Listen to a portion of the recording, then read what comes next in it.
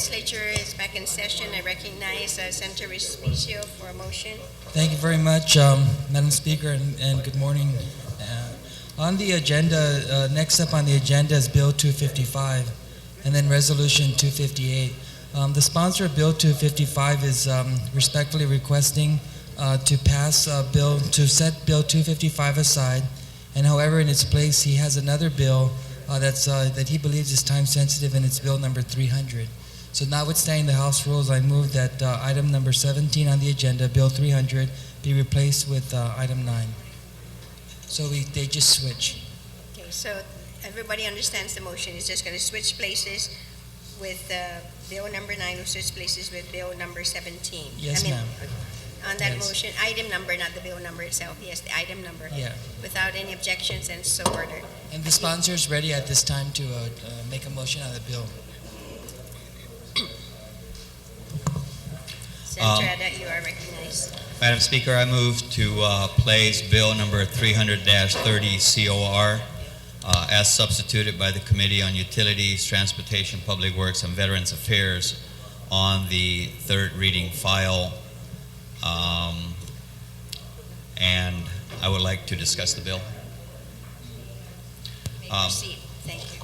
Madam Speaker, what Bill 300 does is it actually revisits an earlier legislation that was passed previously, which authorized the Port Authority of Guam to seek out and enter into a public-private partnership in the form of a performance management contract for the operations and management and maintenance of its cargo operations down at the port. So that would include, for example, then the maintenance and the operation of your gantry cranes, all your cargo handling equipment, such as your top lifters and whatever other vehicles they got there, and also generally how the container yard operates, bringing in containers that are to be moved, that to be exported out, and also then the siting of containers and other bulk material that are brought in. Now, in that earlier law, which is cited in Section 10401, Chapter 10, Title 12 of GCA, originally that law required that the Port Authority of Guam issue a performance management contract no later than or within 120 days from the time that they issue the request for proposals. What the bill does, shows on page 3, is it grants them an extension of approximately another 70 days to be able to finalize that particular transaction. So now they have up to 220 days to finalize and execute a performance management contract. The other change that the bill makes is that the clock does not begin until the date when the proposals are received from interested vendors. And so when that deadline arrives and all those proposals are received, then that 220-day clock begins. In addition to that, the bill also takes into account the provisions of an earlier law that was passed by this legislature, which requires that the Attorney General shall act as a legal advisor during all phases of the solicitation or procurement process from the very beginning, as opposed to what it is now, wherein they don't get involved until after all the discussions have been done. Then they send it to them, and we've seen where they've had to actually throw everything out. They have the bill goes further in providing additional authority to the Attorney General to be able to extend the timelines if it deems it necessary. And the reason why that was put in there was because we may have a situation where we're negotiating with a prospective vendor who has made a proposal. We're up to the 215th day, and we reach a point where a mutual agreement cannot be reached. So as a result, then negotiations with that proposer is going to have to be terminated, and then they start all over with the next proposal that meets the necessary criteria. And in that case, then certainly they most likely will not be able to conclude negotiations with the remaining 10 days or so. So in a case like that, the Attorney General, if it deems that there's proper good reason to do so, may then go ahead and authorize to extend that timeline out for a reasonable amount of time. So that, Madam Speaker, is what Bill 243 does with respect to helping the Port Authority of Guam in moving forward with the performance management contract for their cargo operations at the port.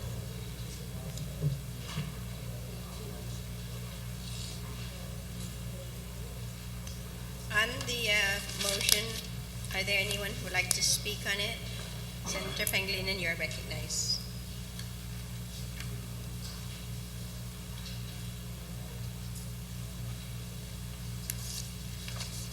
Thank you very much, Madam Speaker.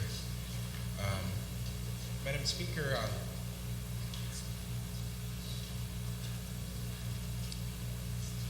I'm trying to reconcile this bill with the bill earlier that was introduced. And at the public hearing, there was I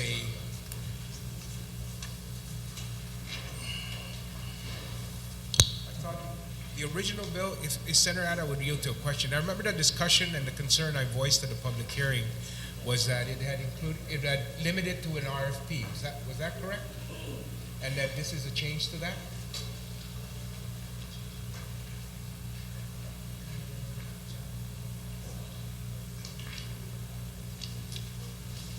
The original law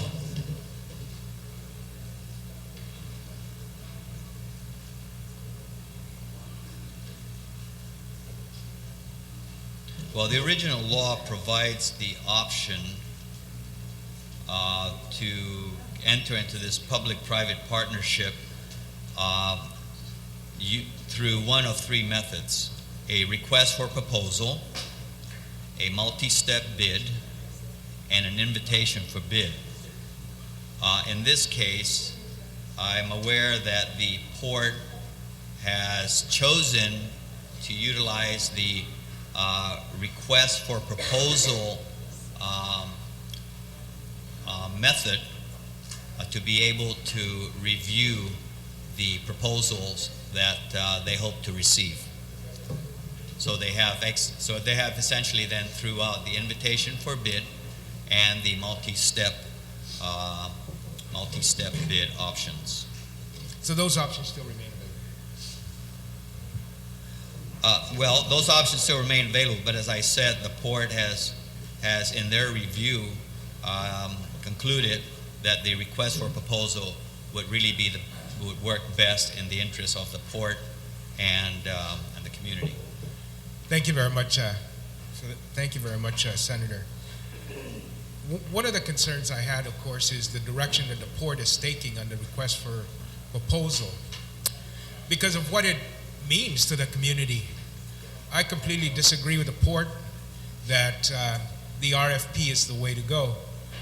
I had an opportunity to review the RFP, and the RFP is in such detail that their RFP process with that detail a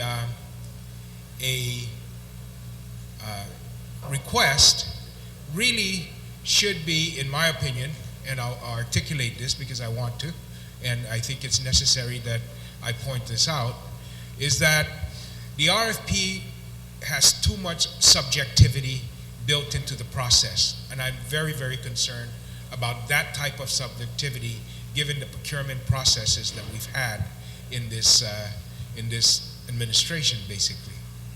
And we went out with RFPs initially when we were going for these public-private partnerships because we had no prior experience of doing this. We did it with GPA, and that's been kind of the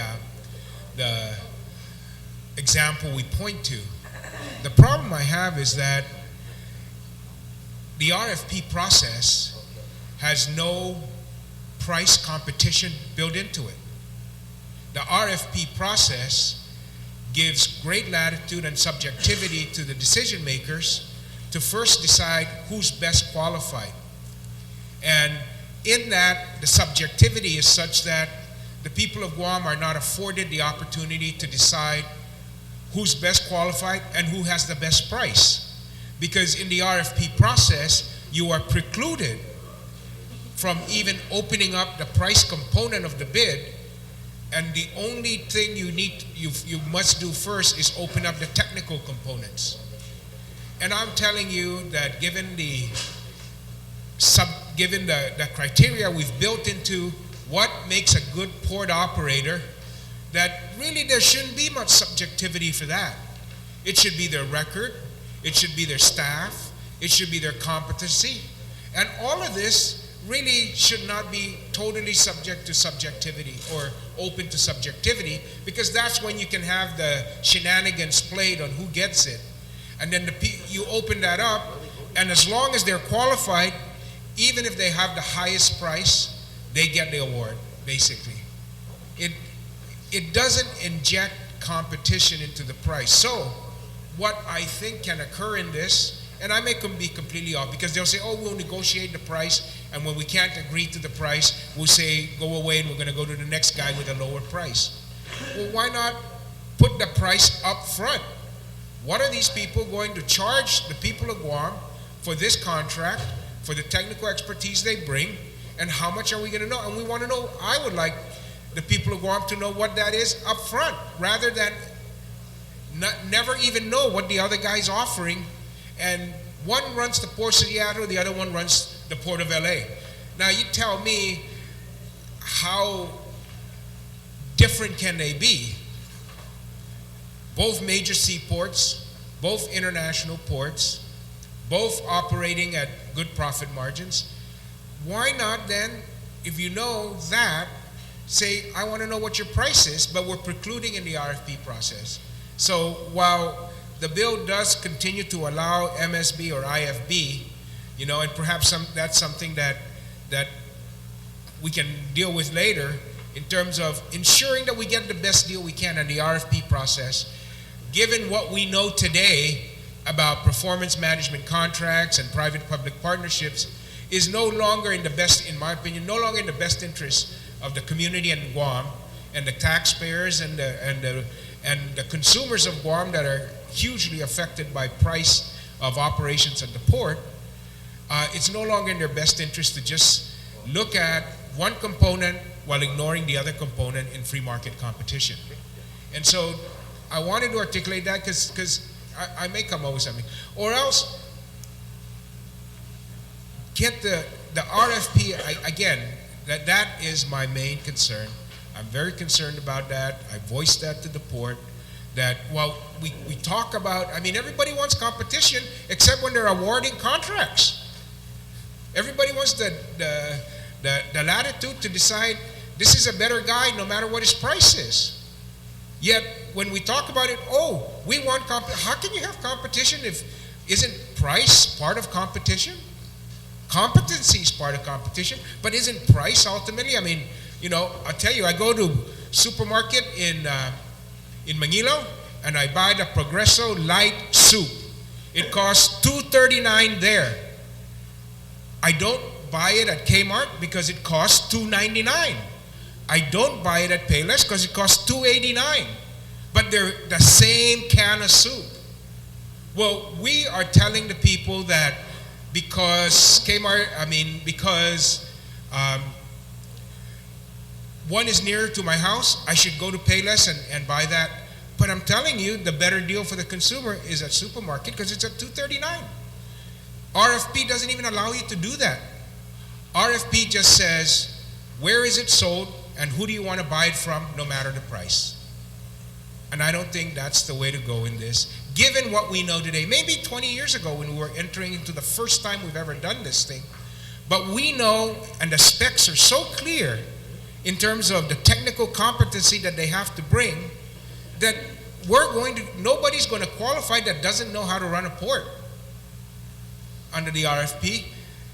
And so I say, if we know all that, we know the skills we need, we know the management record we need, we know the competency of the management parties, we know all that, we put that all in there, and if they don't meet that, then they don't get in the door. But we don't want to know how much they're going to charge us for it. We don't want to know it up front. And so I have some concern about that. And, it may not be absolutely germane in this, but I am concerned about that because the port has already told us they're going through an RFP. And I'm concerned about that. And I would like to see the RFP. I mean, I've seen the draft, but I am concerned about the draft. I have some concerns about the subjectivity of the draft that allows greater subjectivity than should be available, especially when you don't have the element of price competition for the services that we're going to buy up front. And I keep stressing up front because the port says, oh, we're going to negotiate, but you never know what the other guy's offering. And it could be that the guy's offering you the Payless price, but there's that supermarket price and the guy gets it from the same place. So those are some of the concerns I have on this, and I look, I'll continue to watch this. I'm going to submit my comments to the port, whether they solicit it or not, but they're very open. They sent me a copy of the draft. I've reviewed it, and I do have some concerns and notes. But given the way the draft is written, I think we could do this through an invitation for bid because of the detailedness of that RFP. Go for an invitation for bid, and in that manner, we know we can get the best deal up front, and that these guys can't pad their resume or somebody hired a better writer than the other guy to put in their proposal, and they bowl us over with great writing, and yet when it comes to price, we never know what the other guy's offering us for the same service, the same competencies, that they have, and that I think is a concern that I have. So, thank you very much, Madam Speaker. You're welcome, Speaker Pangilinan. Senator Alkin, you're recognized on the motion. Thank you very much, Madam Speaker. I just have some general, concerns as it applies to the expansion and the way the language is written here.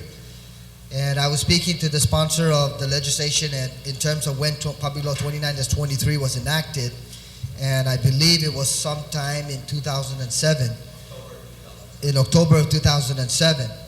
Now, this legislation has been in place since 2007. My question would be, has there been any, I know the previous speaker was alluding to the possibility of something not having been let out, if I'm not mistaken. Now, my question, Madam Speaker, if the sponsor of the legislation can respond, is whether in fact something has been released, because obviously the amendment here would be to provide no later than an extension of up to 220 days from the established deadline for submission or receipt. So my general question would be, has there been any RFP, MSB, or IFB released by the Port Authority of Guam? That's my first question, Madam Speaker, if he wouldn't mind. Senator Addo, would you like to yield? Yes, Madam Speaker. Please proceed. Nothing has been released, and what prompted this bill is the fact that the port actually sat down and mapped out the number of days that would be required, especially in view of the fact that now new factors have been placed into the mix. Now the PUC has to review this contract, so you got to give them time. The Attorney General's office now gets put into the mix. So based on their analysis, they found there's just no way that they'll be able to do it all in 120 days. And so therefore they says, well, it's a non-starter then. So we need to go into the legislature and ask to extend that timeline. I think that, thank you very much, Mr. Chairman. Thank you, Madam Speaker. I think that just looking at the statements that were made, and part of the explanation is also contained in the legislative intent, and I did peruse through that briefly. But when I look at this language, Madam Speaker, the original language read up to 150 days from the date of issuance of the RFP or the bid. Now, this would change it somewhat, where it would be 220 days from the established deadline for submission or receipt of the documents. So basically, if you're looking at, we're talking about almost a double extension of the timelines from the date of issuance by the Port Authority of Guam to 220 days. So just taking that into consideration, and then there's a subsequent section that requires the Attorney General's legal review, which is already in the law. I believe there was legislation passed a little earlier that would require that anything in excess of $500,000 in contractual obligations by government of Guam entities, inclusive of autonomous agencies, have to ensure that the Attorney General's office is properly represented in that process. Now, that being the case, there's an additional allowance for an extension that would be granted by the Office of the Attorney General should it deem it necessary. So I'm looking at this overall timeline, Madam Speaker. Let's say if in fact the award was released today based on the existing statute of the law, so up to 150 days, which will be inclusive of the Port Authority review and selection, the PUC review and concurrence, and then the Office of the Attorney General during that entire process being part of the review, the legal component, review of the legal component and compliance with the existing laws. That would have been 150 days out. Now, if the RFP or IFP was released today and it wasn't to be closed for 60 days, now this would provide that from that 60 a day, the receipt of the documents, that it would be 220 days forward. Then beyond that, there's an additional allowance to provide the Attorney General's office with the option to extend the timelines as it deems necessary. That's really a question that I have only, or a concern that I have only because you're already extending the timelines by 220 days from the date of receipt. It's no longer 150 days from the date of issuance of the RFP or the IFB. It's not even 150 days from, it would be 220 days from the date of closure and receipt of all of the documents. And I'm of the impression that that sequence of timelines would be more than adequate rather than to allow the Attorney General's office to grant an additional extension, because my understanding of the previous law that was passed is that the AG's office would be involved at the get-go of any receipt and any procurement process as it applies to a particular amount and above. So that's only a concern that I wanted to share with you, Madam Speaker, and with the sponsor of the legislation, because it certainly extends the timeline quite a bit, rather than staying within the confines of 150 days from the date of issuance.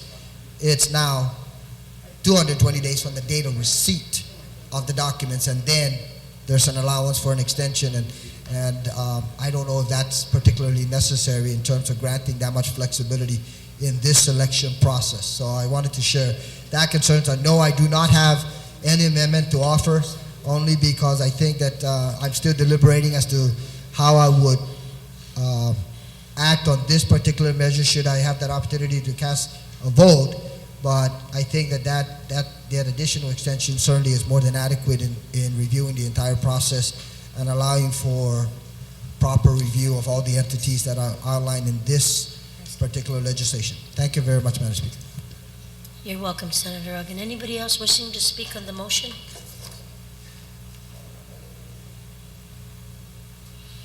If not, Senator Added, you may close. Thank you, Madam Speaker. I thank my two colleagues for the discussion that they gave to the bill. First of all, I would like to just point out about the option of using a request for proposal versus an invitation for a bid or a multi-step bid. I agree fully that the request for proposal method really is very subjective. In fact, when I reviewed the draft RFP, the first question that came to my mind is that if everybody, folded the envelope correctly, which is really about the only other criteria, that they show their business license, that they show all these other routine sort of requirements, they're going to have to review all the proposals that are received. If they get 30 proposals, they're going to be spending a lot of time just doing the first brush of all the reviews. Unlike if you had an invitation for bid, you basically open up the envelope and the guy with the lowest amount, he gets it, and hope that we ask all the right questions. But in the end, usually the old cliche, you get what you pay for. So don't expect to get the comfort and ride of a Lexus for the price of a motor scooter. In addition to this, while there is admittedly a lot of subjectiveness in the request for proposal method that they have decided to adopt, they will have a panel that we sit down, and each of the proposals that are received will actually be reviewed. So we will know what the other guy has in fact proposed. But each proposal, prospective bidder really has to provide certain, has to answer certain questions, and those responses are then rated, and then that's how you actually would rank them. And I've also seen a copy of the draft, and I have concerns, and I have made my concerns known to the port, and I hope that they would duly address those concerns so that before they actually finalize their draft and put out the proposal. Finally, the thing about the double extension of time. Now we're changing the parameters as to when the clock begins. The clock now begins when the proposals have been received versus when it was issued. And I think that is wise to do that, because during that time period, there's really a lot of variables that the port may not have control of. For example, when the request for proposal is put out, a prospective bidder may submit questions asking for clarifications, which were very, very valid questions. And in fact, it then may take the port a little bit of time to come up with the appropriate response that is needed in order to provide the clarification. So, how intense the question is and how much in-depth research is going to be needed is really going to be, it's almost not necessarily, within the control of the port. So that was the rationale for changing when the clock begins to the latter part, and that was to the deadline of when proposals are to be received. The idea about providing that additional authority to the Attorney General's office to be able to provide an extension of the timeline also is because there may be, there are some things that may come up that we have no control of. The example that I gave earlier, we are up to the 210th day into the process. We think we're close to the negotiation, then it falls apart. So then we throw that out and we go and we start with the next guy. Well, if it's taken us, let's say, 45 days to reach that point with this certain bidder, it's probably unreasonable to think that we'll be able to reach that same point in 1/4 of the time. So I think we have to exercise good faith that the Attorney General will in fact make the proper judgment based on their information that they have, and instead of going back to square one and delaying the whole process again, is to allow them that flexibility to be able to say, okay, we need an additional 30 days, and then if that falls apart, maybe we need to go back to the drawing board and see how to get through this process. So, Madam Speaker, I hope that I've been able to, Mr. Speaker.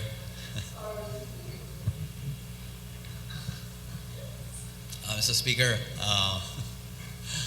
I hope that I've been able to clarify the questions, and I would certainly urge my colleagues to support Bill 300 so that the port can move forward in its plans to modernize the port and to bring more efficiencies to the port. Thank you very much. On the motion to place Bill 300 in the voting file, any objection? Hearing none. Senator Gutherts. Thank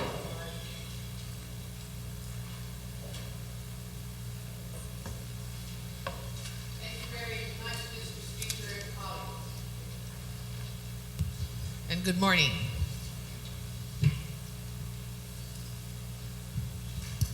Colleagues, I move that we place resolution 258-30 into the voting file, and I'd like to comment on it, Mr. Speaker.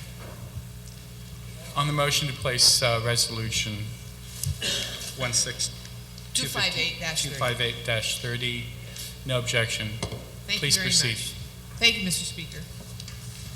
Colleagues, revelations contained in the draft environmental impact statement, also known as the DEIS, of the military relocation plan for Guam and the Northern Mariana Islands that reflect alternatives of acquiring lands for military training, in some instances possibly through the process of eminent domain, also known as land condemnation, prompted me, along with Senator Roy Respicio, Speaker Judith T. Wampat, Vice Speaker B.J. Cruz, and Senator Tina Rose Munya Barnes as co-sponsors, to proffer Resolution 258-30 in response to that alternative plan in the draft environmental impact statement known as the DEIS.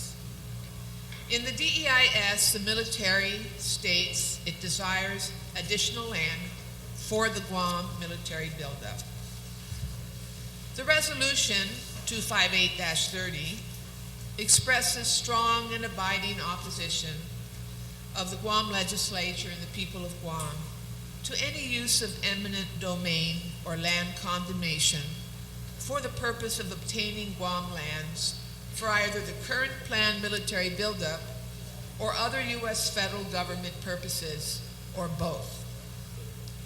On December 29, 2009, a public hearing was held to receive testimony on the resolution. Public comment reflected overwhelming support for the measure. Impassioned testimony from all demographics reflected genuine concern about the island's finite resource of land. The finite resource of land on Guam, coupled with documented historical injustices of prior land takings by the United States military post-World War II, have arguably raised the level of concern and awareness of the impending military buildup by the island citizenry. Those that took the time and were able to present testimony on Resolution 258-30 were strongly opposed to any consideration of condemnation proceedings by the federal government in support of the impending Guam military buildup. Of the dozens of persons that submitted testimony during the public hearing, and post-commentary period, just one individual presenter provided comment opposing Resolution 258-30. On January 7, 2010, the Mayor's Council of Guam unanimously, colleagues, adopted Resolution 10-01, and copies were provided to you yesterday, relative to expressing the unified and total support of the Mayor's Council of Guam to the Guam Legislature's Resolution 258-30. I want to point out that this resolution from the mayor's endorsing Resolution 258 was not solicited. It was done spontaneously on their part, and I was quite surprised and pleased with their action. Resolution 10-01, as adopted by the Mayor's Council of Guam, is significant in that the island mayors and vice mayors of Guam are the first to hear and be bombarded with the complaints and concerns of village residents. Resolution 10-01 also notes that the mayors and vice mayors of Guam have been asked by their constituency to demand that the United States federal government only utilize existing lands and properties in its inventory on Guam in support of the military buildup plans, rather than considering eminent domain proceedings of private and government of Guam land. There is a finite amount of land on Guam at 147,000 acres.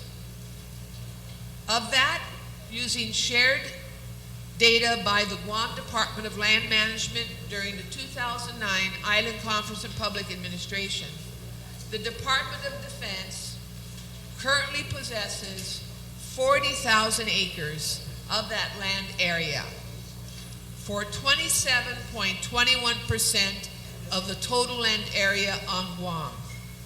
And private lands of Guam consist of only 68,246 acres, for 46.43% of Guam's land area.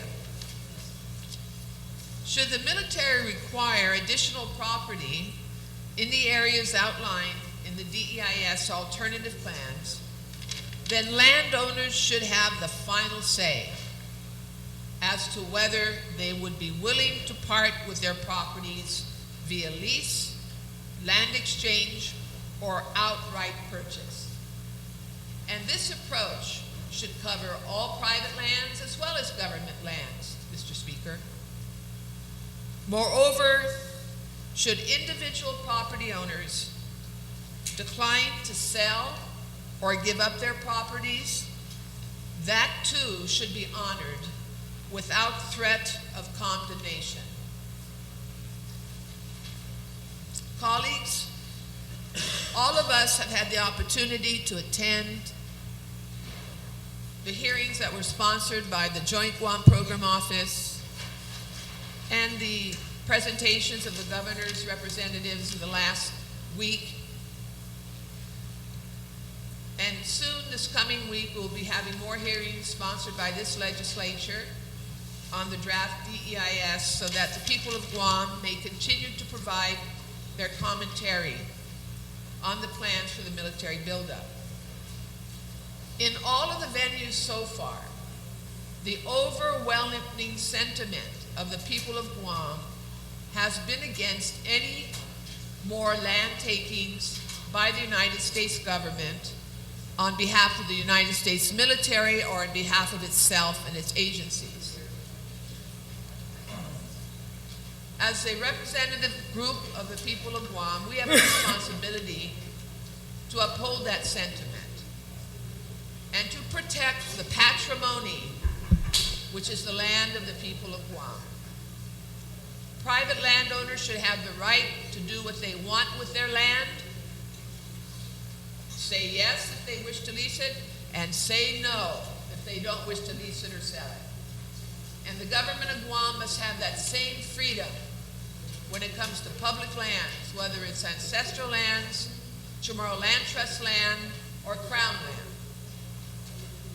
And so, colleagues, I offer on the behalf of really all of us in this legislature, with great sincerity and commitment to the people of our territory, Resolution 258-30 for action today by this legislature. Thank you very much, Mr. Speaker. Thank you, Senator Gutherts. Are there any other senators who wish to speak on Resolution 258? There seems to be quite a bit of action in the legislature. We're on Resolution 258. Anybody wish to speak? Senator Pangilinan, did your hand go up? Okay. See, this is Marcia, Mr. Speaker. Speaker, I want to rise in support of 258, Bill number 258-30 COR. Esta mampus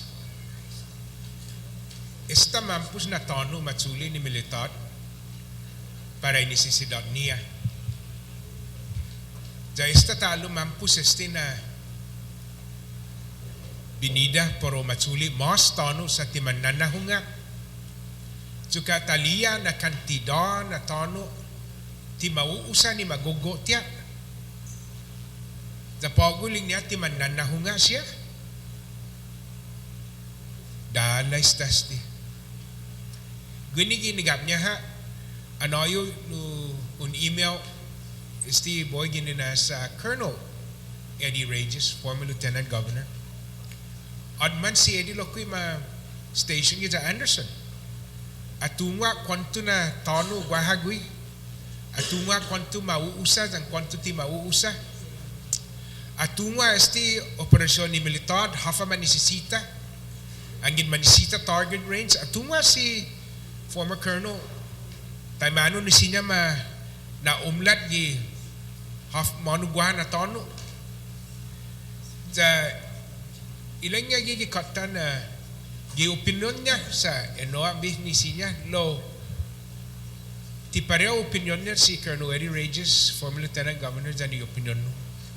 Ti pareo i opinion niya dan i opinion niya sa guida no di malo expert atungi militar mo retirao gini ni militar atungi operasyon atungo man nisisita pues ang wala kung munga man manoy tono munga man ma sedi no fan jau kumbeni na makundema tano sa timanahong tono ja waha tano niya ang wawa no sumangan simple nga ay si Ben no lo waha loki di no tiningo gano na lugar sa wasya tinatatayo jati pud opinion no asti lo wa sustansya no tumatitijis ti opinion no lo si Eddie mustard kilo bewatan no itiningo niya mustard kilo yung opinion niya sa gininedzu halo parofan manspia tano para sanhizong ni ti magogoti pa ako na tono ja hafa na po mausas ti na tono ja tatunga na istaling niya na anman malago siya ja manisisita pero matsogwi minalago niya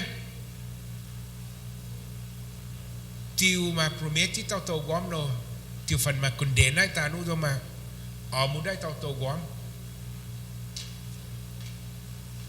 jati gaigi pogo na taatan no nati tano individual ward mas pitpia na tano i tauto Guam tano i Chamorro Land Trust tano i ancestral lands ti individual ward ti propiedades ti mas pitpia na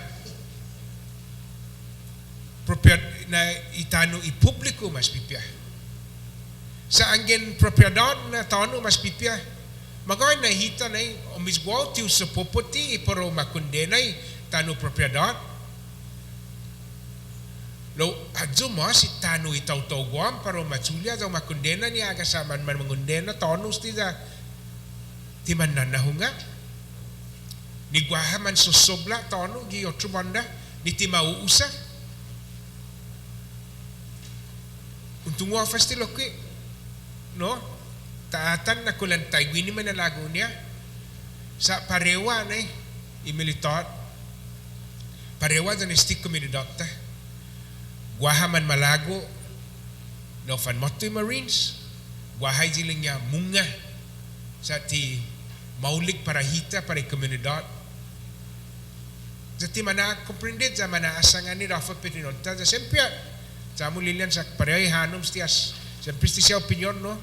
Ang gimunodan ni desisyon, parehan hanom mas piya mo ni omlat, dan mo ni sinya sumaga. Lo unos ti na guan na lang niya i-Marines ti manahong siya tono sa edji tono ni gumuguti i-Air Force gumuguti sa parewa zanita gini komunidad lalang niya Air Force tano mamis ti tano midzo Marines ti sinya nisa dalay militats ti siya man maudit uined din na ni Secretary of Defense na Air Force spia dyan na usa Marines ni tanong mo para firing range. Lo Air Force mo kaya protected. So niya na tanong niya, tanong i-federal. Zaman parewa. Pues edjige lo ko istino sumusugon istina na opinion na lelengya Marines tinahong tanong niya sa Air Force sinetsenig gwata sa tamo fafatumagay gigini tanong mami. O hamzo lamang pogo na no hamzo na lo tamo non pudi ponson ni ki Marines na mga walong may Anderson pero sonig wato gi tano'y publiko ni tao Guam ni timan nanahungit tano sangi man sosoblight bunti sinya ta konsidera lo timan nanahungit tano timunan na dyan tanoi itaw Guam ni tano ni magagago kontra este na programa ancestral lands dyan ni sa Moreland Trust ang ginesta tanoi todo do za man soblight za ta sigura na todo ito manotati guaha ta pribinizi tauza gua an motto geno sublata lo timanan na hungit para pago mucho mas para gupa dan nagupa niya pues ito na nalilikot sa mo por favor or when ti contrary resolution o di mamanda na sa mo usay no na puded iparang kundera tao tano Guam. Ang gimpomfato magi sang kaso na matus na desisyon ispiya amigumo ni Air Force dan amigumo ni Navy janak kumprini na dos ja usa itano ni gegeti para necesidad midzo pad otro iling niya na tisinya mapega hulu firing range gato gi niktam sa an mapakid supi za timan pukso Marines da lati ni target za muzung kitasi ja dansi ji tauto ni gagi gi bote gi ujung ni umahanolo pa roda banks pro pesca para pakid za tia dansi no directamente gato za yung banda za supi za biragi balo za manaw papa tumun za adansi ji tourist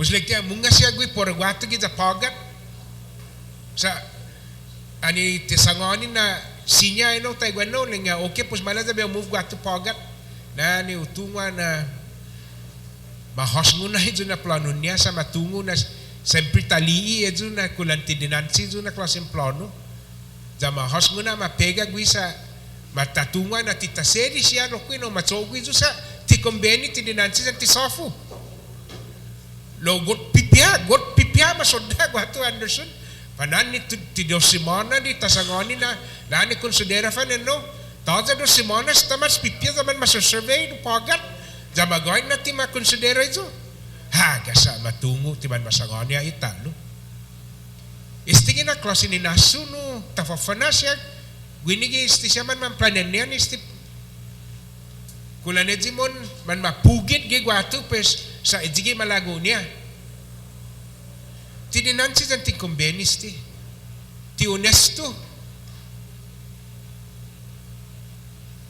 Jan ti abababay todo informasyon para tatungo magahit klaro afa na plano jan tayo mano po en afectas ti komunidad islata.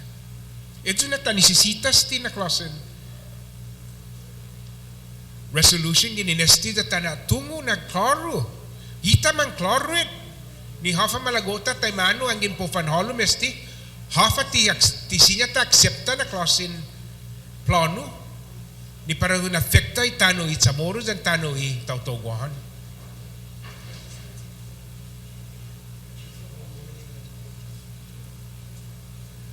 Anilang niya po sa antiedzo mo ano guato?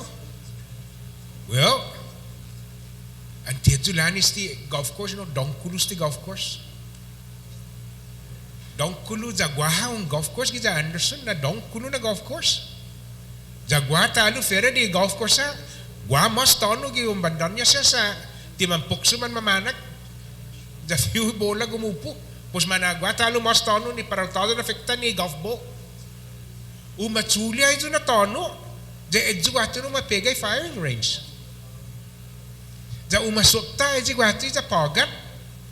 Ja munga man mastodbay antigo siya gwina kosas ni istoryata ni Chamorro sa umbis sigya kada dia mafnas kada dia mana makekefunas ginasota istoryata ja ni antigo siya na tautomona ni man Matu gwini na tono ja ejo naman gaigid lokwe sa gwilota jan gwela lo ejo gato malagunia wala kumungan sa gwa otra tunedot lo munga siya kumonsidera ijo sa nganganya leku Tuli golf course don pegay firing range ja anging gwa marine pa Air Force malago gumaw wagang za gwa be wagangi gato gi Magilaw Golf Course pa di International Club sa Biog Fatinosi tea time. Do fang golf gisan hidzo. Kuna dinansya izo jan kumbeni izo na inaso. Pat hafamon isina otro klase ni naso. Hafamon za todo eji porinadonyo na porinadonyo itano na aktibidad. Tagwini firing range na office ya. Hafamon za edzo na aktibidad no umatsuli za umapega watu gigi gagi pago gi plano niya neji poro fanyoga para lihing za ni guma siya para marines za edzo mapega gi san hijong sa titanisisita gumad dia edzo sistaman marines man stag siya man listo man magwadan mais sa siya mo ano ni manyasaga za ang ginun na suway ji 2,000 acres bunti or kwanto na area siya no gagi gi plano niya para housing umanasuay zo za mapega za maspia za ma ajuda tau tono ma dumemelo pi tano niya za ufan mapega housing gi sanizo do matsuli eji firing range do mapega guato mano ni po mapega housing sa sobra lugar hafa na ang gini aktibidad para ni na donyo tano maspia na para itano tau Guam patano tau publiko para propriedad eji na aktibidad po matsuagwi ni sempre ni na donyo itano sempre na afekta i bisino siya lo ang ginumpegay housing guato gwi ng lugar sa Buenti no dahani Buenti mas man mago fi bisino sa man nuevo na bisino lo taza malagonya na tafam bisino gi dump tafam bisino gi firing range inigi siya i paroni na donyo janti jania na ugagi no na aktibidad gi alam tanunia fio ni tau niya munga siya mapega gwi mo umapega gi fio tau Guam jalin niya na guaha puder mommy jaan malagwan bin isay no na puder is the condemnation i eminent domain eno na antaatan isti tau tagwini za ma expresa hafa siya no sinentinin niya inasundin niya posisyon niya kontra military build-up Enigi siya malili Zailinga ti kumbenis ti. Taigwi giplano I interes mami na iplano I interes militar ha. Zailinga militar ahi sa giplano mami guai sa malung mitigation. Posi aktibidad mami ang ginaman efektam sa guai mitigation. Lo safa na managway na mitigation umaspia isin aktibidad ni po mapega kita nota ni tiana donyo tiana donyo itano tiana donyo kwalidad inilala sa siyempre eno na fune ni na klase yung hasa di plano siyempre yun necesita mitigation inigi zahu na klase military build up itia necesita mitigation sa todo do si interes itaw tano dan interes niya umafaksa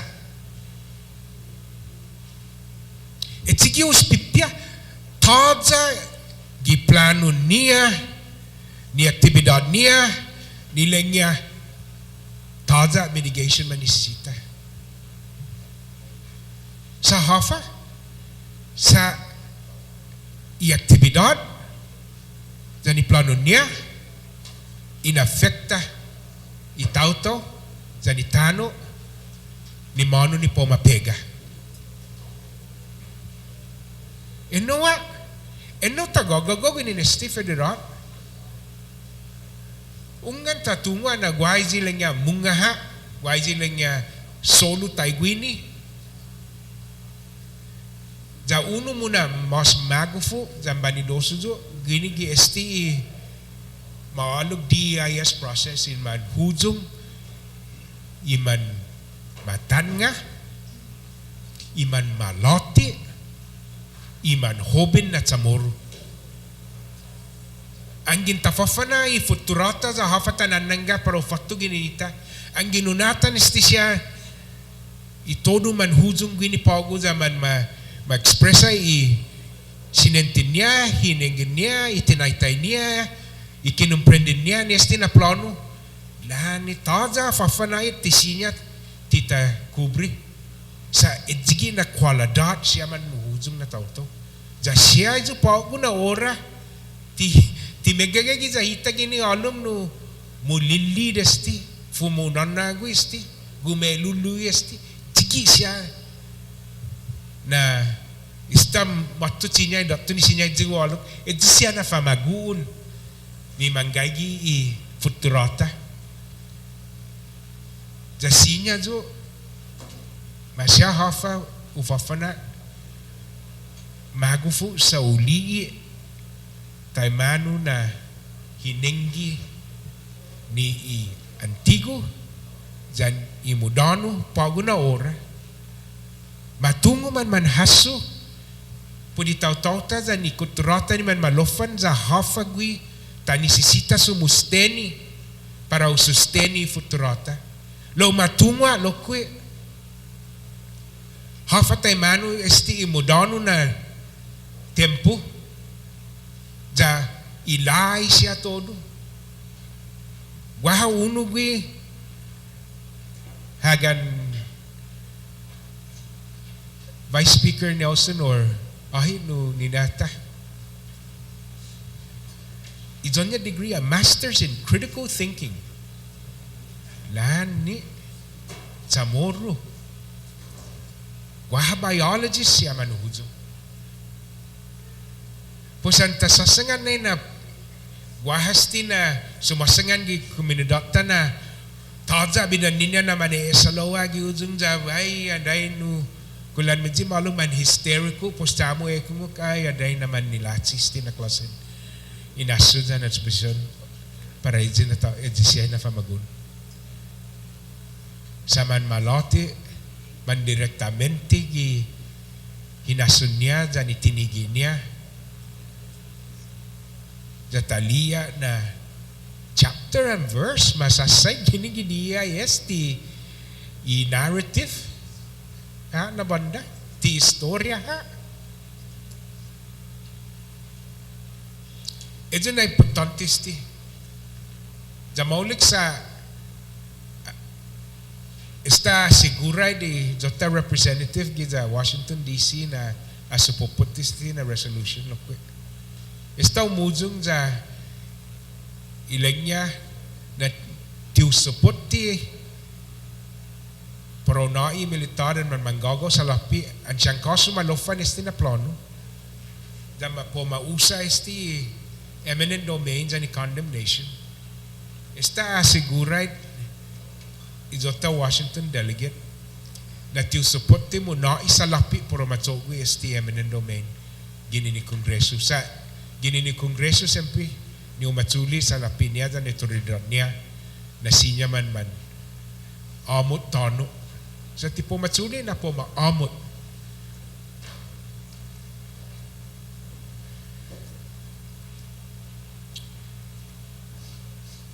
Eno daw no pumega na stamento gini na resolution da para sinya makomprendi do halum gito ta record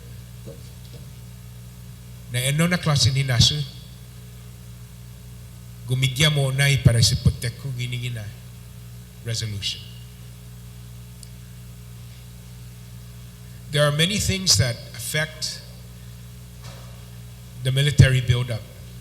And I want to say on the onset, Madam Speaker, that I am absolutely proud of the work that have been done by all the individuals that come out and voice their opinion on the military buildup, especially to the young people of Guam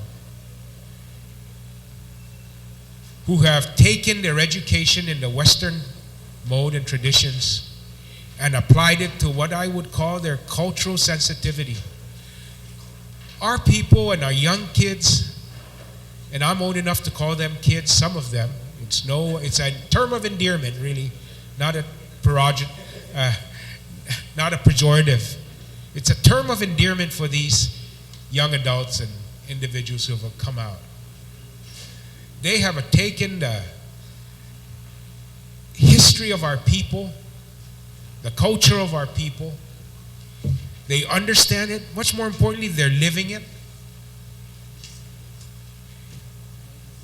in how they are taking this DIS, framing and outlining the effects that it would have on our lives, critically questioning the assumptions and the data contained within the EIS and pointing out the deficiencies.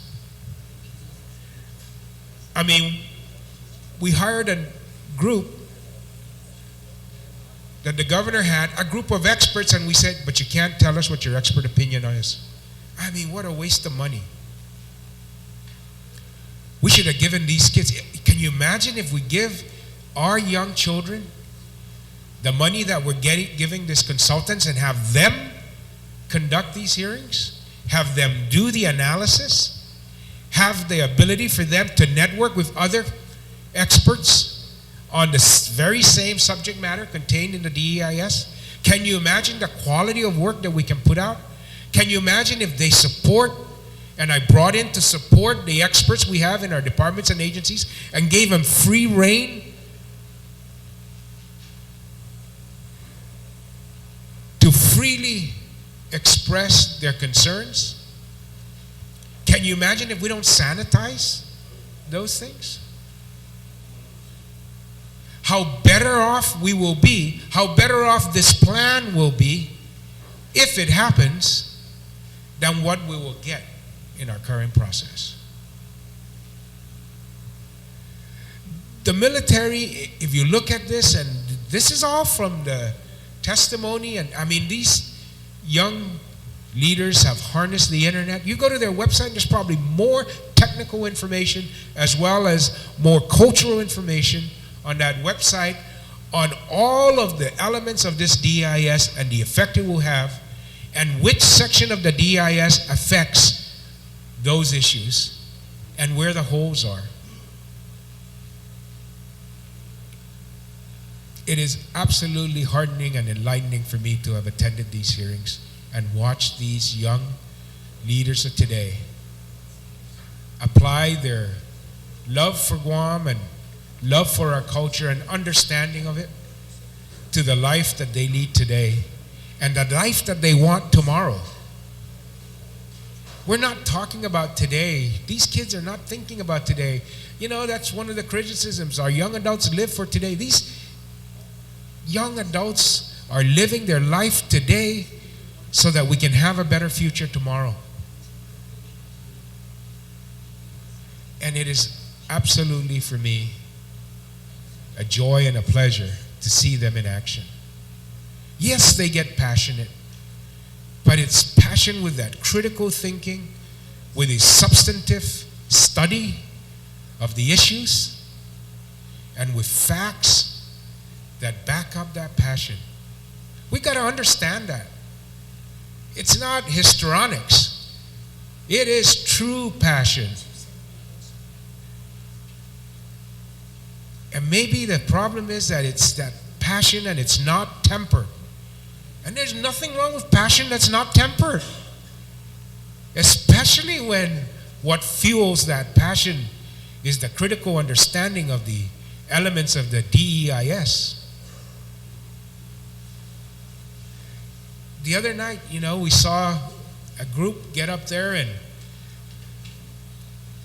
verse and chapter, or chapter and verse, and they said, this is what the EIS does on mental health, the hospital, our educational system. This is what the EIS tells us is going to be required to support not the military personnel, but to support all of those that are going to be our outside the fence utilizing our resources. This is its effect. It's not our numbers, it's their numbers. Now let me apply some of my numbers to their numbers because we agree on the base. And they took all of those elements and they said, if this is what's needed, we need 900 new teachers. This is how much it costs us a year. And you add all that up, you get to the bottom line of what the costs are to this community. They're not going to come from federal grants. These are costs that are going to have to be borne by the taxpayers of Guam. And they looked at that and they said, these are your numbers, these are our costs. You can check them out if you wish. And they added it up.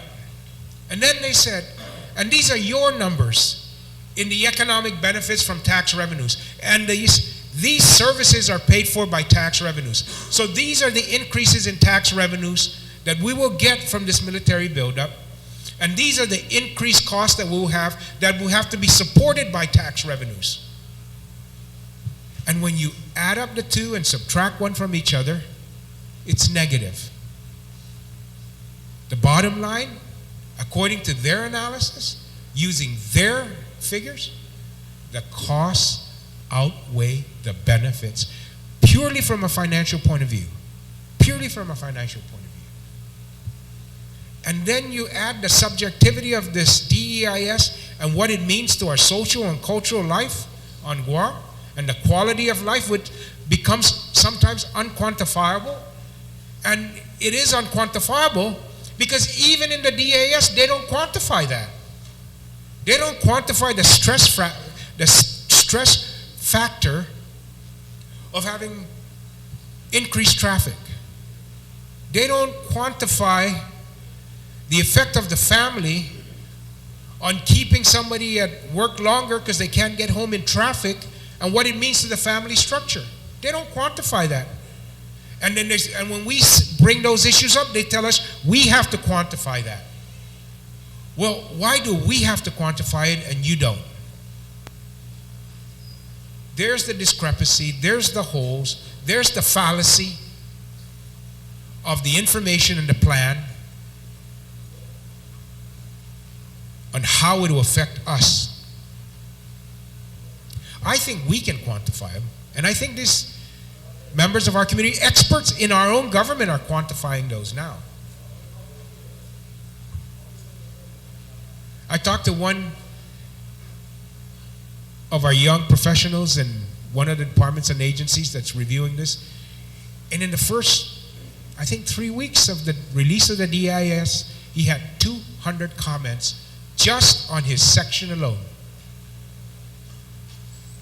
And these aren't comments as, oh, this is really good, we understand the methodology and so forth. These are comments such as, wait a minute, the methodology that you propose to determine the effect of the environment on dredging up Apra Harbor and removing 2,000-year-old corals is a methodology that is not acceptable by any of the regulatory agencies within the federal government of Guam or any of the professional organizations that deal with the environment. That's the kind of comments we're getting. We don't know that because I don't know why their administration's afraid to release those kind of comments. Yet these are the kind of comments we're getting from our own people. Can you imagine if we team those guys up with some of our more passionate people? It's not that they're not passionate, but it just like shows that they're not alone. Right now we got some of the experts in our government who are under this umbrella of administrative control that feel they're alone. And they have to be careful. And we shouldn't have that kind of climate on something so vital and so critical to the future of this island. In the end, a decision will be made. And in the end, some will support it and some will not.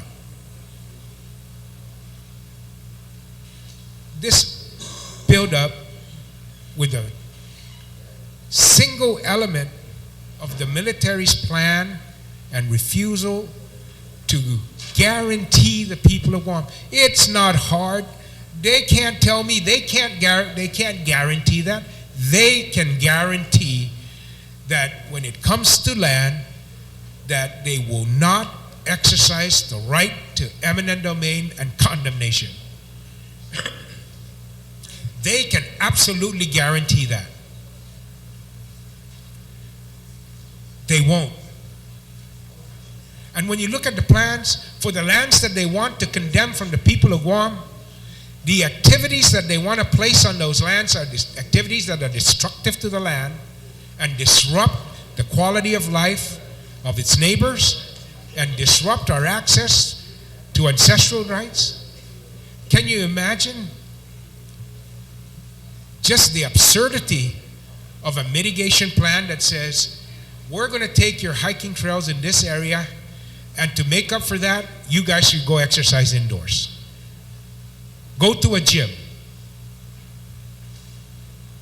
How absurd is that mitigation plan contained in this document?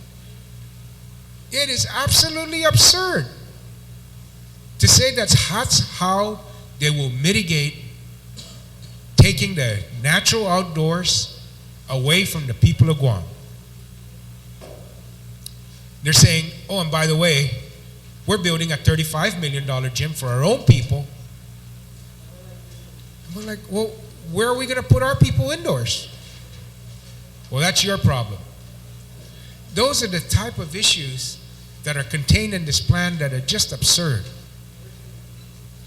We are looking for a plan that will mesh and meld the interests of the military and the interests of the people of Guam. I'm looking for a plan that says this military activity will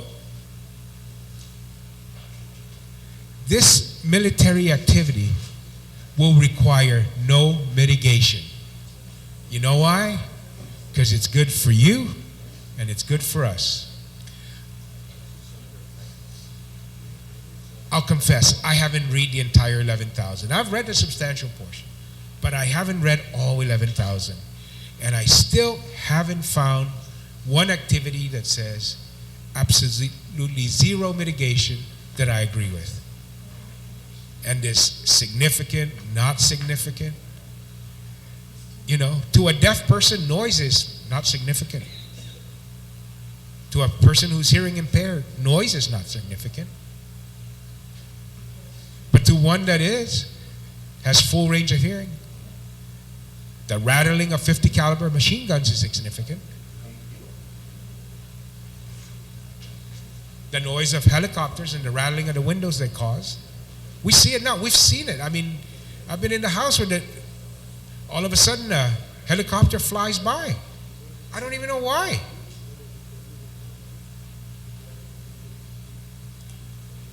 We are asking the military on this single element of the plan.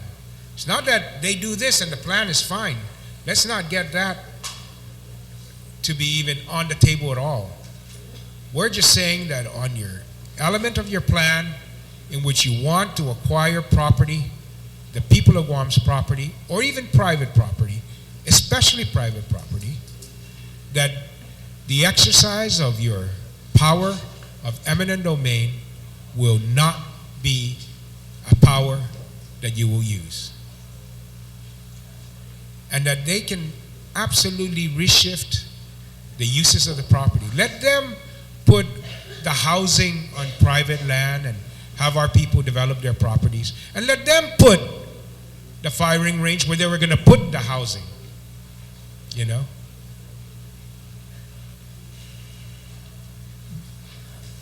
This resolution, I'm glad to say, reflects our community and the desires of the people of our community. This resolution reflects the support from public statements of our delegate in Congress. And I hope that by the vote that is cast, this resolution will reflect the desires of this legislative body on behalf of the people of Guam. Thank you, and Sinjus Masik. Thank you very much, Senator Pangilinan. On the resolution, Senator Respicio, you're recognized. Thank you very much, Madam Speaker. Madam Speaker, I wish to commend the retiring speaker for speaking so long and not even having to repeat one single word. And his comments are very enlightening, and certainly that's a talent. My point is that's a talent. And I listen to every single word, and it's certainly in line, and it certainly reflects what this resolution is intending to do here. I want to also commend our military chair build-up, Senator Gutherts. Senator Gutherts has been really, if you, for lack of a better term, dogging Major General Bice. And I think there's a reason why she has chihuahuas, Madam Speaker. And she just does as an effective job as these chihuahuas would do when they want to express a problem that's going on or want to call some kind of attention. And Senator Guther's really been, for lack of a better analogy, has really been doing something like that. If you allow me to explain, when JIGPO first came out and started to go on a campaign about this draft, the DDIS and now the DIS, they were very, they thought they were clear that they were not going to support any land condemnations. General Bice thought he was cagey when he said that any land that would be used, first they said they would use property from within the existing Department of Defense inventory, and that's their position. Then they said that any land that they need beyond what they have in their inventory will be purchased at the fair market value. Well, that's exactly what land condemnation is. Our Constitution guarantees us that if we have a right to this property, and we have deeds to this property, not even the government can come and take it away without compensating us at the fair market rate. And so when Senator Gutherts asked him to say, will you support land condemnation or what's your official position, he just did not give a position other than any land that's necessary for the use of this military buildup will be acquired at fair market value. You know, I want to call your attention on this resolution. I want to call your attention, Madam Speaker, to page 6, that this legislature has done 2 significant actions, 2 public laws. I want to thank my colleagues in the last legislature for supporting a public law, now public law 29-113.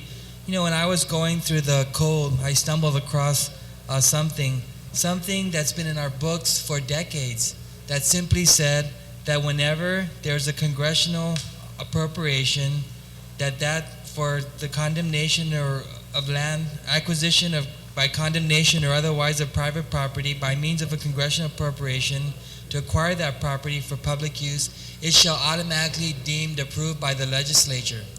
Now that's what was in our books for decades. I guess that transcends back to how we evolved as a result of a naval government.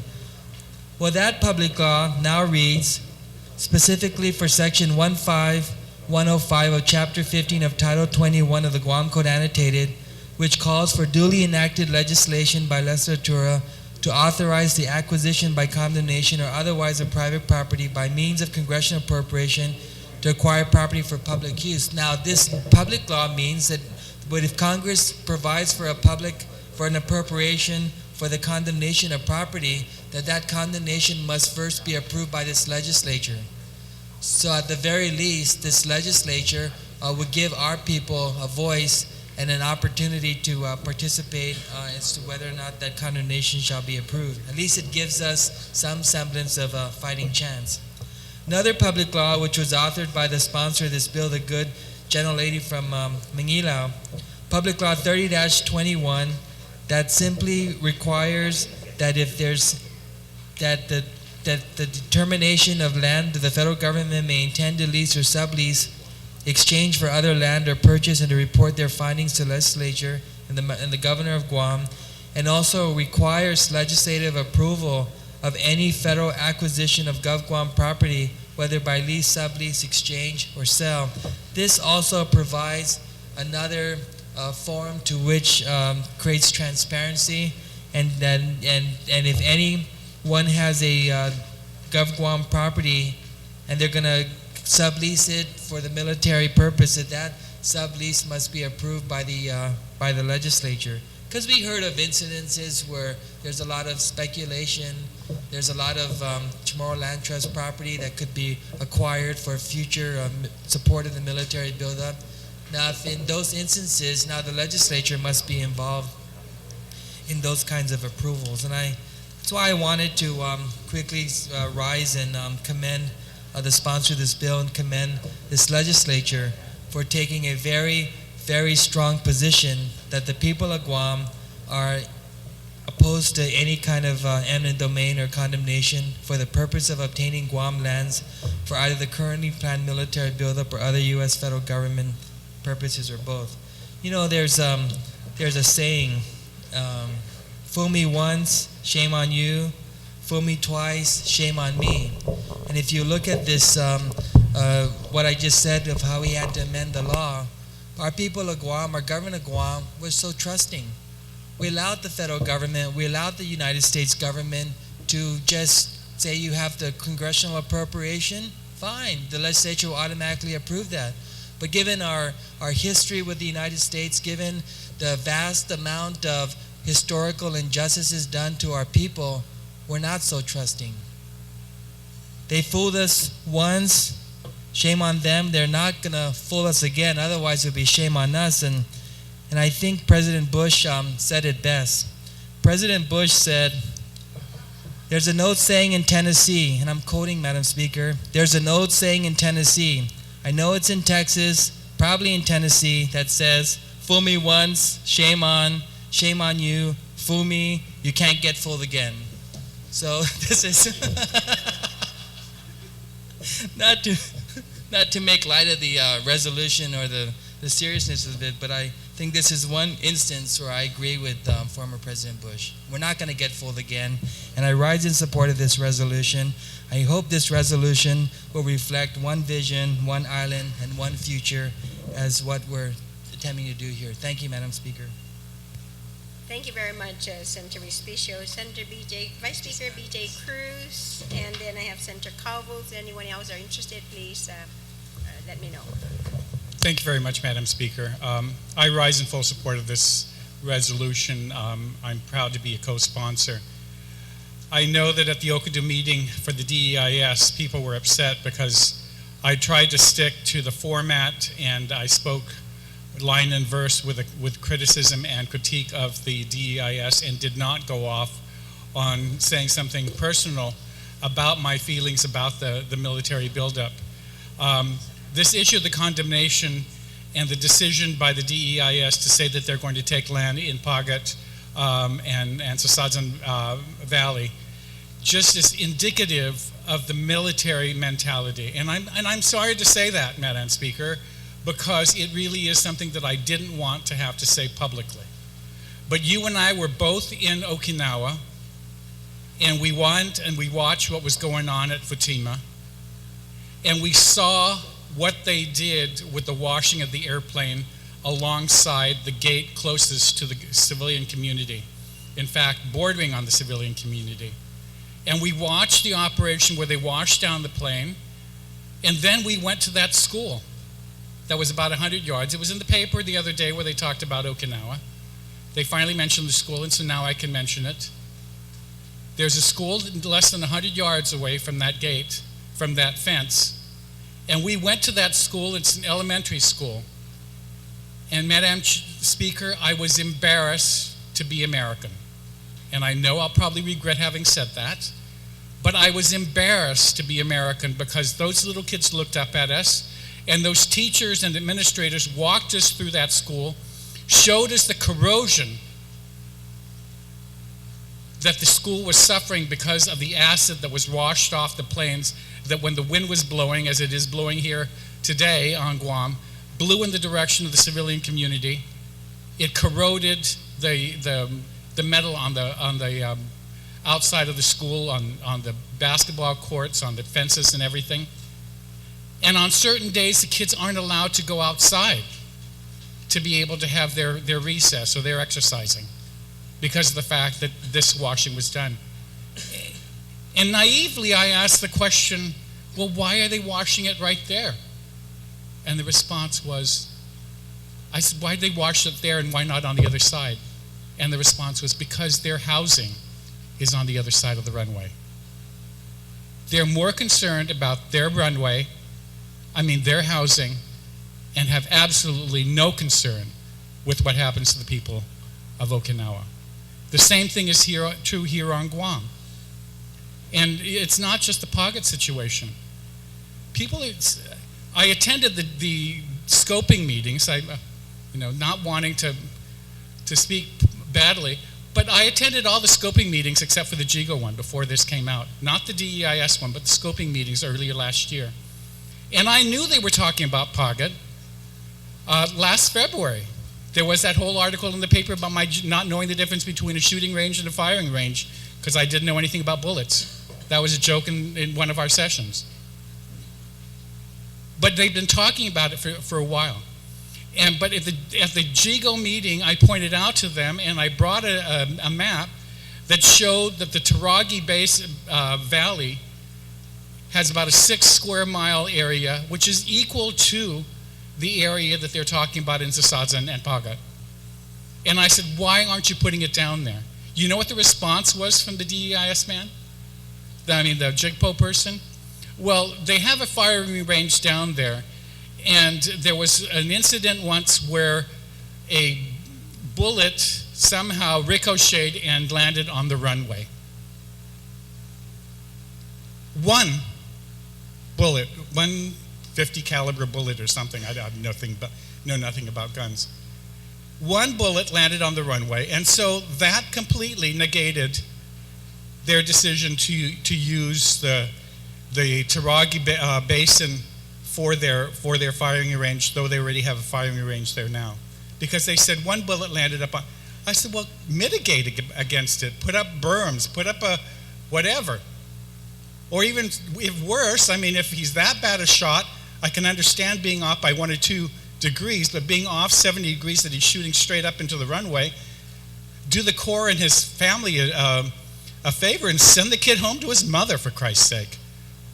But really, seriously, it's that kind of disregard for the civilian community. They have perfectly good land in Taragi that they could use, but they don't care because they don't want to inconvenience themselves. They don't want firing down there because it might disturb their generals that are up at the golf course playing golf.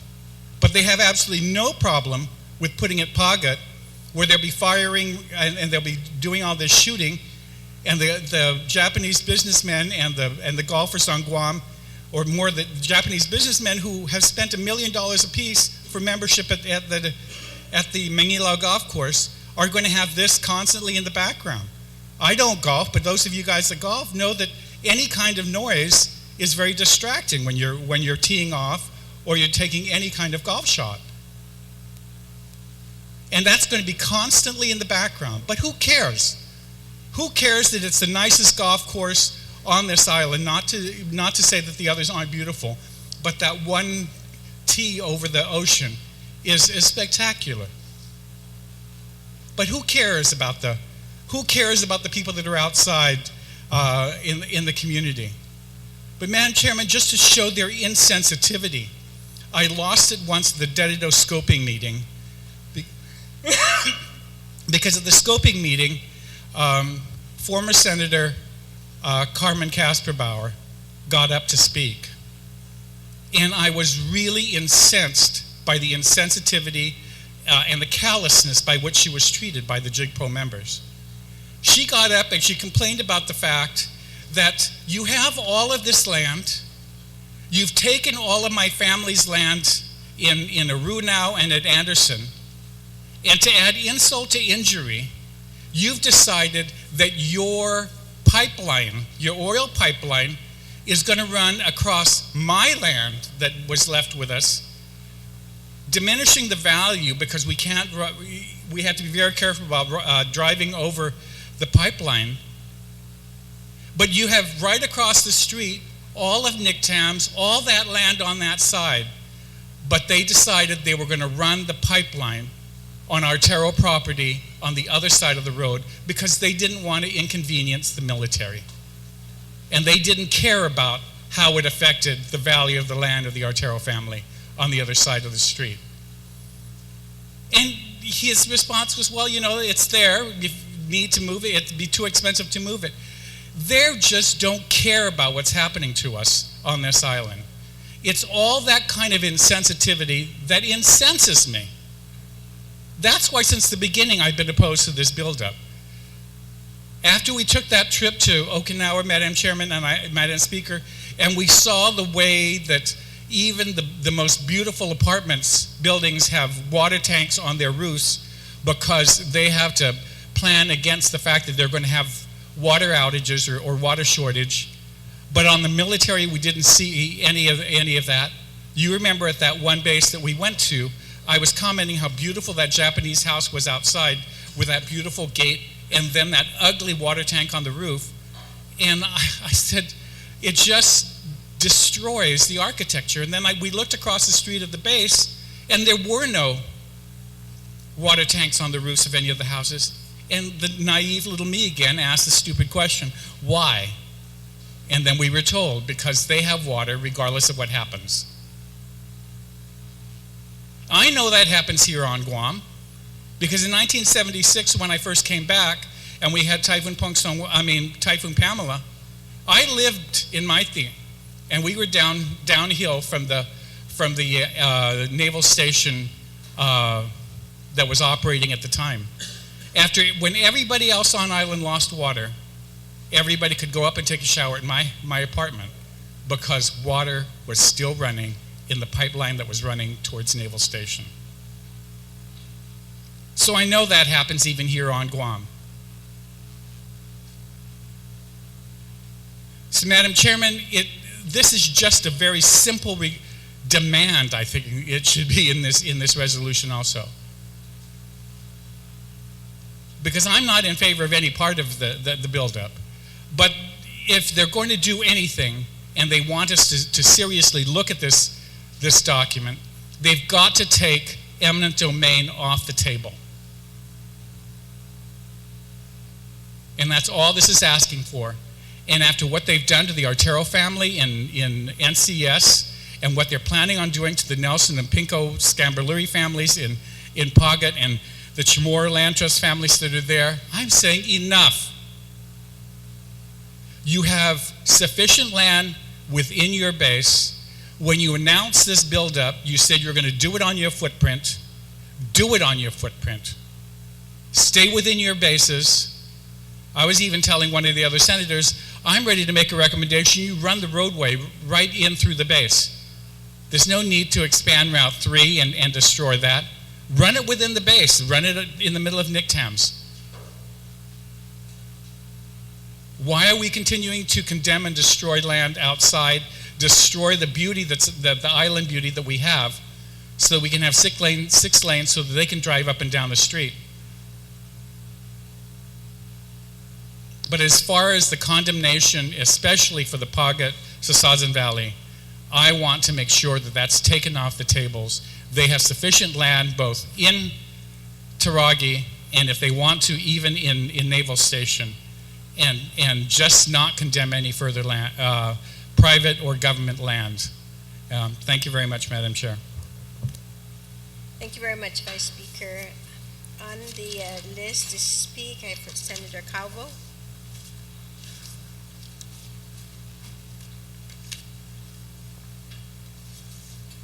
Thank you very much, Madam Speaker. Madam Speaker, I rise in total support for the passage of Resolution number 258. In particular, I guess for Guam, you look at page 2 and line 25, whereas the history of land takings and the importance of land in the local culture of a tiny island have resulted in a significant sensitivity to federal land takings on the part of our local people. That one statement alone tells the whole story, the uniqueness of the situation of our people of Guam and land. Again, this resolution gives descriptions of the large percentage of properties that are owned by the federal government. Again,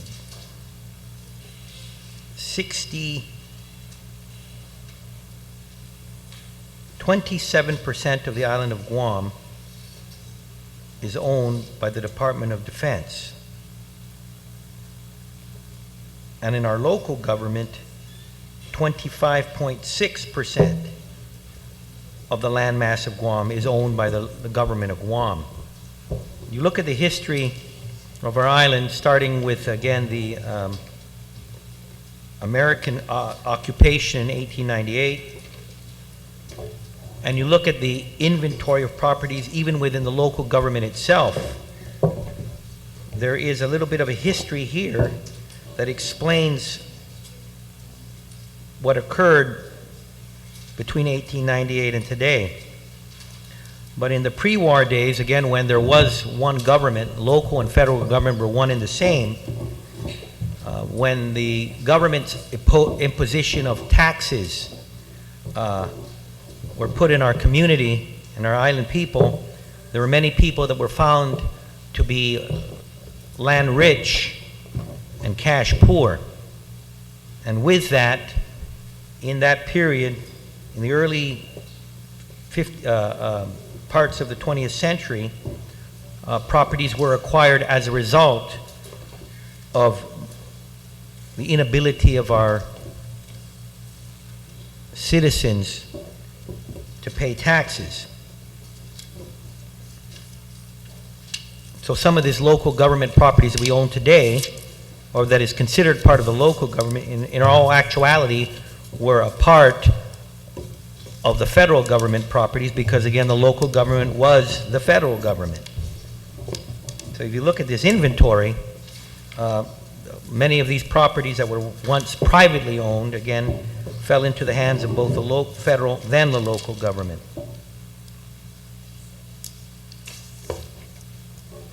And then, of course, it goes into the history of the federal land takings after World War II, and for the need and desire for the United States to acquire vast tracts of land to deal with the issues of being a new superpower and having to deal with enemies such as the Soviet Union. Madam Speaker, it's ironic that just not too long ago we voted on we spoke on a resolution that deals with the allowance of voting representation in the American political family. And now we are dealing with a resolution that condemns the condemnation or for eminent domain of our properties for the purposes of the military buildup. Uniqueness of Guam is, again, that history of land takings from both our federal or local government. And it also reflects to a great part on our political status, again, as a territory of the United States. In the United States, in every one of those 50 states, if you were to see a situation of eminent domain or land condemnation of any piece of land in any community in the United States, you're going to see an uproar. Most folks in the States just do not like the concept of a government condemning private properties or properties for their uses. And it usually is a controversial issue. And I guess that's a little bit a part of the uniqueness of Guam. And that's why I go back to that earlier resolution.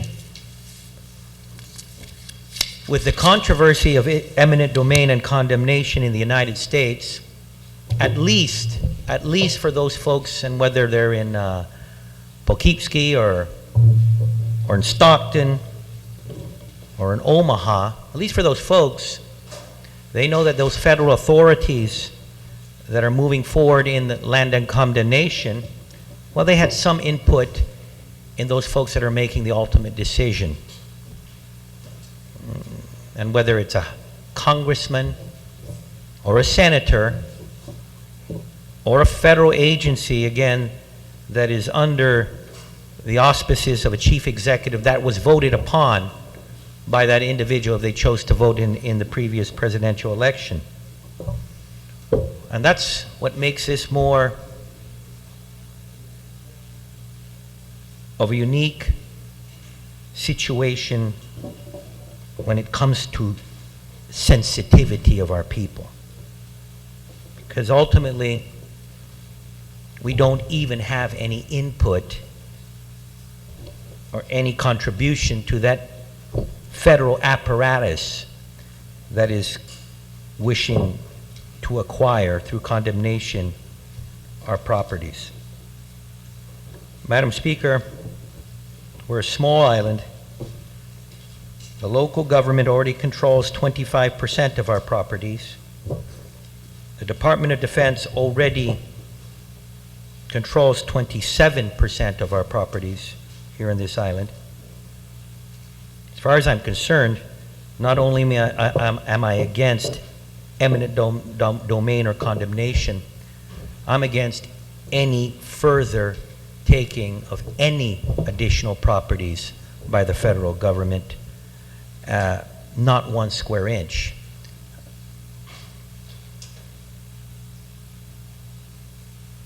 $40,000 acres is now in the inventory of the federal government. 40,000 acres. I think that's more than ample properties that can be used for whatever purposes are required by the United States for this military buildup or for the strategic defense of the United States or its interest. But for some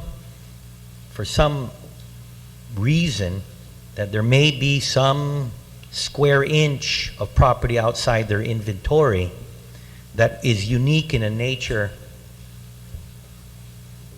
that it is for the strategic purposes of defense of Guam in the United States, then heck, they got 40,000 acres, give us back some of that.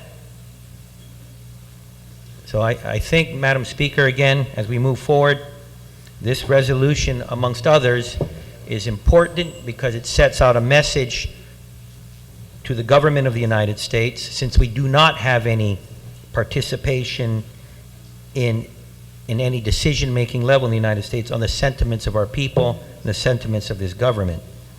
I, for one, am against eminent domain and condemnation, and I'm, for one, also in favor of, in the belief that 40,000 acres is enough for the strategic purposes of the United States.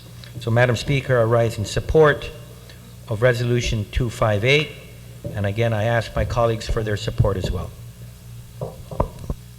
Thank you very much, Senator Calvo. On the motion to place Resolution 258 in the third reading file without any objections, so ordered. Senator Respicio, Majority Leader.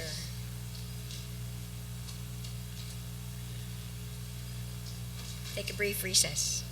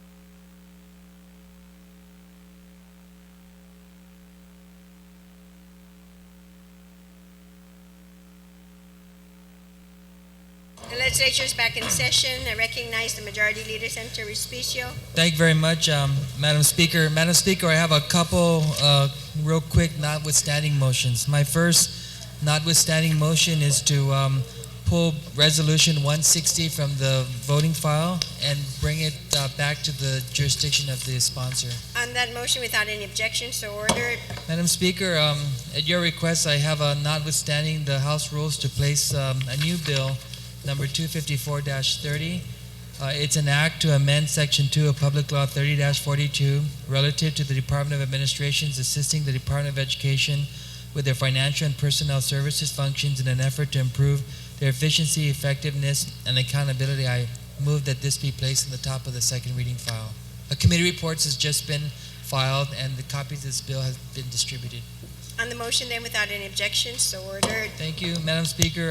Notwithstanding the House rules, I move to suspend any further discussion in the second reading file temporarily and move to the voting file for purposes of voting on just the Overrides and purposes confirmations. just voting on the overrides. And confirmations. Oh, anything in the and confirmation. On the motion, without any objections, so ordered. Are all the members in the hall?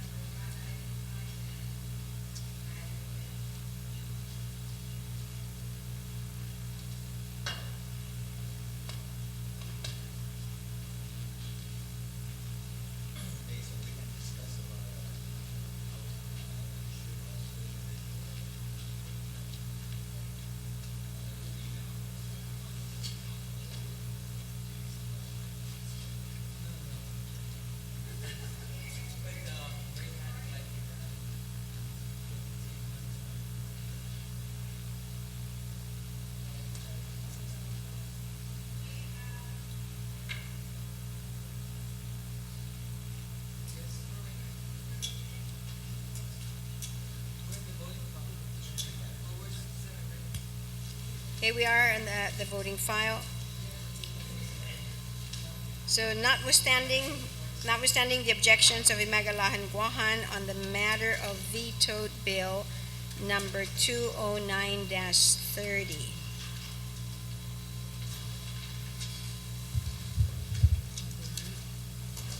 Veto Bill number 209-30 LS as amended on the floor, introduced by Judith P. Guthertz, DPA, RJ Respicio, MJ Rector, and others.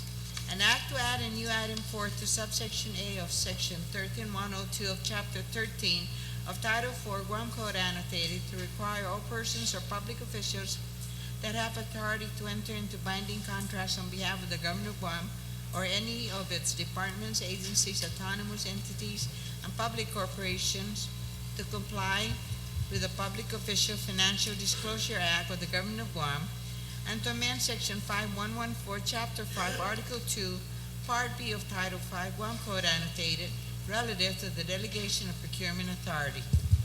Roll call. Senator Ada? Yes. Senator Ogden? Senator Blas? Senator Calvo? Senator Cruz? Senator Espaldon? Senator Guthertz? Senator Munya Barnes? Senator Palacios? Senator Pangilinan? Senator Respicio? Senator Tidegree? Senator Tenorio? Speaker Wampat?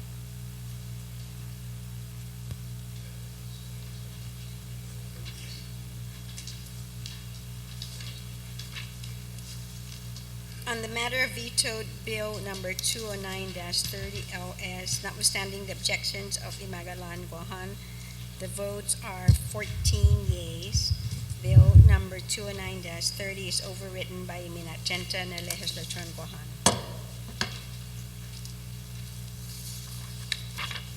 Notwithstanding the objections of Imagalahan Guahan on the matter of vetoed bill number 193-30 COR. Veto Bill number 193-30 COR as amended on the floor, introduced by Judith T. Wampat, EDD, Tello Tidegree, T.R. Munya Barnes, and others. An act to place the Marisu Pier Park under the administrative jurisdiction of the Marisu Mayor's Office by adding a new item 20 to section 40113B of chapter 40, title 5, Guam Code annotated. Roll call. Senator Ada? Senator Ogden? Senator Blas? Senator Calvo? Senator Cruz? Senator Espaldon? Senator Guthertz? Senator Munya Barnes? Senator Palacios? Senator Pangilinan? Senator Respicio? Senator Tidegree? Senator Tenorio? Speaker Wampat? Yes.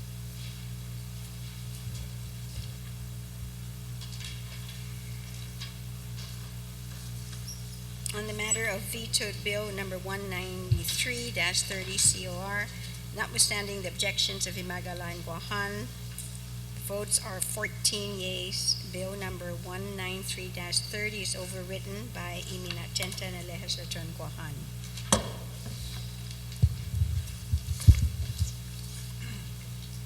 Notwithstanding the objections of Imagalan Guahan on the matter of vetoed bill number 108-30.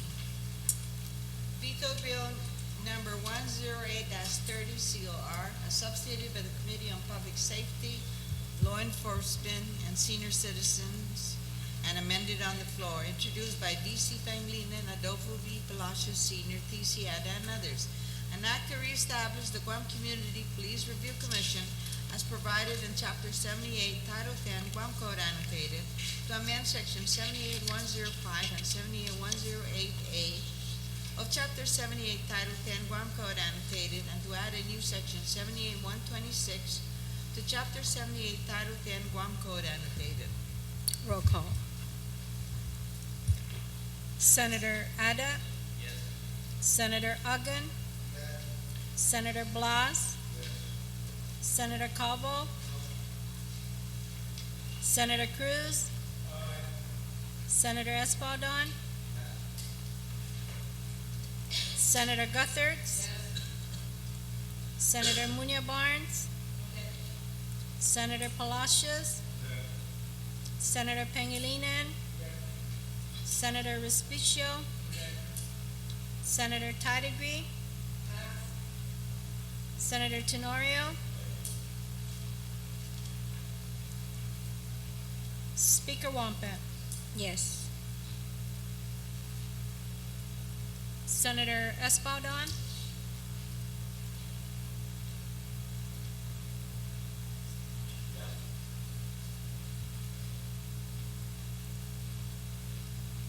Senator Tidegree,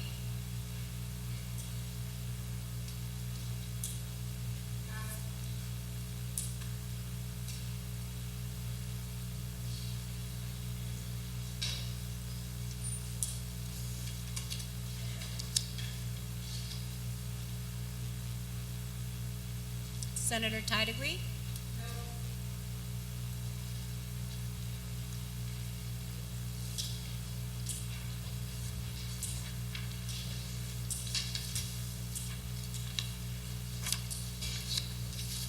On the matter of vetoed bill number 108-30, notwithstanding the objections of Imagalahan Guahan, the votes are 11 yeas, 3 nays.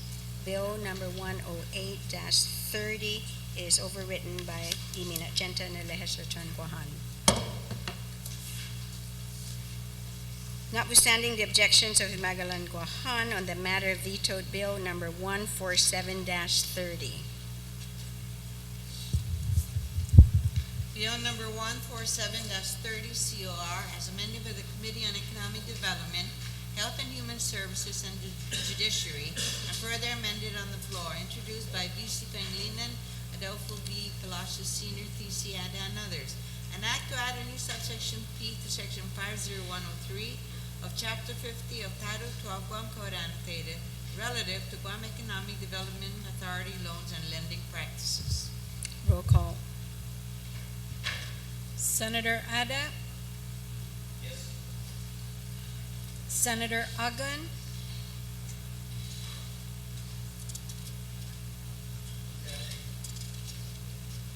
Senator Blas, Senator Calvo,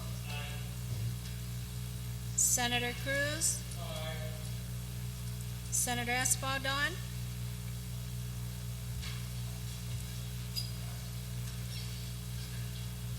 Senator Guthertz, Senator Munya Barnes, Senator Palacios, Senator Pangilinan, Senator Respicio, Senator Tidegree, Senator Tenorio, Speaker Wampat, Yes.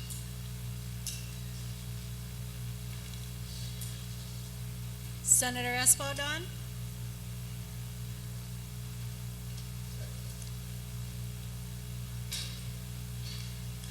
Senator Munya Barnes,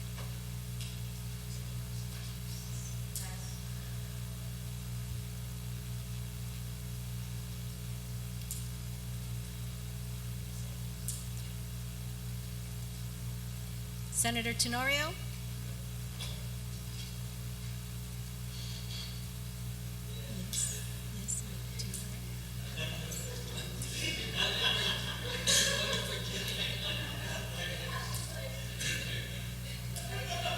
Senator Barnes, Ladies and gentlemen, we are voting, please. Senator Barnes,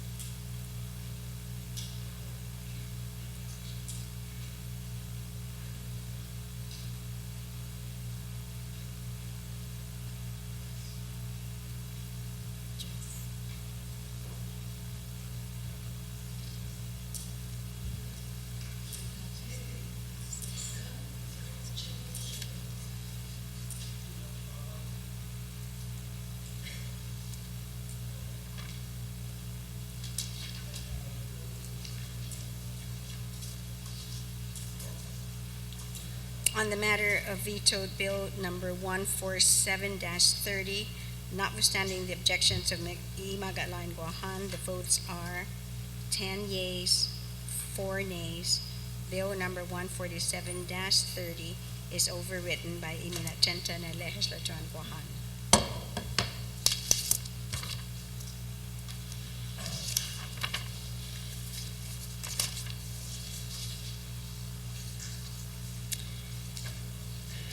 On the appointment of Mr. Edison Manaloto to serve as chairperson of the Council on Post-Secondary Institution Certification, roll call. Senator Ada,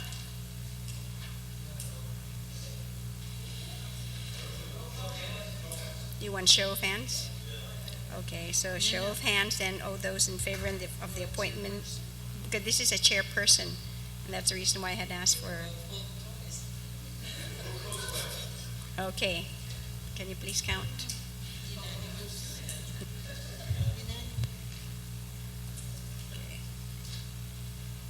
Mr. Edison Manaloto, then, to serve as chairperson of the Council on Post-Secondary Institution, receive unanimous support.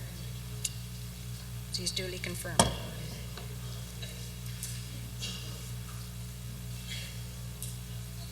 And then, on the appointment of Ms. Maria Cooper Nurse to serve as a member of PBS Guam Board of Trustees, please show of hands, also in support of the confirmation.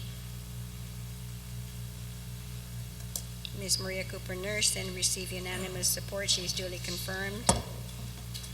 On the appointment of Ms. Rebecca Ann Duenas to serve as member of the Guam Historic Preservation Review Board. All those in favor, please raise your hands. Ms. Rebecca Ann Duenas then received unanimous support. She is duly confirmed. On the appointment of Ms. Darlene R. Moore to serve as a member of the Guam Historic Preservation Review Board. Those in favor, please raise your hand. Ms. Darlene R. Moore received unanimous support. She is duly confirmed. On the appointment of Mr. Richard K. Olmo to serve as a member of the Guam Historic Preservation Review Board. All those in favor, please raise your hand. Mr. Richard K. Olmo is duly confirmed by this body, received unanimous support. The appointment then of Mr. Augustine G. Quintanilla to serve as Vice Mayor of the Municipality of Agate. Roll call. Senator Ada, Yes. Senator Agan, Senator Blas, Senator Calvo, Senator Calvo,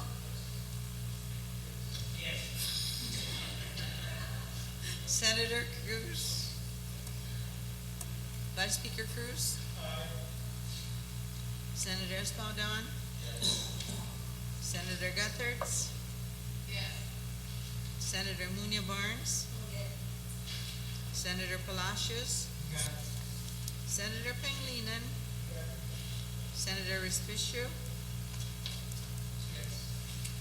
Senator Tatabi, Senator Tenorio, Speaker Wampin. Yes.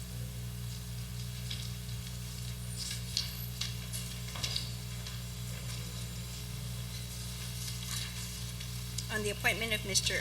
Augustine G. Quintanilla to serve as Vice Mayor of the Municipality of Agate, he received 14 votes, unanimous support. Mr.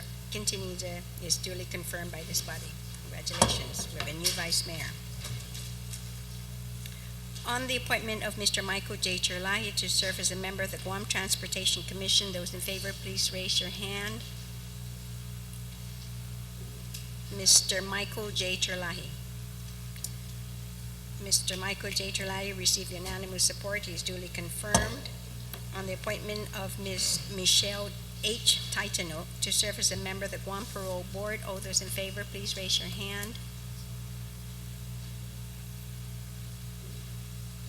Michelle H. Titano. Please, I'm sorry, can you raise your hand because I didn't see? Okay, Ms. Titano then received 13 votes. She is duly confirmed by this body. On the appointment of Mr. Francisco Forig to serve as a member of the Alcoholic Beverage Control Board. All those in favor, please raise your hand. Francisco. On the appointment of Mr. Francisco Florig to serve as a member of the Alcoholic Beverage Control Board, please raise your hand if you're in favor of his confirmation. Okay, Mr. Francisco Florig received unanimous support. He is duly confirmed. From the Committee on Rules and Natural Resources, on the appointment of Ms. Joanna M. C. Blas to serve as a member of the Guam Environmental Protection Agency Board of Directors.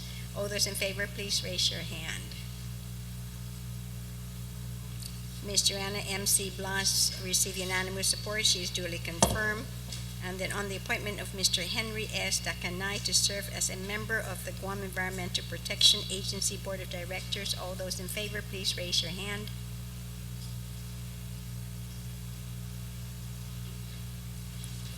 Mr. Henry S. Dakanay received unanimous support. He is duly confirmed. Thank you very much. That we've exhausted now the list of our confirmation. Yes, Senator, you're recognized. Madam Speaker, point of clarification. I understand that candidate number 12, I think that two members did not raise. Huh? You said 13. Yes. 13 ayes. Should be 12. No, because only we're 14. only 14. Yes, and one didn't vote. Who? Yeah. I understand 2 did not raise. Oh, 2? 2 did not raise See, hands. that's why I was. Oh. Okay, so we'll make a correction then on the appointment of Ms. Michelle H. Titan to serve as a member of the Guam Parole Board. Received 12 yay votes. Thank you very much. Okay, Senator Respicio, you're recognized. Thank you very much, Madam Speaker. Notwithstanding the House rules, I move then that we revert to the second reading file, taking Bill number 254 up, and then recess. Oh, that to- won't take long. You want to do it now? 254, yeah. Yeah, that won't take long.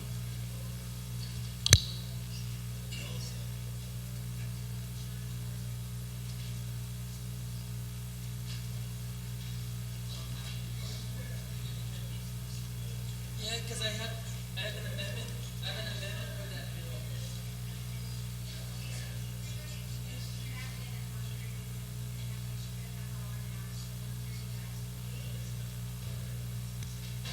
Okay, we're back in session. We're going to go ahead and take a lunch break, but we are coming back at 1:30, not 2 o'clock. 1:30, everybody. We are in recess.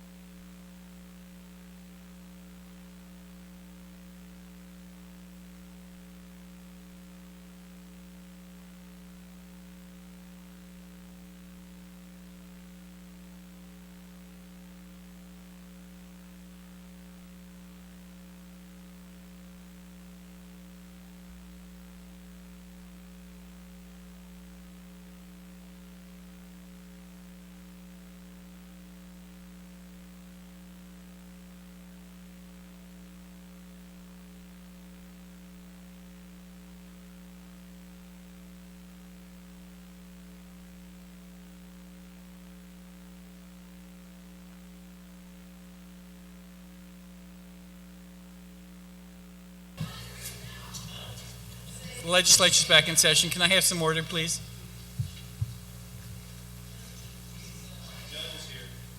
Madam Speaker, you're recognized. Thank you very much, Mr. Speaker. Mr. Speaker, I'd like to make a motion to place Bill it's on. So to place Bill 254-30 on the third reading file, and I would like to briefly discuss it. Any objection to placing 254 on third reading? There, hearing no objection, please. Mr. Speaker, Bill 254 is an act to amend Section 2 of Public Law 30-42, and that's the Department of Administration assisting the Department of Education with their financial and personnel services functions in an effort to improve their efficiency, effectiveness, and accountability. What would happen here, Mr. Speaker, is that if you look at Section 2, is that there's this appropriation and authorization of payment for overtime to the Department of Administration of $250,000, and is for training of the Department of Education personnel at the Financial Services Division and Personnel Services Division, specifically to address deficiencies in personnel management and the financial administration of all funds under the purview of the Department of Education. So, and Mr. Speaker, this particular bill and the provision that we're working with has actually been agreed upon, and there is a memorandum right now of understanding between GDOE, BBMR, and DOA to assist the Department of Education. So they have been already assisting and providing any technical assistance for the department, and all that's missing right now would be then the monies that's been appropriated was going to come from the indirect cost fund that's within the Department of Administration. These were monies that are balanced from the cost in which they were able to provide and cut all the checks from at that time when the COLA checks were being released. So this is the balanced money, and rather than that reverting back to the general fund, it will be used then to the Department of Administration to use BBMR and DOA. So that's what the bill is about. Secondly, what I like to do, and they have passed out an amendment that's about 3 sheets long, and what this is, Mr. Speaker, is that it's not changing, it's not rather new monies or anything. This comes directly out of our budget, where, and if you all remember, we had monies given to the mayors for grounds maintenance of our schools. Now, the total dollar amount is there. However, what has happened is that inadvertently 2 schools were left out, but the dollar amount is there. And if you look on the second page of your amendment, those schools are Finnegajan Elementary and Estumbo Elementary. And if you look further down, is that based on the acreage, so this was a miscalculation for JFK, that the correct amount is actually 18,792.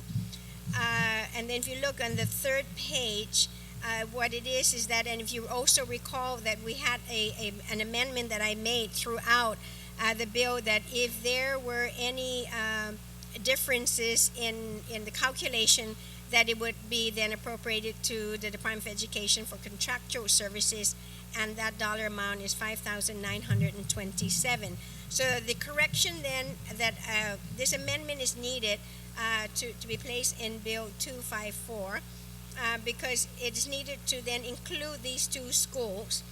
The mayor already of Dedadu has put out an RFP, and everything is ready. However, DOA will not certify the funds because these schools were not listed, and that's why it's important that we do this now, because the change is needed in order then to certify the funds. The original budget, if you look at it, the total dollar amount was $480,647, and that was, but it included Finnegajan and Estumbo, but it wasn't reflected.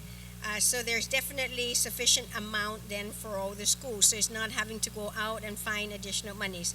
So then therefore, the revised budgeted amount then should be $474,720, which will include the adjustments, and then that difference of $5,927 then will be appropriated to the Guam DOE contractual services.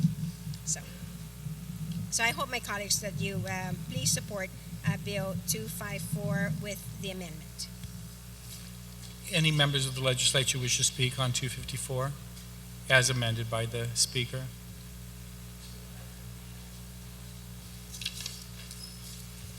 $254. Anybody wish to speak?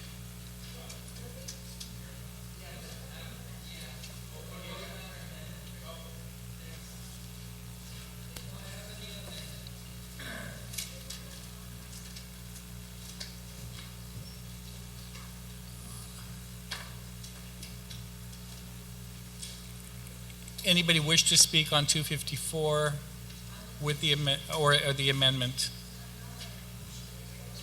On the amendment? Legislative Secretary, are you, no objection?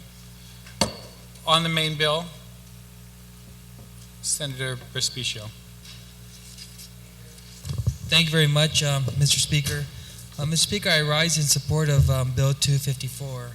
And since we are dealing with appropriation matters, I offer an amendment that would add 2 additional sections to the Mayor's Council, the appropriation made to the Mayor's Council, and the continuing appropriation to the Mayor's Council regarding prior year obligations. If you look at the co-sponsors of this amendment, Mr. Speaker, you would see that I've already received the support from the senator who has oversight over the budget, which is Speaker Pangilinan, as well as the senator who has oversight over the Mayor's Council, which is our Legislative Secretary, Tina Munoz Barnes, and I've been speaking individually to all of our senators. In the first section, Mr. Speaker, to add section 1, we received some information from the Executive Director of the Mayor's Council and several mayors and vice mayors that they kind of need some flexibility within their current fiscal year budget to take from one class to cover shortfalls in another class allocation. And originally, when they presented this to us, I wanted to make sure that they couldn't use this transfer for salaries, overtime, and benefits. Otherwise, all the work that went into preparing the budget and to itemize these categories would have just meant that we're providing the Mayor's Council with a lump sum appropriation. And so this first, to add a first section, it'll limit any transfers between salaries, overtime, and benefits, so you couldn't transfer into that. But this section will certainly give them the flexibility that they need to maintain their current operations with the appropriation we have. Senator Addy, do you wish to? On the amendment, I understand, Senator Addy, you have a question. Yes, how is this amendment germane to Bill 254? Because if this is going to go through, then I would like to make an amendment also that the unexpended funds that were appropriated for the Veterans Affairs Office towards the tail end of fiscal year 2009 be restored also. We gave them $200,000 in the final quarter of the fiscal year, and they were only able to expend, I believe, something like $35,000. Then it went back to the Territorial Highway Fund. So all I'm saying is, you know, if we're going to allow this, then I also would ask that I be allowed to add on as an amendment that particular provision, which I had submitted as a bill. Senator Specia, do you wish to address this? Senator Pangilinan, you wish?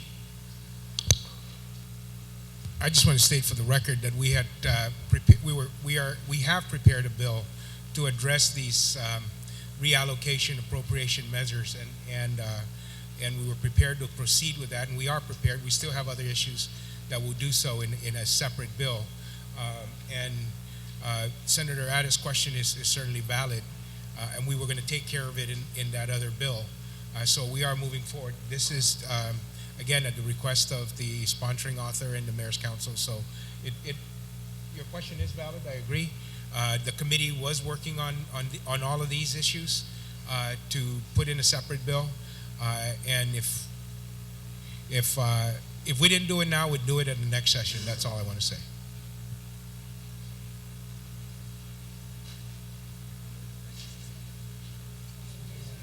On the Respicio amendment, and did you wish to continue to speak, Senator Respicio? Well, unless you're going to roll to the question of germaneness, but I want to plead with you, Mr. Speaker, that that Bill 54 is dealing with operations that involve the mayor's council, and as various mayors and vice mayors in their own district. And so Senator Pangilinan is correct that this Section 1 and Section 2 came off of bills that are currently before the legislature, but because there's an opportunity to address this here, and the first bill involves an appropriation, I think it's germane in that respect. All right, let me take a short recess.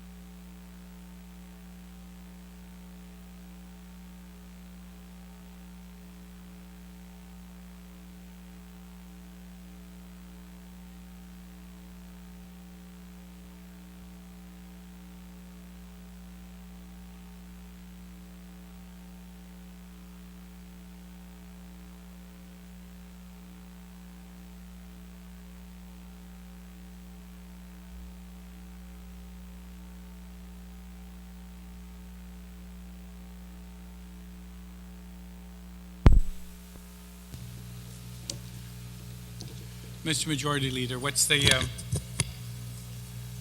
Thank you, Mr. Speaker. Mr. Speaker, in the interest of time and in our goal to try to vote at 4 o'clock today, I withdraw my amendment. thank you. On Bill 254, anybody else wish to speak on 254? Senator Pangilinan. Thank you very much, Mr. Speaker. Mr. Speaker, I just have one minor amendment. During the public hearing, we also found out on this bill, we found out that not only is the Department of Administration doing some training, but some of the staff of BBMR are also cooperating, because the MOU that set forth this motion included DOA and BBMR. And so I just wanted to add on line 6, after the word Department of Administration, just add and BBMR, Bureau of Budget Management, for overtime supplies and for training of Department of Education. On the Pangilinan amendment, a simple and BBMR. Any objection?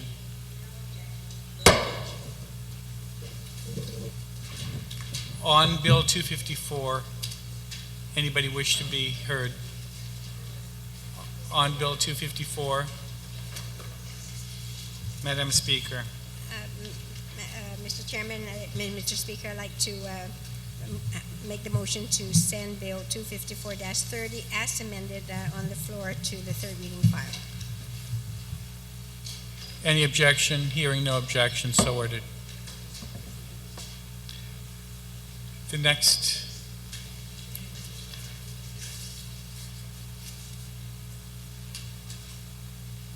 $260?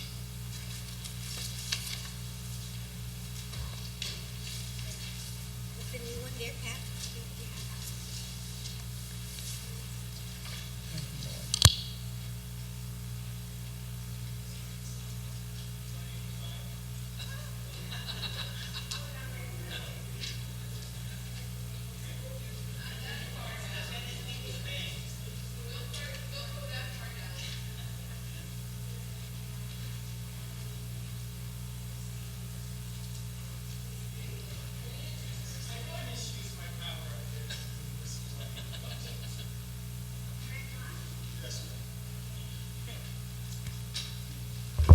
On Bill 260, I recognize Senator Frank Blas. Thank you, Madam Speaker. Madam Speaker, I move to accept Bill 260-30 COR as substituted by the Committee on Utilities, Transportation, Public Works, and Veterans Affairs. Okay, so you want to place it on third? First, we have to accept the substitute version. I do have substituted by the committee, Yeah. so we have that there. So it's on the Okay. agenda, so it's already So in place. I'd like to move that we place substitute Bill 260-30 COR into the third reading, but I'd like the opportunity to speak on it. Yes, please. Thank you, Madam Speaker. Madam Speaker, Bill 260-30, what it basically provides is allows for a greater participation of veteran service organizations in the commission that has already been formed, known as the Guam Veterans Commission. There have been discussions amongst the veterans organizations, and I have to give credit where credit is due to the creator of the commission, the late Speaker Antonio Minko, and his vision and wanting to ensure that the veterans organizations on Guam have a voice and a means to be able to collectively gather their voices for issues and concerns relating to the veterans, to veterans and service members on the island. As a result of this, and it's not for any lack of foresight, but is as a result of the establishment and the awareness of these veterans and the veterans organizations, that since then there have been a number of veterans organizations that have formed to be able to ensure that we can capture more and be able to provide more services to veterans. That said, is that the original legislation and the original commission at the time was able to satisfy the number of veterans organizations that existed then. What this bill proposes to do is, in recognition of the growing the population of veterans that are here on our island and continue to be on our island, and to ensure that their voices and their concerns have that avenue and that means to be able to get their voices and their issues not only heard but resolved, is to allow for the expansion of the members of that commission, so that you are able to have representatives of the other organizations that exist, and granted that these organizations, the bill calls that these organizations have to be duly registered and recognized. You just can't have a group of guys who say, okay, we just form one right now, and then demand to be a part of the commission. It has to be recognized by a status, a corporate status or a nonprofit status, to have them come in as members of the commission. I want to thank the chairman of the committee and also the co-sponsor of the bill, the good senator from Manguino, Senator Ada, for the work that not only he has contributed but also that the committee done to be able to improve the bill. So that is my opening, and if there are any discussions from, and if I can, and it gives me great honor and pleasure to ask, please, as an amendment, to have Senator Tina Rose Muñoz Barnes as a co-sponsor to the bill. On that motion, then, without any objections, so ordered. So with that, Madam Chair, thank you very much. Thank you very much, Senator Blas. Are there anyone who'd like to speak to it, speak on the bill? There being none, then the motion then to place it on third reading file without any objections, so ordered.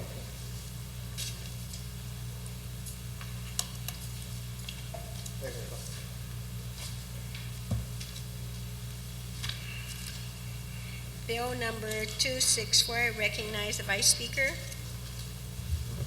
Thank you very much, Madam Speaker. I'd like to move to place Bill 264 on third reading file for discussion, and I'd like to opportunity to just very briefly discuss this bill. Okay, please proceed. Madam Speaker, this is a very simple bill. As you're well aware, there is a government-wide policy against advance payment, except for the order of off-island for the public school system as it relates to books. This bill endeavors to amend that to allow for the Guam Visitors Bureau to have the authority to make advance payments only, and I underscore the word only, for issues directly related to its overseas promotions. The issue that we have here, Madam Speaker, is that when we go to like JADA or COFTA or any of the travel shows, the ability to be able to get the best location in the hall is dependent on being able to pay premium dollar for the location, and especially also for paying it in advance. There are two savings. There's a savings for an early payment, and there's also the additional benefit of being in a prime location when you are able to pay up early as soon as the conference is announced. And so, as you can see, the amendment is very specific, just for goods and services of the Guam Visitors Bureau directly related to overseas promotion, and it requires the Board of Directors of GVB to, pursuant to the AAA, formulate rules and regulations as it relates to the advancement of this, in the exercise of this advanced appropriation authority, which I hope we'll grant. You may be aware, Madam Speaker, that in the last year, tourism was down. The revenue for the projected revenue for TAF was going to be 21 million. We only realized 19. And so they really had to become very, very, very frugal in the use of their money.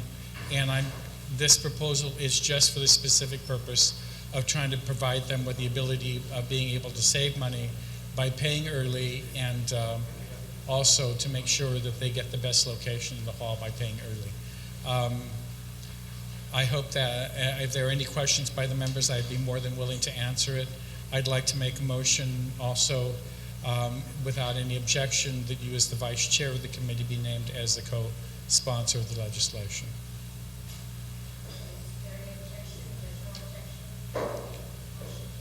Thank you, Mayor.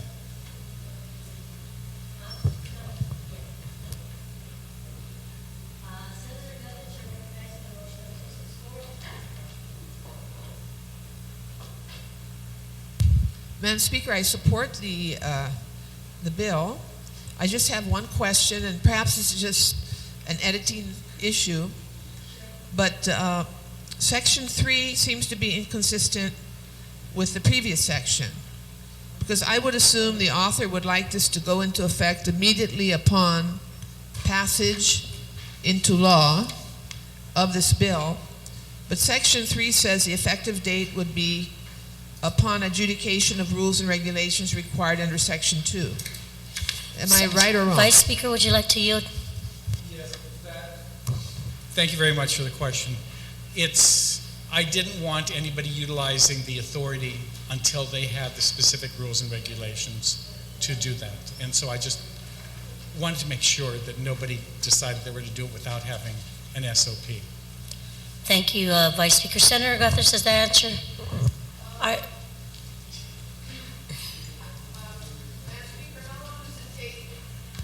To go through the rules and regs, you have to go through a public hearing at 60 days, 90 days, 120 days.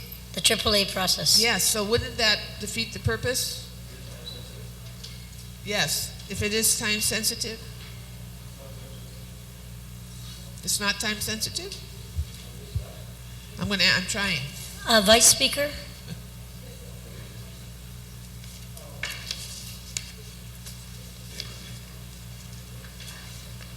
He's getting Vice clarification. Speaker, there is an inquiry in reference to time sensitivity I think of this legal bill. counsel has corrected me, and in spite of my caution, I'd like to join in the amendment to make it effective immediately.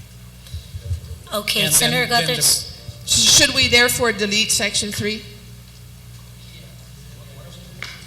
I move to delete Section 3 as an amendment to the bill, Madam Speaker. Anybody wishing to speak on the Guthert amendment? Senator, Speaker Pangilinan, you're recognized. On Guthert's amendment to delete Section 3. I guess the effect of this is that there be no rules and regs for the authority to do so, or at least between now and the time they adopt it, they can start writing checks for off-island promotions.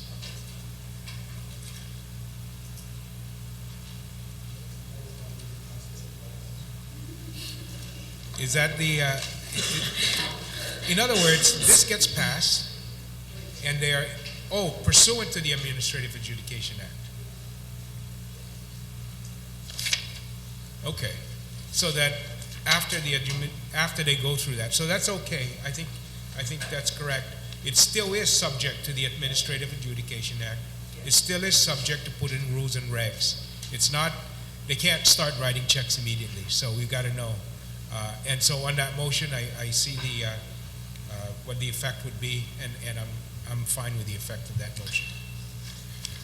Thank you, Speaker Pangilinan.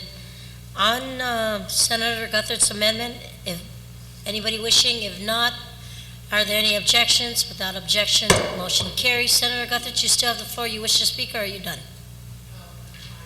Thank you. Thank you, Senator Guthert. Senator Tadco, you're recognized on the 264 motion. Thank you, Madam Chair. I stand in support of this bill, but I do have some reservations and concern. When paying advance payment to any, especially a company outside of Guam, you tend to run into situations where they reneged on their agreement, and we have already made payment, and the product is not there, or the hotel or things like that are not there, and there's no way of retrieving that money back, and that sometimes when you come into the situation that we have to address that, and I hope that GVB plans on using this through some type of credit card that would, I know that's a bad word, credit card in some areas, but a credit card that will ensure insurance of that venue or product that needs to be purchased. So I hope they put that in consideration and not just a check that they can cash and there's no insurance on that. Madam Chair, Vice Speaker, is that's an inquiry? It's basically Is that concern. an inquiry, Senator Tadwi? Well, I would like the good Vice Speaker to, Okay. actually, he would But- know more in that respect what they're currently practicing now. Thank you, Senator Tadwi. Vice Speaker? The rules and regulations that are going to be adopted will address all those issues and provide the protections that are necessary to make sure that we don't lose money in this process. Thank you. Okay. Senator Thank Tadwi? No, that's all. Thank you, Madam Speaker, for your time. Thank you, Senator Tadwi. Are there anyone else wishing to speak on Bill number 264? If not, Senator Pangilinan, you're recognized on Bill 264. Thank you very much, Madam Speaker. Madam Speaker, I just want to rise and I know the rules and regulations are going to come, and certainly we're going to watch that very carefully. But I think the broad nature of this, that both goods and services are going to be covered, because the explanation and what I've heard in the past is consistent with the explanation given by the chair. It's these promotions, but I still don't see how making advance payment is prohibited, because we go to conferences all the time and we pre-register for conferences. We send a check and pre-register for conferences. The entire government of Guam goes, and that's an advance payment. So I'm just not sure just how GVB saying that it really inhibits them and so forth. And, to pay for goods and services in full, usually these are deposits. So if you're making a deposit, I don't know that it's an advance payment for the entire goods and services. So I think I'm a little concerned, because I just don't understand all the circumstances in which this is going to occur. And you do run the risk of, not receiving what you bargained for, or the services don't get delivered, or they're not delivered satisfactorily, and you're out the money, and you can't really do anything except sue. So I am concerned about that. I'm concerned about promotions. I think we need to make sure that that's narrowed in the rules and regulations, because advertising contracts could be considered promotions. So it really is a very, very small,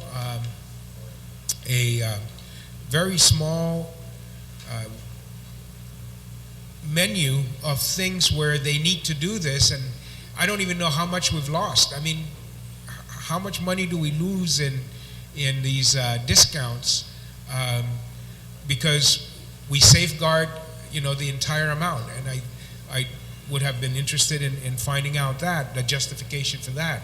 It's the same as the airport when they came down and they said they need to sign these exclusive contracts because they've lost economic opportunity. And I've asked them for quantify that, and they said, "Oh, we have it. Nobody's come forward."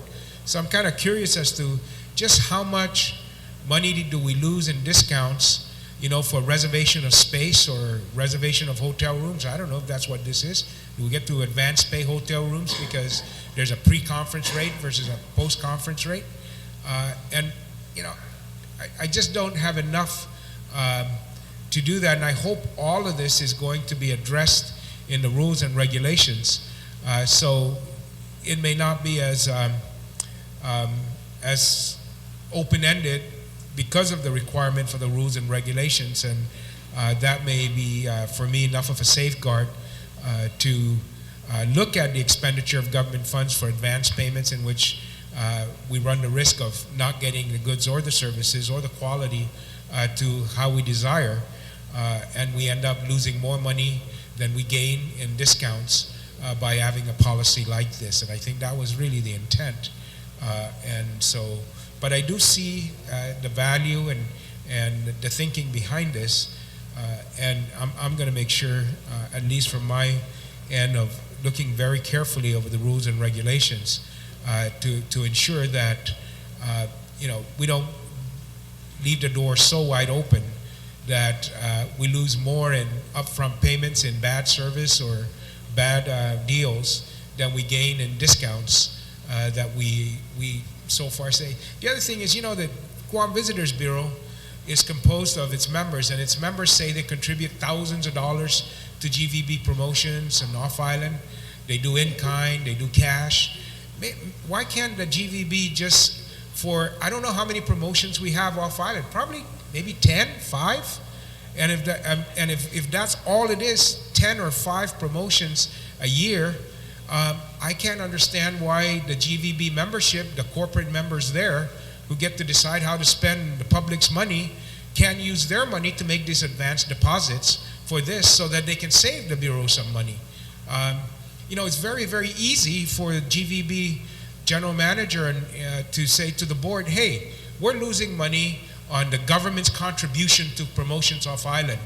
You contribute to the government's to the promotion of islands that benefit your organizations. So when it comes to these off-island trips and reservation of space or advance payment of space, can't we use your money that is not subject to the limitations or the restrictions of government funds? Can't we use your money then to guarantee that we save more money? I mean, again, that is one way of resolving the matter of losing money on discounts. Just have, DFS or Continental or JTB, if they're really concerned about, losing this money, use their money to put down the deposit or make the advance payment as their contribution to that promotion. I think it's very easy to do it without developing this kind of policy that opens the door for others to kind of walk through because of these kind of things. I think there's quite a bit of flexibility down in the Visitors Bureau. There's quite a bit of money being contributed by its corporate members who decide how to spend that money. And it could easily be remedied without the need for this law if they would just sit down, work together, and say, we know we're going to this many promotions. We know based on last year that this is how much we need to get a discount if we prepay or put on a deposit, et cetera, et cetera. Let's plan your contribution to GVB, your contribution to tourism promotion, and let's use your contributions to maximize these dollars and work it out that way without having to expand this kind of policy. I really think that's very doable. And they always tell us that, hey, they spend millions and millions of dollars. Well, here's one way you can help drive down that cost and maximize the money by doing that. And that frees up the GVB money, the people's money, to do other things or to support other activities that they decide how to spend anyway. So it's just, I'm trying to think outside of just giving them access to government funds, government money, running the risk of contracting for something without it being delivered, paying for it, and then we end up losing more than we gain in the discount because of either non-delivery or quality of service or just our ability to negotiate, better attention because we haven't paid them all yet. If we've paid them all and we say, we'd like to have another foot here, they're saying, well, then pay some more, rather than saying, okay, we'll accommodate that. You just pay us on time or whatever. But I really think that given the partnerships that GVB has with our corporate citizens on Guam in the industry, that something like this can easily be worked out without this kind of legislation. But so be it. Thank you, Speaker Pangolin. Anyone else wishing to speak on Bill 264 on the motion? If not, Vice Speaker Cruz, would you like to move it? I just move it down to voting file. If there's any objections, no objection. 264 is moved to the voting file. Next on the agenda is Bill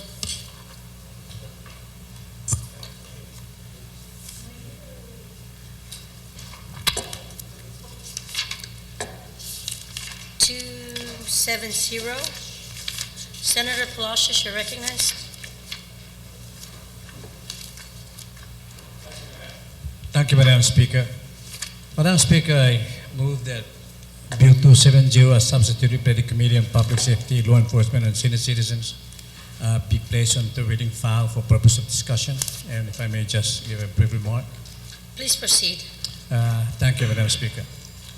Madam Speaker, Senator Palacios, one moment, please. You said as substituted? yes, actually, that's what's passed out. Um,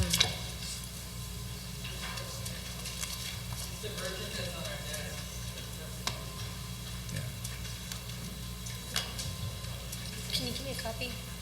Just 1 second. Yes, go ahead. Can the Sergeant of Arms send me a copy of 270? I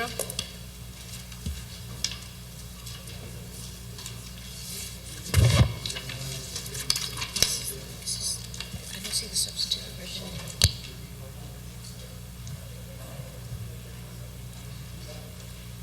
Senator Palacios, please proceed. Thank you, Madam Speaker. Again, very briefly, the amendment actually is that part of the accessible parking regulation that will require that the Cape volunteers, those civilian volunteers whose purpose is to enforce the accessible parking regulation, that they wear some kind of identifiable marking, such as uniform or a vest or a polo shirt, so that they can be recognized by people against whom a citation is contemplated. And without that, Madam Speaker, there were rather incidents in the past where really an unnecessary argument ensued because of the lack of identification of an individual, and upon questioning what is your authority to give me the citation, that's a very bad start. And of course, it always ended up in issuing citations to the individual, to the citizens. But more importantly, problems and issues were brought to the attention of this legislature by the very people for whom accessible parking regulations were established. And after the hearing, I met with the chief of police, and they agreed that at least a vest, because I agree with the Cape volunteers that if they have the time and they have the desire to sometimes from time to time go out and just enforce this illegal parking. And so sometimes they're not on duty, sort of, but they feel they have the authority. And all they have, Madam Speaker, is just the badge, and they're not wearing any other thing. Guam Police Department General Order clearly provides that they wear some kind of uniform, which the adopted uniform actually is the polo shirt with a solid collar and a patch, a breast patch, I think. But they're not doing that, and despite the open testimony of some of the volunteers that's what they're doing, it is clearly against regulation. Now, all that this asks is that at least they wear some kind of vest. So I think that would be the alternative. Chief Pusubay said he will issue a vest. There will be very little cost. They'll be able to do that. And if one is going to do, I think, some private business at, let's say, at Kmart or at Home Depot, and they see a violation, just grab the vest, put it on, and then go and issue a citation. That way you are identified clearly, no unnecessary questioning about where you get your authority and so forth. So it prevents those things, and it just makes good sense. It identifies a professional person coming and enforcing this regulation. So that's all that this one is asked for, not the entire complete uniform and everything else, but some kind of marking that would identify you from any other ordinary people in the parking lot. That's what it's all about. And the other thing that's marked up here, actually, Madam Speaker, is where it says that the use of the metal badge is prohibited, because actually that is in the statute itself. It is decided and agreed upon that the display of a metal badge is as prescribed by the Chief of Police. So again, there has to be a standard there that the Chief of Police has to prescribe that. As you can see during the public hearing, they are showing a metal badge, and the agent's opinion is saying they are not supposed to wear and display metal badge. But I'm not going to get into that. Let us go ahead and legitimize that by this amendment. But it has to be according to the standard prescribed by the Guam Police, the Chief of Police. Again, little efforts were made already with respect to the enforcement of this, to the relief of persons with disabilities. And I understand now that the courts, citations issued not in accordance with departmental general orders are actually dismissed, and no longer must a disabled person or a person with disability post a $300 or $150 monetary bill just because he wanted to see a judge at a later date. They are not imposing that anymore. They are giving a schedule to see a judge if need be. Again, this one would just solidify and refine further the I guess the strength and the validity of the issuance of the citation. We want to continue that, and I think the Cape Volunteers is doing a very good job. They just have to abide to the standards adopted by the Guam Police Department, and that is the simple amendment here is to at least wear a vest at any time that you're issuing it, and if you want to wear a metal badge, get an approval from the police chief. Otherwise, they have the neck ID that hang on the neck. You have to display that. That they're displaying only upon confrontation with a potential violator, but not before. So again, as it is right now without this amendment, anybody out there can claim to be a Cape volunteer, and they're not identifiable from any other citizen. And for this, I hope my colleagues would support this. Again, this is will remedy some of the issues and the inconvenience and the problems encountered by the persons with disabilities. Thank you, Mr. Speaker. Thank you, Senator Palacios. On Bill 270-30, any other members wish to speak? Senator Munya-Barnes.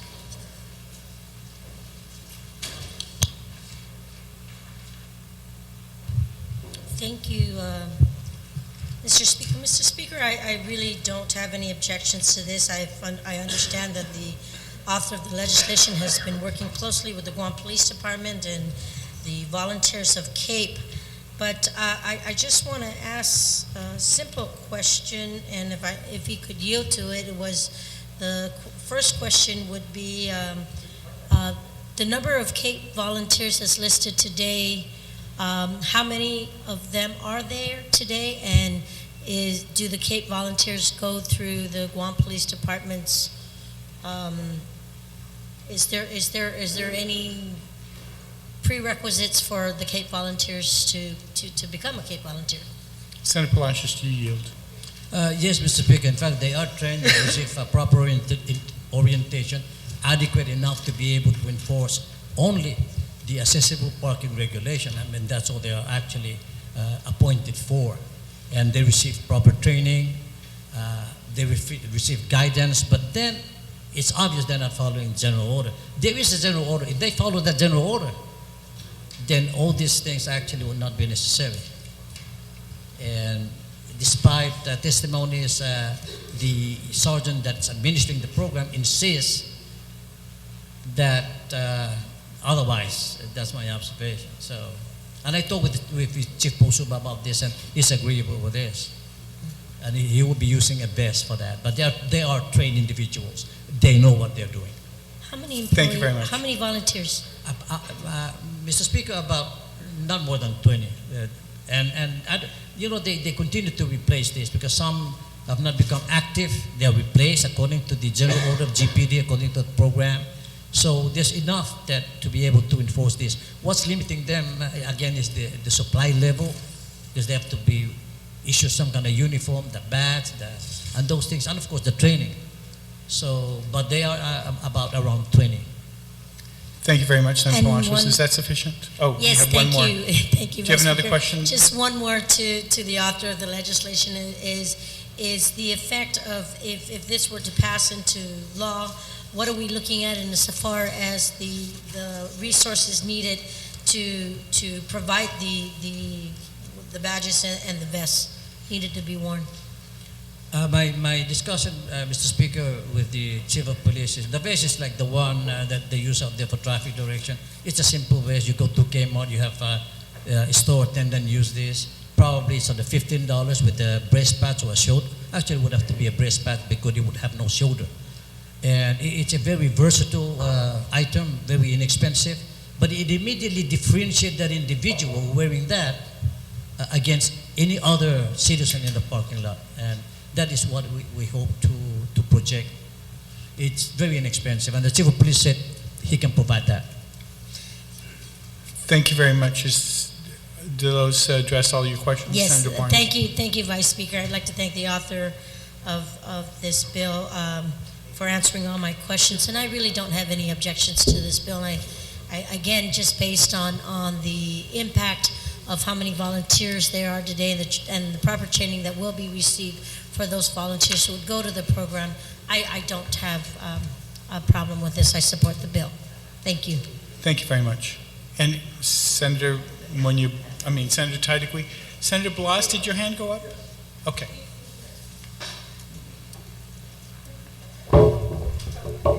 I'm sorry, ma'am.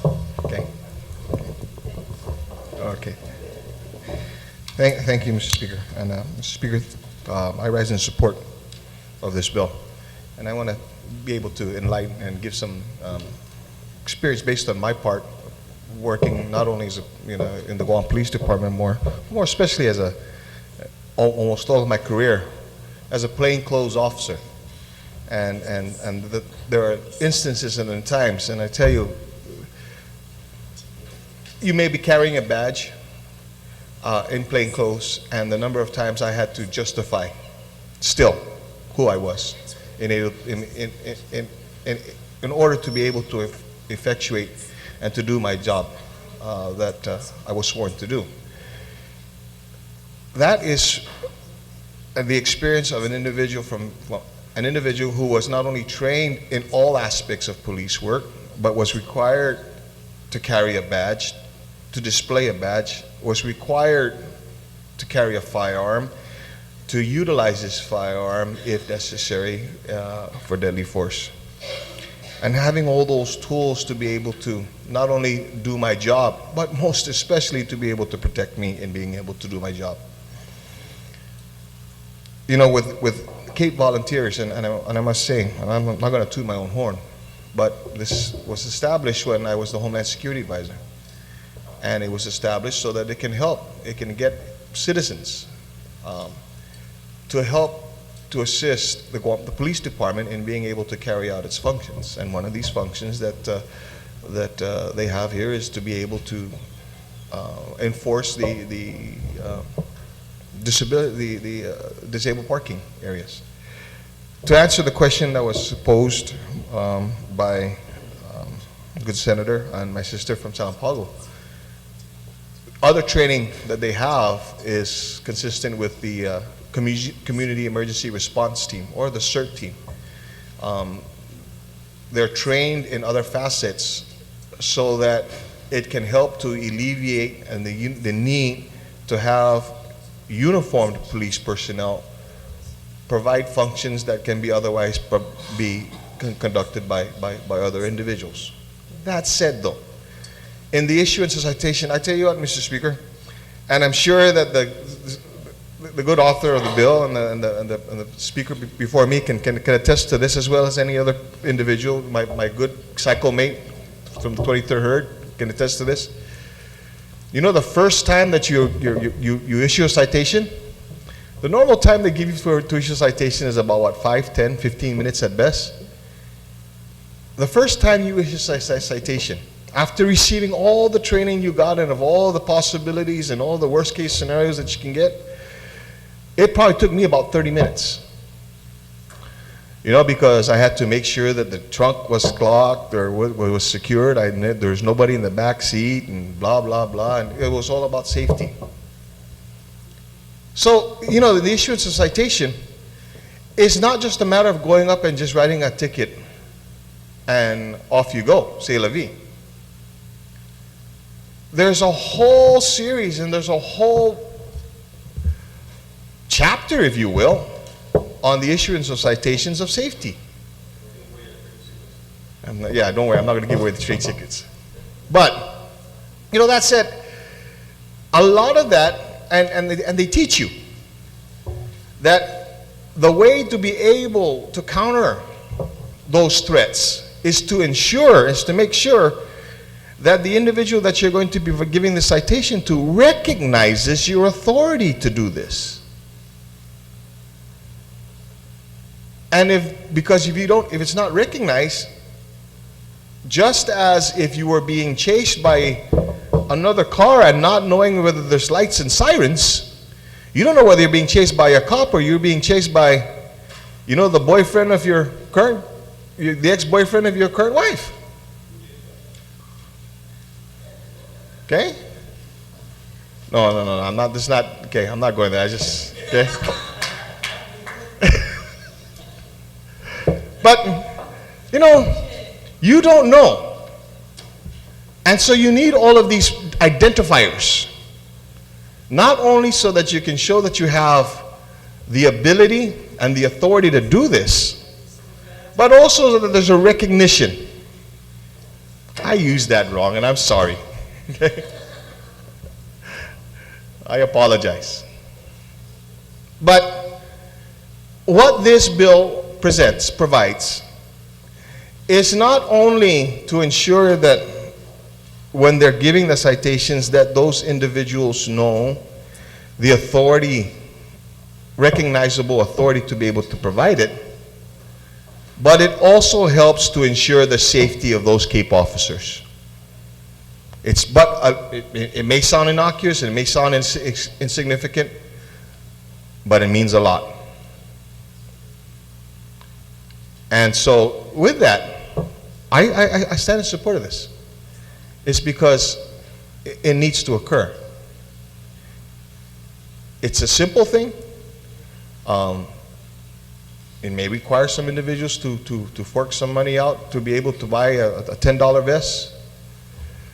But that $10 vest can help to ensure that that individual can go home safely and that law is being enforced properly. So with that, Mr. Speaker, I stand in support of this thing, and I want to thank the author for putting it out. Thank you very much. Senator Titagui, anybody else wish to speak after Senator Titagui? Senator. Thank you, Mr. Speaker. I have the utmost great admiration for the author of this bill, and I had the opportunity to read some of the testimony. I do believe this bill is a good thing. There's nothing wrong with it. It does do one thing, and that is basically to deter criminals or anybody who's trying to commit a crime or do something wrong from doing it when they see someone is in a uniform. And that's the whole purpose of it. They're not there to hide behind a car and wait for something like that to happen. It's all about a deterrence, and that's why we have marked cars, police cars, and other police officers in uniform out there. But as I looked at the committee report and saw the testimony, more than 75% was opposed to this. 75%. And they were all CAPE volunteers. So I have some reservations to this, but I do believe that it also establishes this type of deterrence out there with regards to the handicap parking. I'm not sure if there was a markup meeting because of such a overwhelming opposition to this by the individuals, and would like the good senator that I so admire to yield to a question that I have. Okay. Senator Palacios, do you yield? Yes, sir. Okay. Please, Senator Titagui, ask your question. Thank you. Through the testimony of these individuals and knowing the amount of concern, was there an opportunity for them to actually realize what the bill was all about? Because I believe there was some type of miscommunication from the head leader of the CAPE volunteers in explaining the situation of this bill and its intent for the bill. Actually, even during the testimony, what actually the CAPE volunteers want is to continue to do what they're doing. Is at any time at night or any time of the day they want to just go out and enforce the regulation, they're just going to enforce it. There is a purpose, of course, for the uniform, and really one classic example of why some kind of marking is necessary is really the recent high-speed chase. I mean, if that were a marked car chasing that individual, definitely that individual would have stopped, would have not continued to run away. And so and during the testimony, I posed the question, so do you suggest then that all police officers shed their uniform and wear civilian and just go out there and patrol on unmarked cars? There is a purpose, a deterrence purpose, and a recognition of authority. And for the regulation that they're going to be enforcing, which is actually the accessible parking, you would want that. One of the grievance of this person with disabilities is that some of the Cape volunteers, not all of them, are actually hiding, are actually staking out the place. And you go in, they issue citation, and they disappear. And I like to express my appreciation to the court because now they're beginning to dismiss citations issued in that fashion.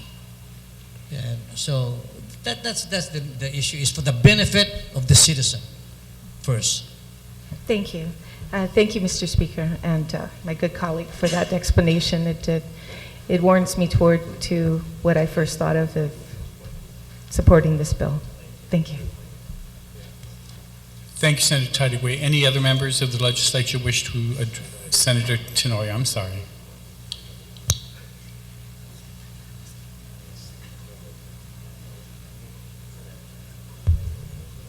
Thank you, Mr. Speaker. Mr. Speaker, you know, I almost felt like I was called out there for my fellow 23rd herdsman in the back. And when he was talking about all of the experiences, and I tell you, when I first issued a citation, I was shaken like a leaf. It was probably one of the most traumatic experiences because notwithstanding all the training and everything you do, it is a nerve-wracking experience, and you got to go through all the motions. But one of the things I wanted to point out, not to reiterate all the things that's already been said, but when you're in the police department, you're in law enforcement, there's something of a kinship. But there's also a great degree of respect, sort of the undercurrent of community that exists in supporting your law enforcement officers. And a Cape volunteer is just as easily supported by members of the community that they may see this Cape volunteer or a police officer sometimes who comes under physical attack or comes under verbal attack. When you see a police officer who is being attacked by someone, many times the citizens will come out and support them because, you know, they realize that sometimes, let's face it, we're men or women, and we need help when we're under attack. So when you have a Cape volunteer who's in uniform, even if being a vest or a badge or something that identifies him and is readily recognizable through the rest of the community, it makes it easier for John Q. Public, the average citizen who sees him under attack or under duress or being berated by a member of the community who's being issued a citation, that person can then pay attention and say, this is not just two people who are fighting. This is a Cape volunteer or law enforcement officer who was recognized by this island's law enforcement community who might need a little bit of help, and maybe I shouldn't just drive away and take off because it's not two citizens fighting or arguing. It's actually maybe a person who's very irate because he's being issued this citation. So I think this system is going to be good because we don't want people to believe that we have volunteers who are surreptitiously or somehow hiding or otherwise trying to sneak upon these people in our community who are violating the law. It's actually just the opposite. We're trying to deter crime. We're trying to deter illegal parking. And we're trying to, as much as a volunteer is out there, to also be a deterrent. Not just to be able to catch somebody doing it and issue the citation, but also be able to recognize them as a member of our law enforcement community, notwithstanding his compensation or being a volunteer, and also to be able to be a deterrent to crime. So I applaud my captain, my marshal friend and companion here in this legislature, as well as the good gentleman from Wardet, as being a very good, upstanding law enforcement, and even up to this day, still wears his badge on his chest every single day, and absolutely has the interest of the law enforcement community at heart. So, of course, I support this bill, and I support the passage of it, and I ask my colleagues to do the same. Thank you. Thank you, Senator Tenorio. Anybody else wish to speak on 270? I see no one. Senator Palacios, do you wish to close? Thank you for that. I guess elaborating more on the merits and the value of passing Bill 270. I thank my colleagues and please consider that. And I'd like to reiterate at this point really that the success of the CAPE program is not so much by the number of citations issued by the volunteer, but rather by the increase, especially by the increase in compliance with the regulation, meaning the absence of issuance of citation. And again, I say that this identifiable marking is for the benefit of the citizen out there, Mr. Speaker. I move that Bill 270 be moved to the third reading file. Thank you, Mr. Speaker. Do you wish to move the bill down? Senator Palacios. Okay. I said that. Is there any objection to moving the motion to move it down to the voting file? Thank you. Bill 270. Oh, Before we do Majority that, Leader. Mr. Speaker, I make a notwithstanding a motion. I've just been informed by the author of Bill 152 as well. I don't have another amendment. I've just been informed by the author of Bill 152, who's consulted with legal counsel, that there's an amendment that needs to be made to Bill 152. That's the Farmers Cooperative Lease thing. That's beyond a technical amendment. So notwithstanding the House rules, I move that before we proceed any further, I move to take Bill 152 out of the third reading of voting file and put it at the top of the second reading file, and to have the sponsor explain what needs to be done. Hearing no objection to moving 152 back from the voting file to the top of the second reading file, so ordered. Senator Pangilinan, the sponsor. Thank you very much, Mr. Speaker. Mr. Speaker, I'd like to move then that Bill 152 be placed in the third reading as substituted by the Committee on Appropriations, Taxation, Banking, Insurance, Retirement, and Land. And I'd like to then... Hearing no objection. Yeah. Mr. Speaker, we were engrossing the bill and rereading the bill, and one of the questions that arose, which I agree with, is that in Section 2 of the bill, subsection C, the bill reads, "The use of the leasehold shall be limited to those activities consistent with the mission and purpose of the lessee as detailed in the governing documents and authorized herein, comma, and in no circumstances shall the use of the leasehold provide any personal pecuniary benefit to any member or members of the lessee or to any other person." And it is that line after the comma that presents a problem, because the way the cooperative works, we're meaning that it should be for the officers of the organization and the organization itself. But because this is a farmers co-op, everyone become members of the co-op. So when they're members and they use the leasehold property for selling their goods and their products, this says that line would say that they can't personally profit from the sale of that because they're using the leasehold, and that's not the intention. And so the amendment would be to just place a period after "as authorized, activities authorized herein," and delete the words "and in no circumstances shall the use of the leasehold provide any personal," so forth, to the end of that line. Does everybody understand that amendment? Let's take a few minutes. Okay. Deleting that last line, because these are all, they're not officers, but they're members.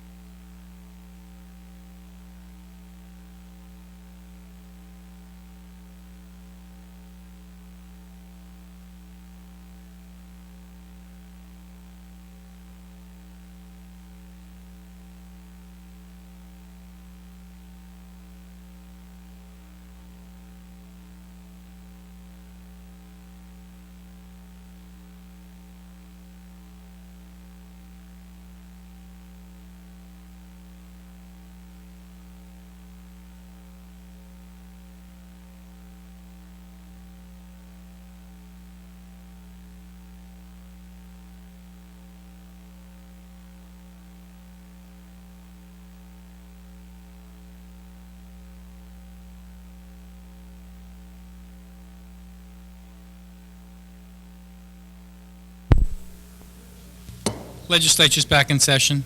Thank you very much, Mr. Speaker. So there was no objection to the motion? Any objection to the Pangilinan amendment to strike that last sentence? Hearing no objection. Thank you very much, Mr. Speaker. Mr. Speaker, I'll then make a motion to place the bill then in the voting file. Any objection to the? Ben, you do want to speak on the bill?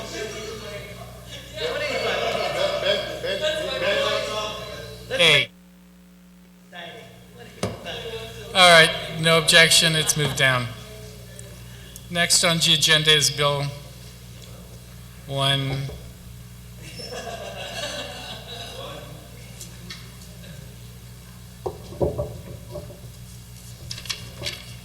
$279, Senator Blas.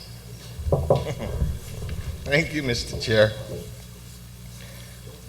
Mr. Chair, Mr. Speaker, I move to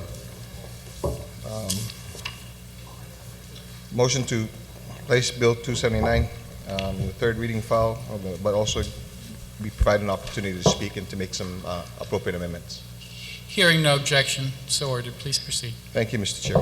Mr. Chair, first off, Bill 279, and I want to thank my co-sponsors to this bill, Senator Tina Munoz-Barnes and Senator Tom Atta, for this co-sponsorship. But what this bill basically would provide, or the impetus of the bill, was as a result of discussions that I've had with members of various municipal planning councils and their concern that the MPCs, the councils, have with regards to actions that they prefer, that they wish that were taken on some of those issues they raised through resolutions that they send to this body for action.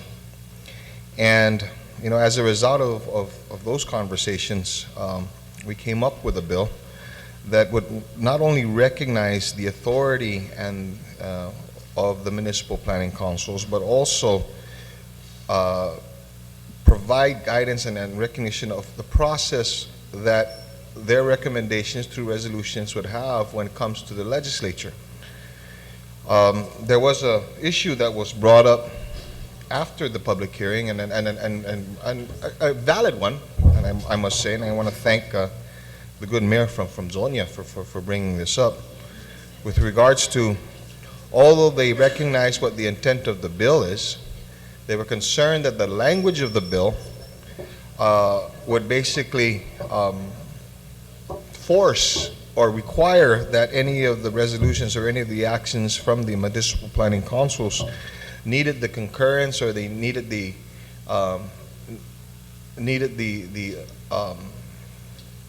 needed to be approved by this body, and that was never the case. That is not the case. That will never be the case.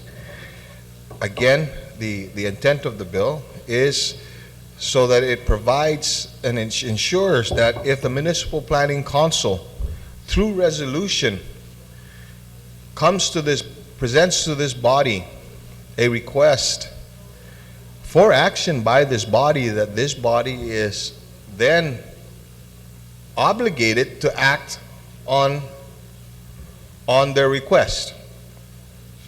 That said, and as a result of the concerns that were brought, I've already had it passed out to everybody, is an amendment to the language.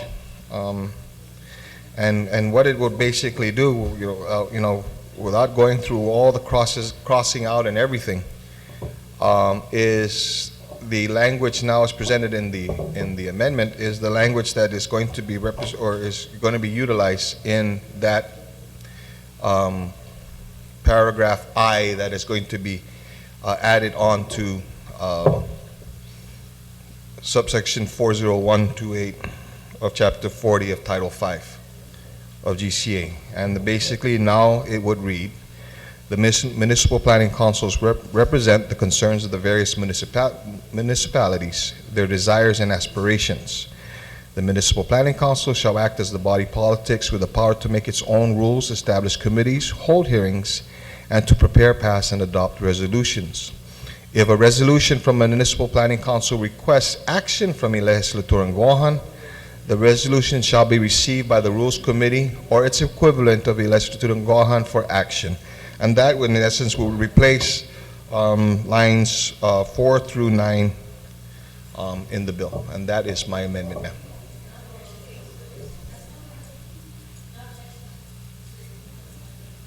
You don't have one? We don't have any, I'm sorry. Can we, well, up here, I'm sorry, I apologize. I made sure, I thought I said make sure it's passed out. please, it's very important that the clerks, legal counsel, and myself get a copy so that we'll be able to follow with you. So can we get a copy now? Your copy. Okay, we're going to take a brief recess. Hmm? Yeah. Yeah.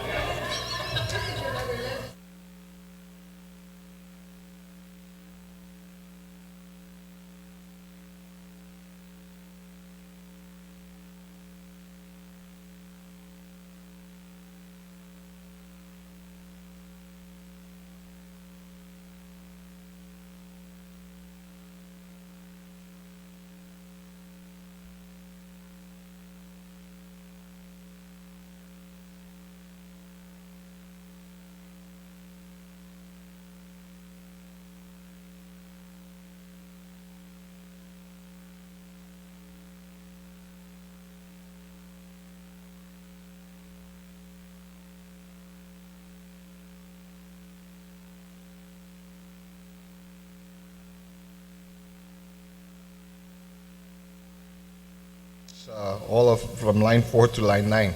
Oh, so That would be the new you're- language. Okay, so 4 to 9, you're Yeah. deleting it and Right. replacing it with this new Right. amendment. And it just clarifies more specifically, succinctly, the intent of this, of the legislation. Okay, on the amendments, anyone who would like to speak on the amendment? Would you like, I need to do that presentation over, man? You know, I'll be honest, I always follow the discussion, and I'm trying to read it as fast as I can right now. No, but if take your there- time, ma'am. If there's anyone who would like to speak, you know, of course. Senator Pangilinan, I'm sure you would like to be able to speak before it hits 4 o'clock.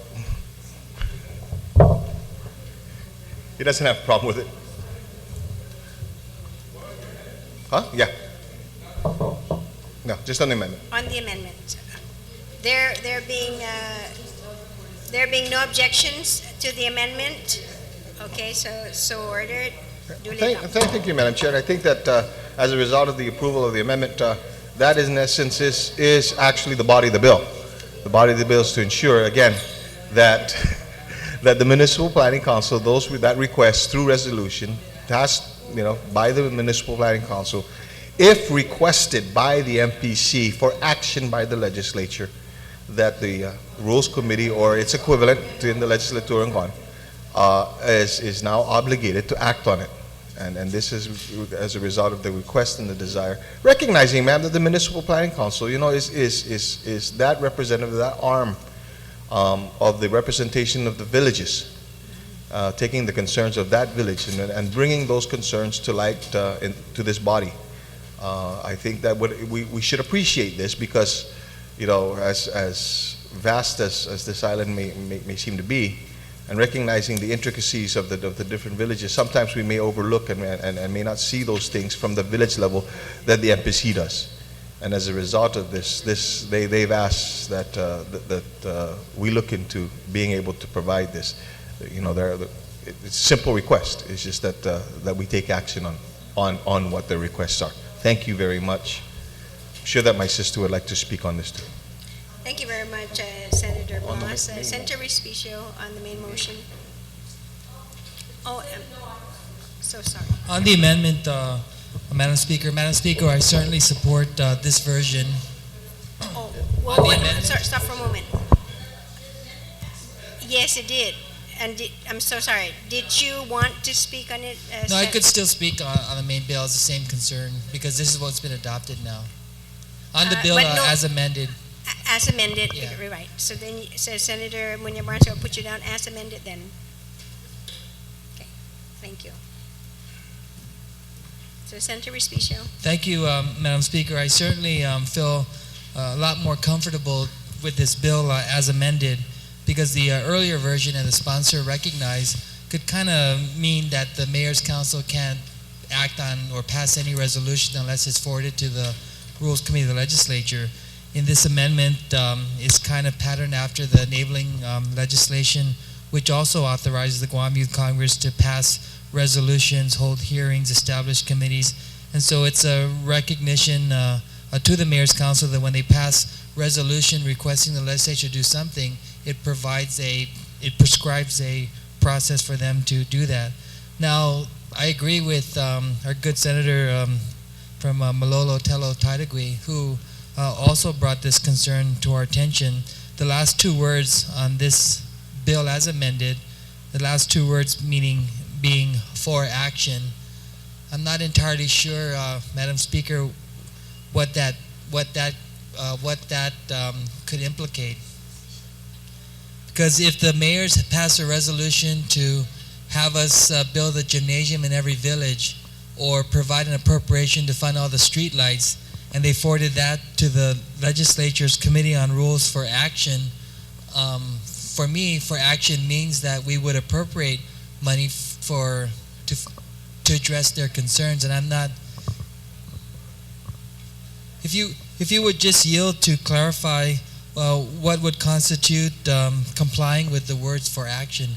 If the mayors pass or adopt a resolution asking for the legislature to do something. Well, I appreciate it, because although that was we'd like the to same do conversation that, that we even had. if we introduce a bill to appropriate the money they need to fund the streetlights, if that bill does not get signed by the governor, if the money's not there, does that fall back on the legislature? No, it does not. And thank you for the question. Yes, ma'am, I yield to the question. Yes, thank you very much. And that's not what the intent is. The intent is to ensure that, first off, their requests or their concerns don't fall on deaf ears. And in recognizing that it is going to be received, there has to be that deliberation, there has to be that discussion as to whether or not that action can be taken. But what they don't want to see, and what their concerns were, is that they were concerned that they were sending resolutions to this legislature and they never hear of it. And they recognize, and then in the conversations that I've had with the members of the MPC, they recognize that there were times that, as a result, if they were told that, well, we can't do that because there is no money, they would have at least appreciated some correspondence or some communication from this body to them to be able to address this. So when I speak of the action, I speak that it ensures that when it gets to them, when it gets to this body, that there is at least a discussion on whether or not it can be done, and recognizing that there's this whole process too that has to be vetted. So whether or not they request for us to take action, and let's say for an appropriation, and if there is no money, it's not that the onus is going to be on us or placed on us because we didn't give it, but I think the onus is on us for not at least listening to what their concerns are. I hope that answered the question. Senator Respicia, are you satisfied in the answer? Yeah, it did, Madam Speaker, and is in the case, and I thank the sponsor for yielding. As in the case of the Guam Youth Congress, we're all aware that that body acts like a legislature in and of itself, and by statute, they're authorized to pass bills and resolutions, and those bills and resolutions that are duly adopted shall be forwarded to the Committee of the Rules of the Legislature for introduction, and that's what the statute says. So when the Youth Congress passes a bill and it's duly adopted and it's forwarded to the Rules Committee, either the standing committee of that who has oversight over that jurisdiction or the Committee on Rules would at the very least have to introduce that bill. And where the bill goes after that, remains to be seen. So I'm just a little concerned if there's a better terminology to use instead of for action, so that it's more definitive. For disposition?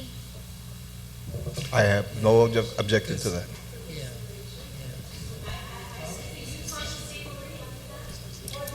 We're going to take a minute recess. Maybe for consideration. Sure. That's fine.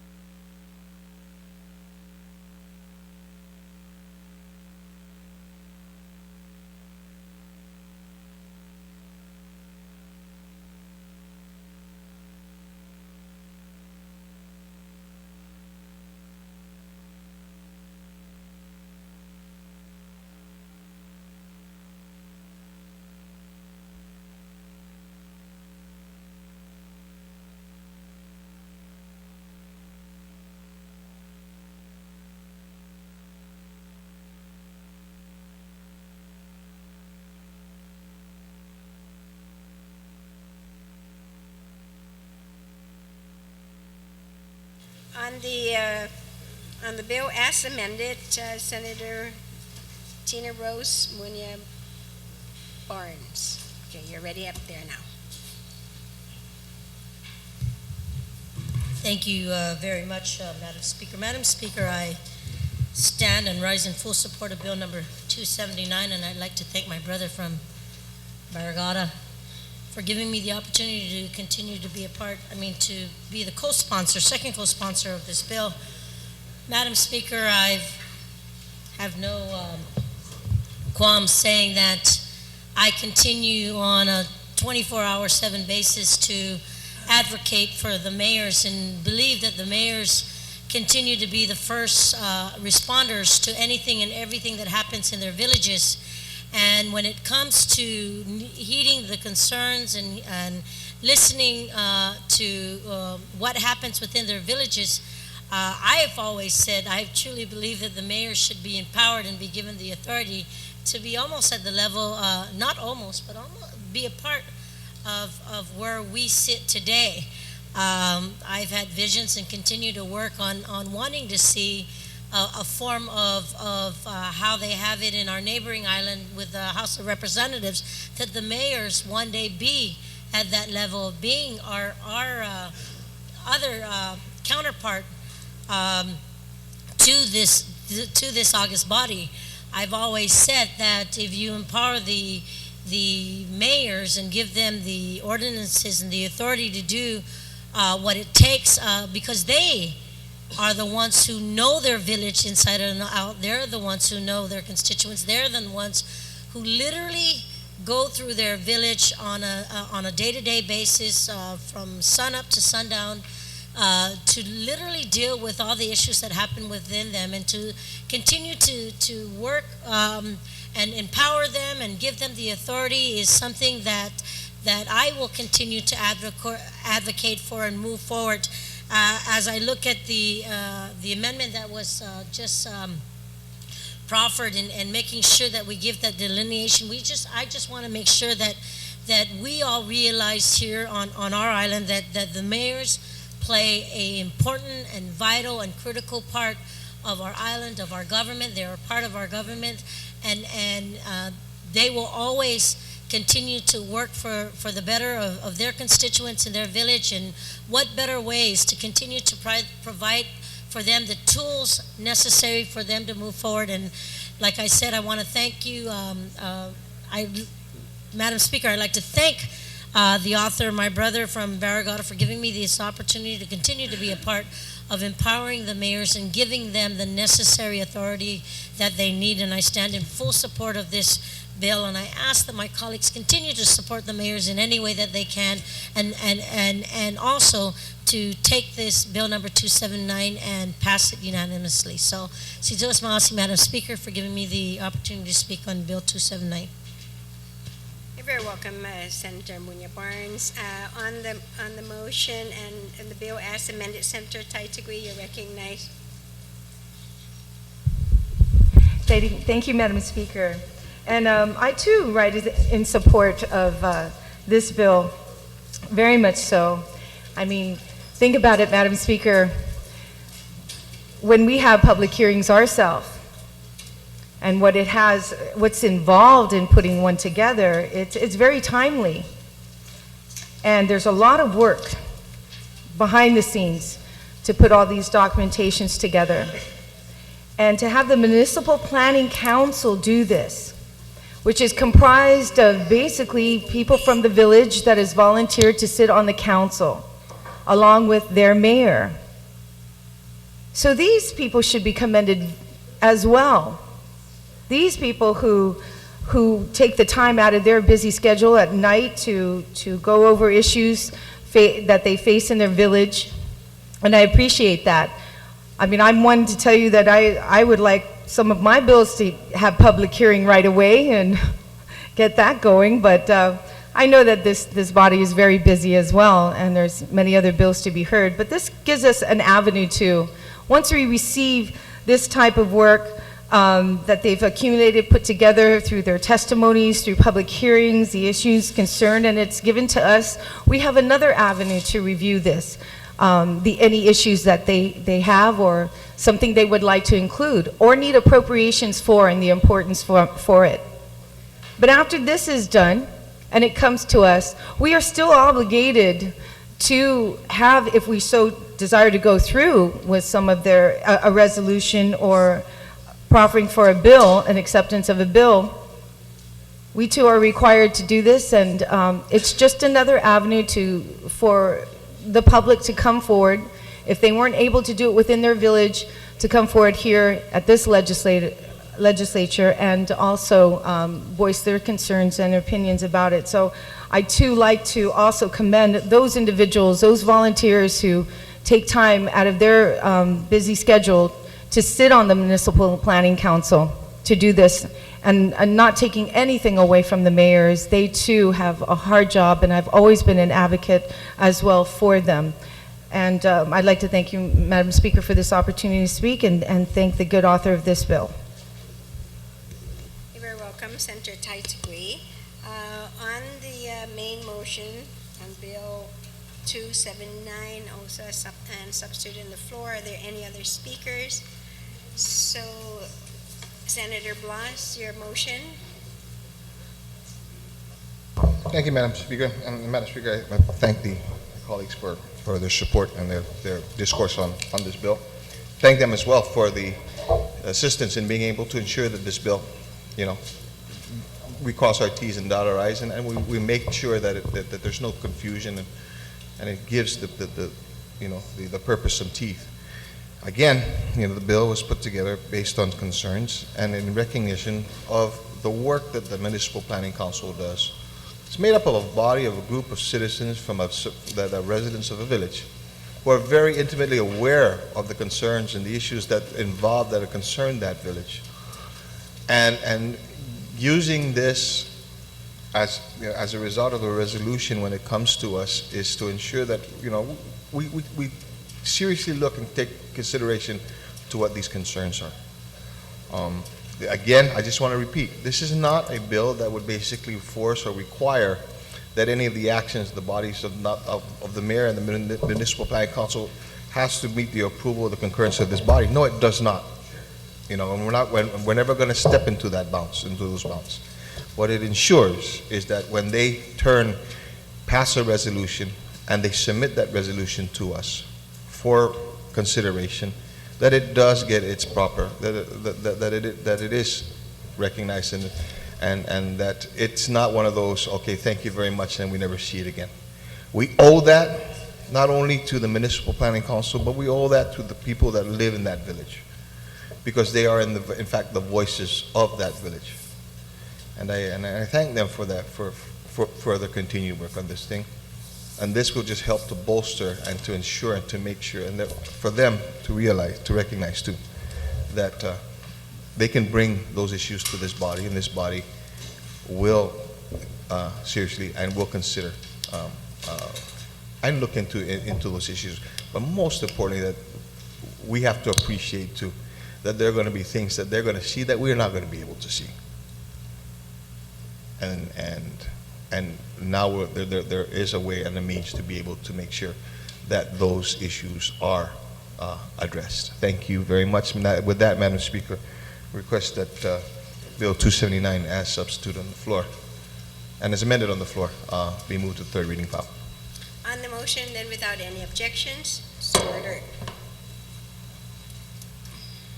We are now on Bill 287-30, and I recognize the author, Senator Palacios. Just Marcy, Madam Speaker. Madam Speaker, Bill 287 is... you want to make a motion right, for third reading? I move that Bill 287-30, Madam Speaker, as substituted by the Committee on Public Safety, Law Enforcement, and Senior Citizens, be placed on the third reading file for purpose of discussion and later voting. You may proceed. Thank you, Madam Speaker. Madam Speaker, if you remember back when we were debating Bill 214 with respect to amending the POST, the Commission policy, and it deals with just establishing a quorum. I withdrew that even though it reached the floor at that time in recognition of the points raised by the Senator from Barrigad, with respect to perhaps we should change the membership of the commission rather than retain the whole 17 and make 5 be quorum. And I pointed at that time then that I will move to pass 2Bill 14 on file with the intention to reintroduce it, but now we have Bill 287 before us as a substitute of that essentially. And so the only markup with respect to that, Madam Speaker, remembering all the previous testimony, is that instead of 7 members, we raise it back to 9. Why? Because during the markup, the only objection raised, of course, by the conservation officers and I think by the Customs and Quarantine is that they object to their deletion. And of course, I mean, it would be good to include them. So from 7 to 9, and another new item in the markup is that the continuing retention of the 3 non-voting members. The 3 non-voting members, it was at that time discussed that they are purely academic in nature. The Department of Administration with respect to, I guess, maybe the requirements, and UOG and GCC with respect to maybe the classroom issues with respect to the training. But the members remaining, of course, what I would call the core agencies, which is actually the Guam Police Department, the Airport Police, the Port Police, the Attorney General, Customs and Quarantine, and the Director of Corrections, the Division of Aquatic and Wildlife, and of course the Guam Fire Department. From the judiciary, instead of having the Chief Marshal and the probation officer, the policy director will appoint one for the judiciary. And the 5 that were not included, I guess the DYA, the Parks and Recs, Park Rangers, and a person that is supposed to have been selected by the commission itself, and of course and of course one from the judiciary, and the non-voting members are retained because they will still be involved. However, if they don't attend, it would not delay the action. A brief history of this is that the POST was first established in 1998, and until now, Madam Speaker, all we have is actually an interim executive director. And because there's no quorum provision for that, they cannot really meet and conduct official business. So based on previous experience and attempts to have a meeting, it is agreed that a consistent 5 or 6 is always present. And so that's how we came up to the 9. The other 5 that are not included does not mean that they're not important. They'll still be heard. And of course, any citizen can actually approach the commission at one point in time and submit their comments or inputs with respect to what they like to see included in the training of our law enforcement officers and public safety officers. So they're not excluded necessarily that they're not wanted. They just, without adjusting the membership to 9 with a 5 quorum, again, the commission cannot really conduct business officially. They still have to identify, of course, their budget need, perhaps maybe a dedicated office, maybe a co-tenant with some agency. But right now, the interim executive director is a volunteer, and I thank him, Dr. Magnich, and I think the representative from the AG is the interim chairman of the commission. So it has never really functioned officially as it should. And now with the expected increase in population and the anticipated increase in the need for more police officers and maybe a continuing professionalism of the force, we need to standardize some kind of training so that it can be shared with other law enforcement agencies and other public safety entities. The commission is the mechanism by which actually those things can happen. And so that is why that we need to reduce so that we can achieve the quorum needed. And this Bill for the first time, will establish a quorum requirement. The current law is silent on that. So it acknowledges the traditional practice that a majority of 17 should constitute a quorum. And they rely on that, and they never have 8 at one time. So the main purpose here is to get the commission going.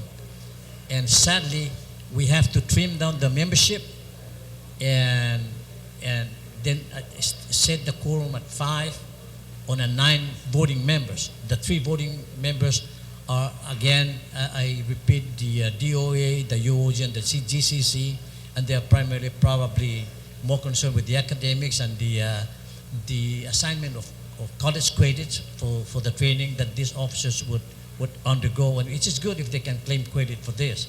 Of course, it would be very helpful in the end. And that is the only point, the only amendment actually to the POST Commission. For that, Madam Speaker, I ask my colleagues to support this. Thank you, Madam Speaker.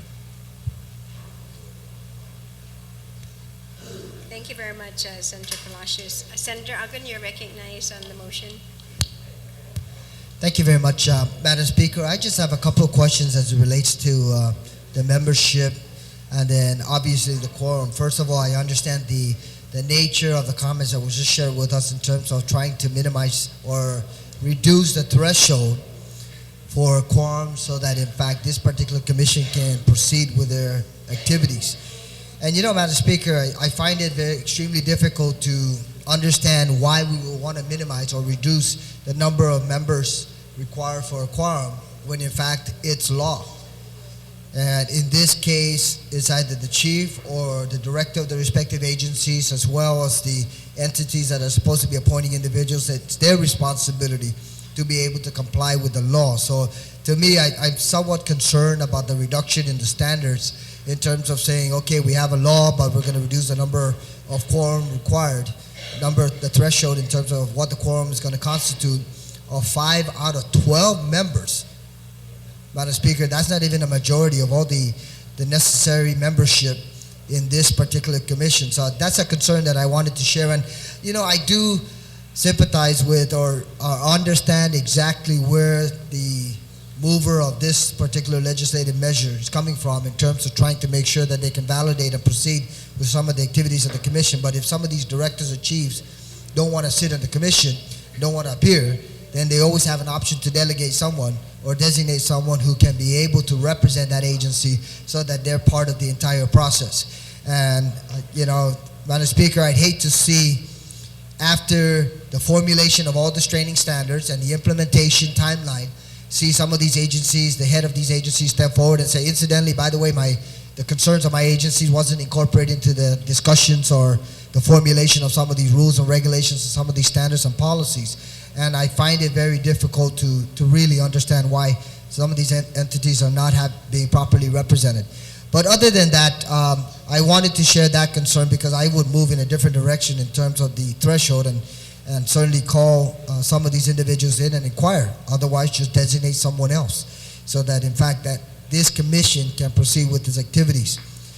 Madam Speaker, another issue that I do have, and I don't know if it's codified in the creation of the Peace Officer Standards and Training Commission itself, but when we look at individuals sitting on this commission, I would think that because of the nature of the work and the responsibility of the commission, that you would want to have law enforcement individuals designated as the designated representative if in fact the head of that agency is not the individual that will be sitting at the chair, or someone who's extremely familiar with training activities.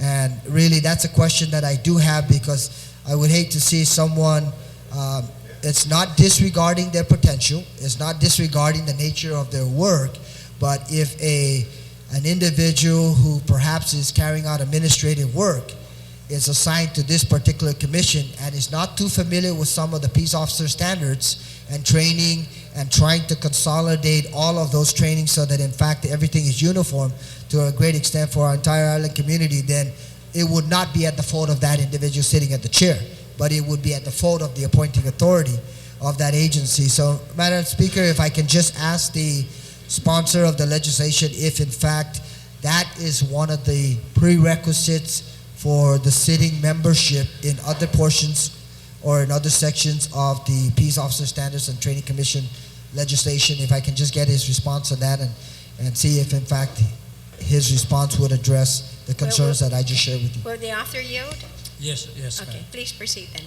Thank you, Madam Speaker. I guess the question is what I just stated a few minutes ago, is whether in fact within the code that established the law, that established the Peace Officer Standards and Training Commission, whether the membership would be required to have some minimum knowledge or experience in the field of either peace officership or law enforcement or training components, or is the chief of police or the chief of the Guam Port Police just have carte blanche flexibility to be able to appoint any individual to this commission?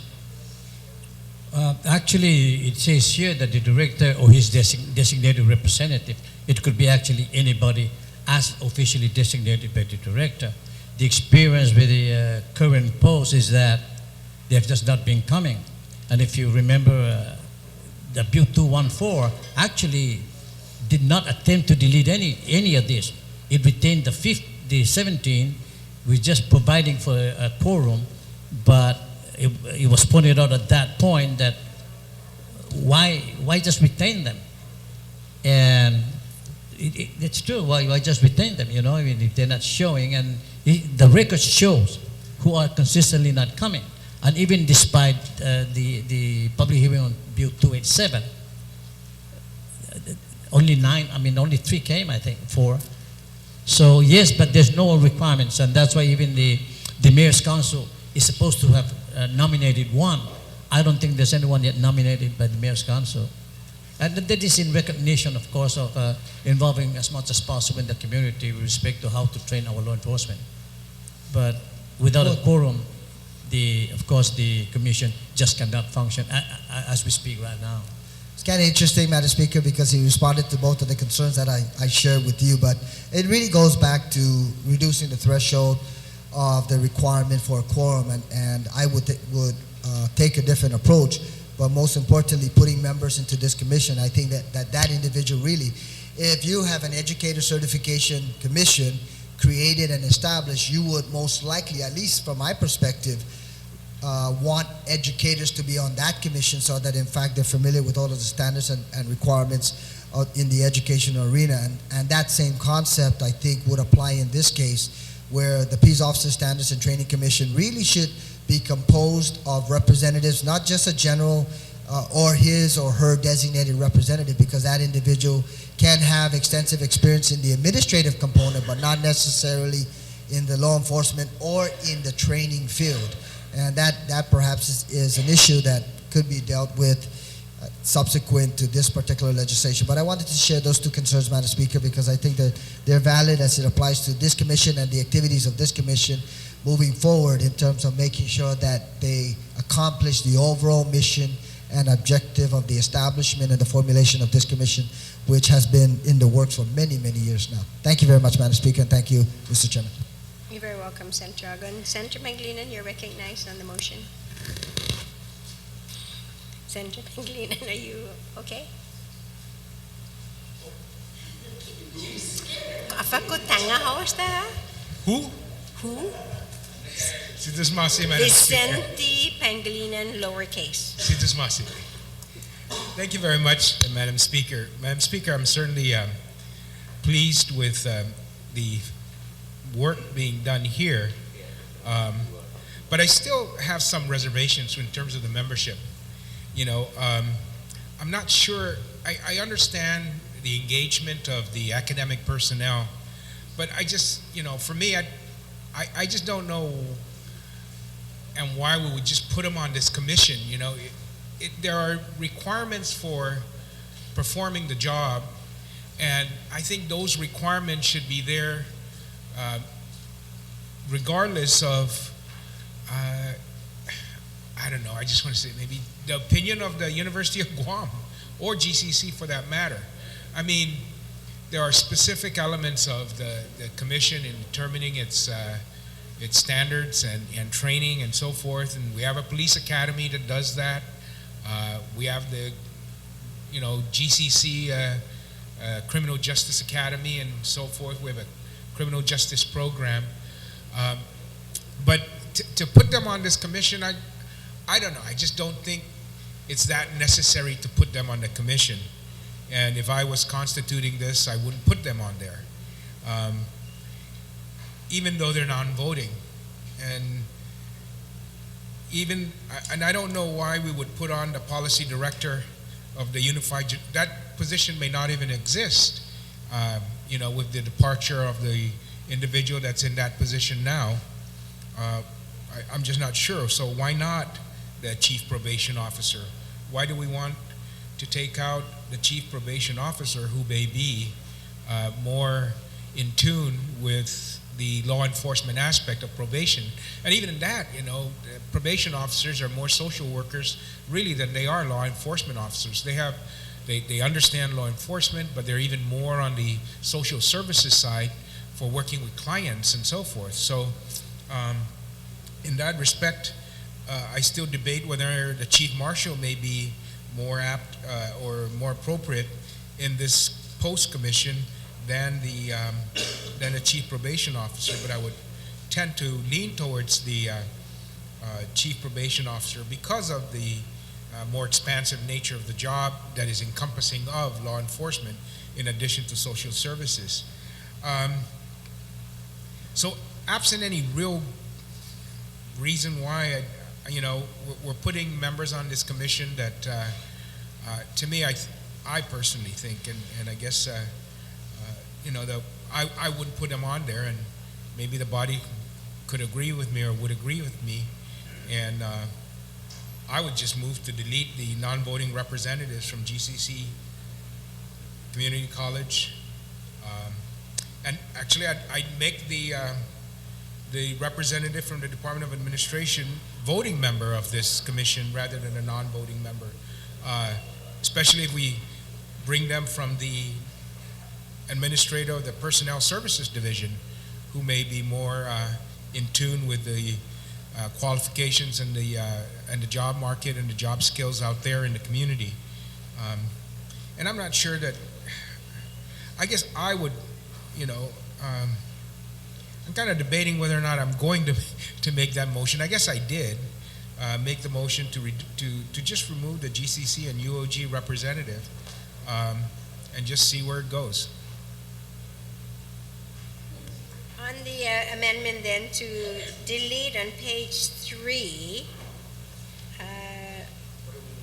number 8, line 10, and number 9, at lines 10 to 13. Lines 10 to 13. Oh, well, is that correct? If we don't want to divide the question, then I would also delete the policy director and reinsert the chief probation officer. Can we do that separately then? We're going to divide it, or you want to do it in middle? Or maybe I'll just vote no when the bill was there. No, I don't think so. That may be, I think this amendment is probably palatable. So, and so okay. on the Pangilinan amendment, which is to delete lines 10 to 13, which is the UOG non-voting representative and the GCC non-voting representative. Senator Palacios, you recognize, and then Senator Guthertz. Thank you, Madam Speaker. Madam Speaker, again, the main point, of course, of this bill is to reconstitute so that we can have a reasonable number for a quorum. But addressing the amendment, this is just for clarification and for the information of those, is that the recognition of the University of Guam and the GCC is actually, all this training would have to be tied into certifications, or rather certificating eventually these individuals and to earning credits for it. And of course it will be, I guess, more helpful if these academic institutions get involved on the onset, only with respect, like I said, to the classroom matters. For example, this package of training for 6 weeks, what it would come up with, how much credits and so forth, so that it can actually apply toward a bachelor's degree or an associate degree. It is only in that manner and to that limit, I think that their input may be solicited. But even if they are not included here, I would be sure that the commission will still try and solicit, even from the public actually, for comments. So the deletion of that wouldn't harm the commission, but it would be helpful if they, if they give it part of it, so that where it's relevant to them, maybe they can come and attend and share their voice and so forth. And of course, with the next amendment, I guess I will wait for the insertion of the marshals, which I support. But on the deletion of this, that's just a comment that I like to share based on the testimonies provided during the hearing. But I have no objection. I will see how the body Thank you very takes on much, that. Senator Palacios. Senator Guthers on the amendment. Thank you, Madam Speaker and colleagues. At one time I served as a member of this commission on behalf of the university. And when I was a member, GCC was also represented on the commission.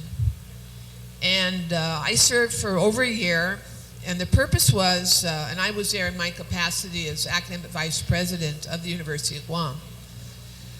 Basically what the role of the university and GCC was, and I assume would probably still be, was to provide the academic information, as Senator Palacios said, to the other members of the commission when it came to the certification of courses that are offered at the Police Academy, Customs Academy, Corrections Academy, all the different academies that are set up by this government to train law enforcement personnel in different agencies of the government of Guam. And one of the big issues at that time, and we really dealt with it for almost a year, was how do we develop a common curricula for the basic law enforcement course throughout the government of Guam that could obtain credits both at the community college and the University of Guam. Because if you look at the promotional systems within the law enforcement community in the government of Guam, to be promoted to various ranks within the law enforcement community in the government of Guam, academic credits are required, and in some cases, degrees are required. So the University of Guam and Guam Community College worked with the commission as members at that time to ensure that the curriculum plans of the commission that were being developed would meet the requirements for credit and certification and degrees offered at the University of Guam and the Guam Community College for the law enforcement community. And my experience there was very interesting because I found that there was really a lack of understanding in many of the law enforcement organizations as to what is really required to offer training and programs to these officers that would meet academic requirements. I do believe also, and I'd like to say this for the record, that it was very frustrating being part of that commission because it was very difficult to get quorums. Very, very difficult to get quorums. And it was so difficult that oftentimes we were not able to act on very important business before the commission. And that is why even today you do not have standardization in the law enforcement agencies within this government when it comes to training, particularly the basic training of officers and other training programs, because the post-commission was not able to function the way it was intended to. I do believe, especially since apparently from the proposed bill, the university and GCC are non-voting members, it does no harm, absolutely no harm, for them to be there to participate in the discussions and to provide the information that's necessary to prudently speed up the work of the commission. So I would object, Madam Chair, to deleting the University of Guam and GCC as not voting members of the commission. I don't have a problem with the policy advisor of the courts not being a member, because the policy advisor, at least the person that served in that capacity, was not a law enforcement officer. The marshals would be a better choice.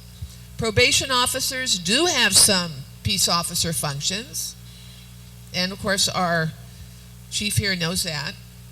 But the membership should really incorporate the appropriate law enforcement representatives of this government. But certainly I think the university and GCC should be non-voting members. Thank you.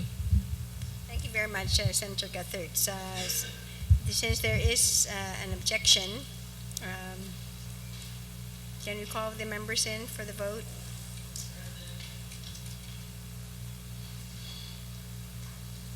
So it's on the amendment then to delete the non-voting representatives from GCC and UOG. All those in favor, please raise your hand.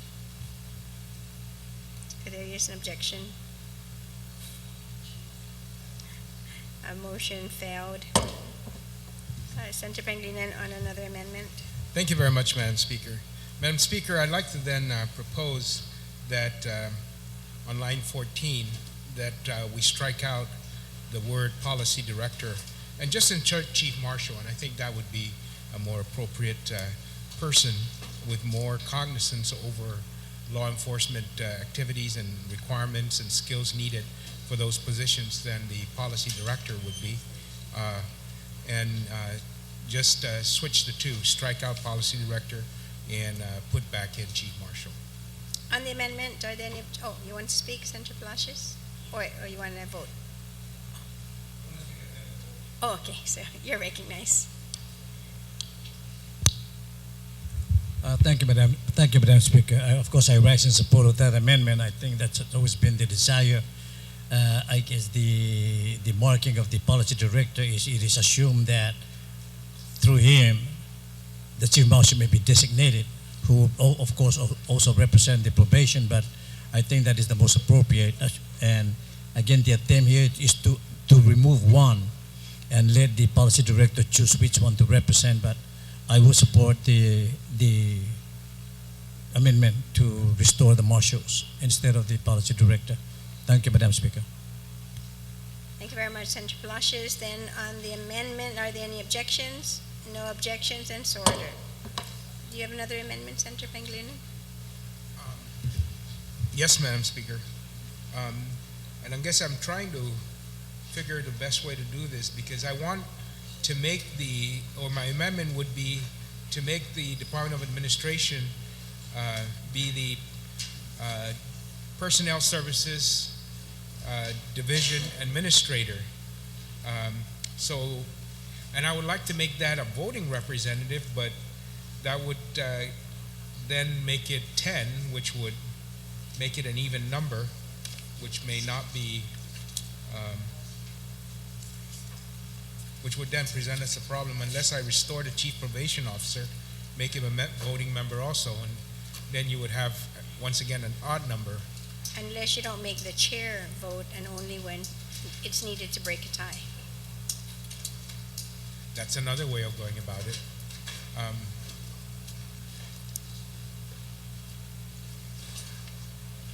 I would then do that. I would like to make an amendment and to amend that on line 19, 12, that it would strike out the word non, and so it would read one voting representative from the Department of Administration's Personnel Services Division,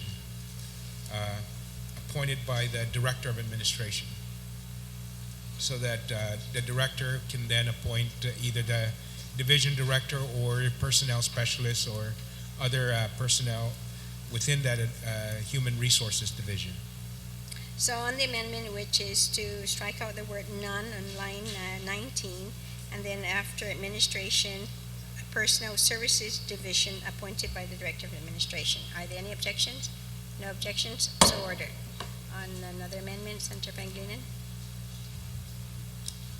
Thank you very much, Madam Speaker. Madam Speaker, I would like to just make an amendment that would basically say that no non-voting member may serve as in an officer position. So if, I'm not sure how we define it, that there's a chairman, a vice chairman, or whatever, but no non-voting representative may serve as chairman of the commission. After all, we want this to be led by those that have a stake in it, for their organization. So if we're not making that person a voting member, I don't think that member should be eligible then to chair the commission, since if we wanted him to lead the commission, we would have made him a voting member, or in that manner. So I just want to say that, and I want to make that amendment with appropriate language to be drafted up by legal counsel, I guess, or we could break and I could write it up, but I don't think that would be necessary. So the amendment is to say that no non-voting representative may serve as the chair of the commission. Is that chair or vice chair? Chair or vice chair of the post. Are there any objections? No objections, ordered. And of course, with the legal counsel then making the technical corrections or technical write-up. Thank you very much. It's ordered.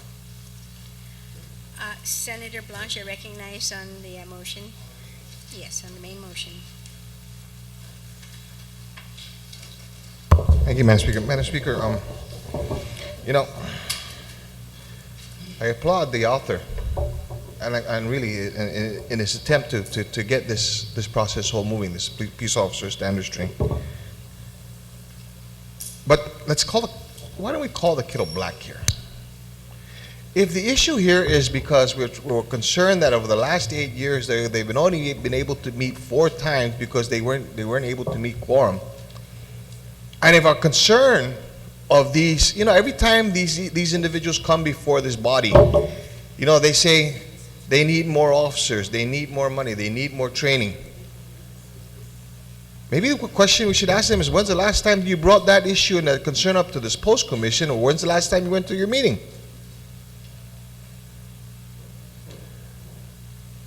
I don't know if changing the makeup of this commission is going to help anything to get these people to show up and do their jobs.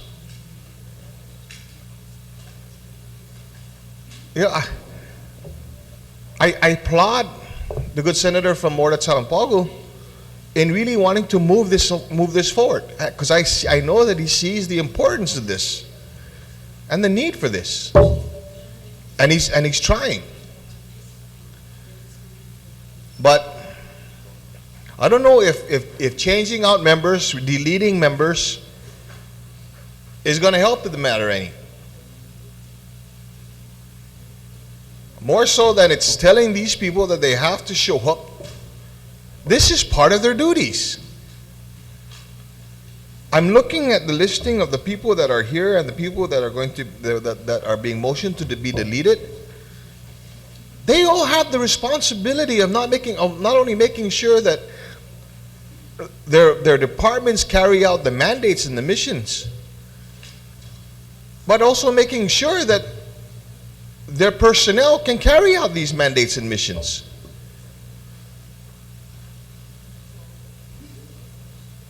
So,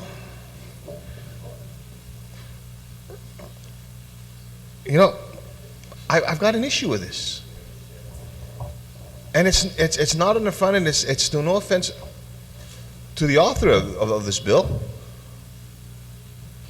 because I see his need and his desire to get this moving. I see the frustration based on the intent. of the executive director, of the person in charge of this commission, and trying to get these people together.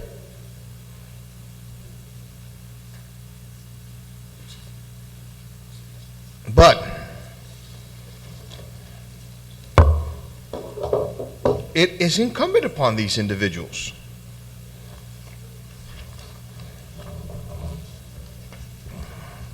and let me just repeat this. It's in the legislative findings content. The primary purpose of the commission was the development of regulations and minimum professional standards to serve as the basis for uniform recruitment operation of Guam's law enforcement entities. That's the basic tenet, the basic premise of any person, any individual who's in charge of an entity. And we're going to change the makeup of a commission because somebody refuses or somebody doesn't show up to a meeting? That doesn't abscond him, that doesn't absolve him of the responsibility of having to do this. And I'm sorry if I'm offending people, but I've got to also protect, I've got to make sure that those personnel, those law enforcement officers, those police officers, excuse me, those cops, my brothers, okay, receive the attention and the protection that they're supposed to get from their bosses. I think this bill should be more of get to work. Develop those standards. Dale. 2 years to be able to develop the standards?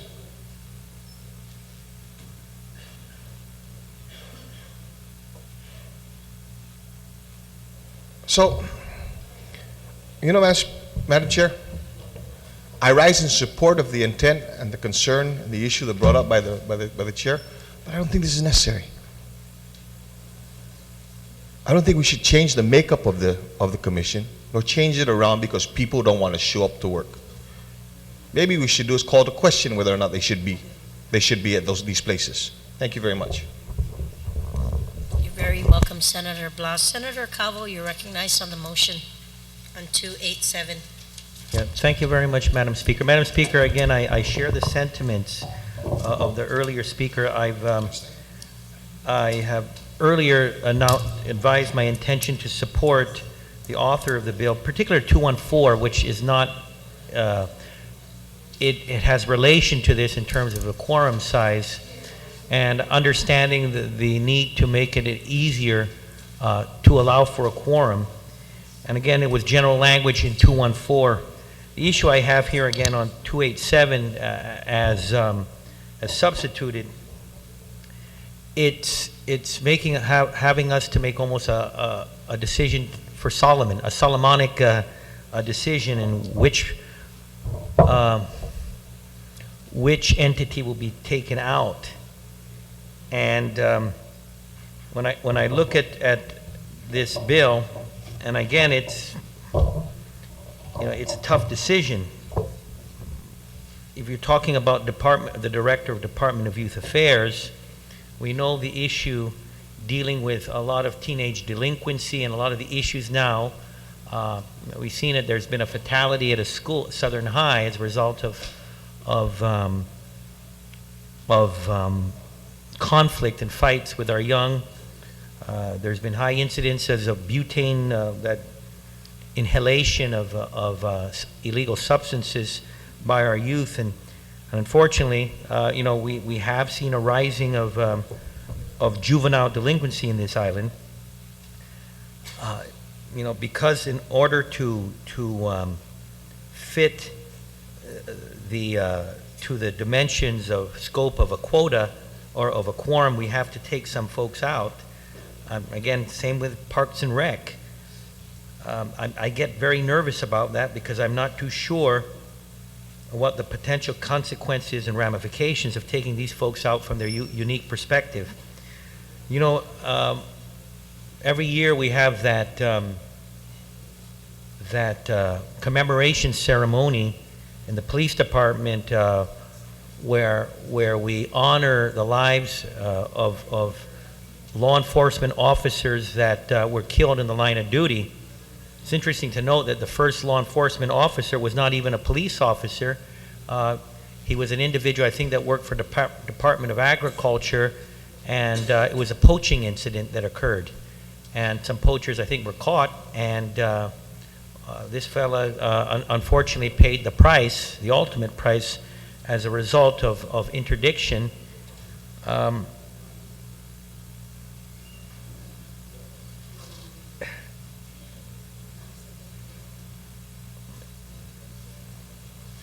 In again, a crime that was being perpetrated.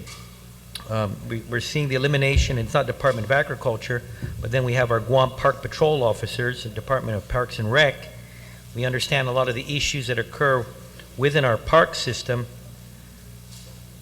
We see the elimination, again, in judiciary, the chief probation officer. These are the folks that are out there, again, monitoring the situation with many of our parolees. I'm lost here because I really, I'm not actually lost. I'm torn. I want to work with my colleague here, and I respect his intent. I'm all for reducing, again, the quota for when it comes to a quorum size or the number, but now to make a decision as to what areas we're to take out. I have some reservations, and that's why my deep concerns about whether I'm going to move forward in the passage of this bill. Maybe we should move back to 214, look at that, and again, with 214, put some measures in there that will, or provisions in there that will allow for more accountability from some of these representatives of agencies that for whatever reason are not participating, and because of that, we are unable to go in a quorum. That's something we could look at, but at this particular point, I'm not ready to put my positive assent on this measure because I'm concerned that we may be picking and taking out representative agencies to make a number quorum adequate, but with that, we will be taking out a representation that is important in ensuring that, again, what the enabling legislation for the Peace Officer Standard and Training Commission, what that law meant to be, that we will be taking out some valuable expertise and representation. So again, Madam Speaker, I am in full support of the intent of the author in this particular piece of legislation, but at this point, I'm very concerned about having to make decisions on what representation will be taken out. Thank you very much, Madam Speaker. Thank you very much, Senator Cabo. Senator Taitigui on the main motion. Madam Speaker, and I promise to make it short, which I usually always do anyway, so that's probably why you called on me. Anyways, I do have concerns about this. You have these individuals who have to comply with the post standards, and yet they are not being included or have a voice in this. So it wouldn't be fair. I do applaud the author of this bill and his intent to move forward, and it's very important. And the only thing I could say is that maybe we should take some appropriations away from these agencies that don't participate when they should participate. Maybe that will get them moving and coming to these meetings. But I do definitely have reservations when the voice is not heard of these individuals who have to adhere to the post standards. Thank you, Madam Speaker. Thank you very much, Senator Taitigui. Are there any other speakers on the main motion? There being none, I'm going to offer the primary author then to close. Senator Palacios. Thank you, Madam Speaker. Madam Speaker, the focus here is to try and find a practical number for a quorum. That is now the process by which we can achieve that is, of course, streamlined. The focus here is not to reduce or to remove that because that agency is irrelevant or that agency is not important. Definitely they're all important. That's why originally 10 years ago they were included. But it holds back the activities, the conduct of the commission, because the commission's inability to achieve a quorum.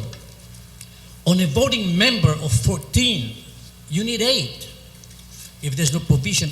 And that's why Bill 214 originally was the intent is to keep it intact. And let us just provide that 5 would be a quorum. And if you don't want to come, then fine, you're still included, but you don't participate. We're not going to not work because you don't come. But then, of course, that Bill 214 reached the floor. And I agree with the comment that why keep at 17 and have 5 quorum? I mean, it looks so skewed. And so I tried to identify at least the core, that's what I say.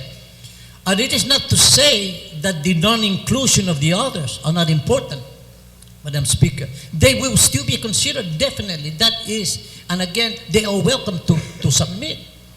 But the business of post must continue. The status quo, the alternative, the status quo is present a dilemma.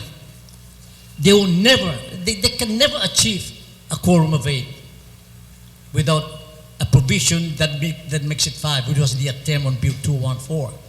So if Bill 287 does not pass, then we're back to status quo, which is the inactivity of the post.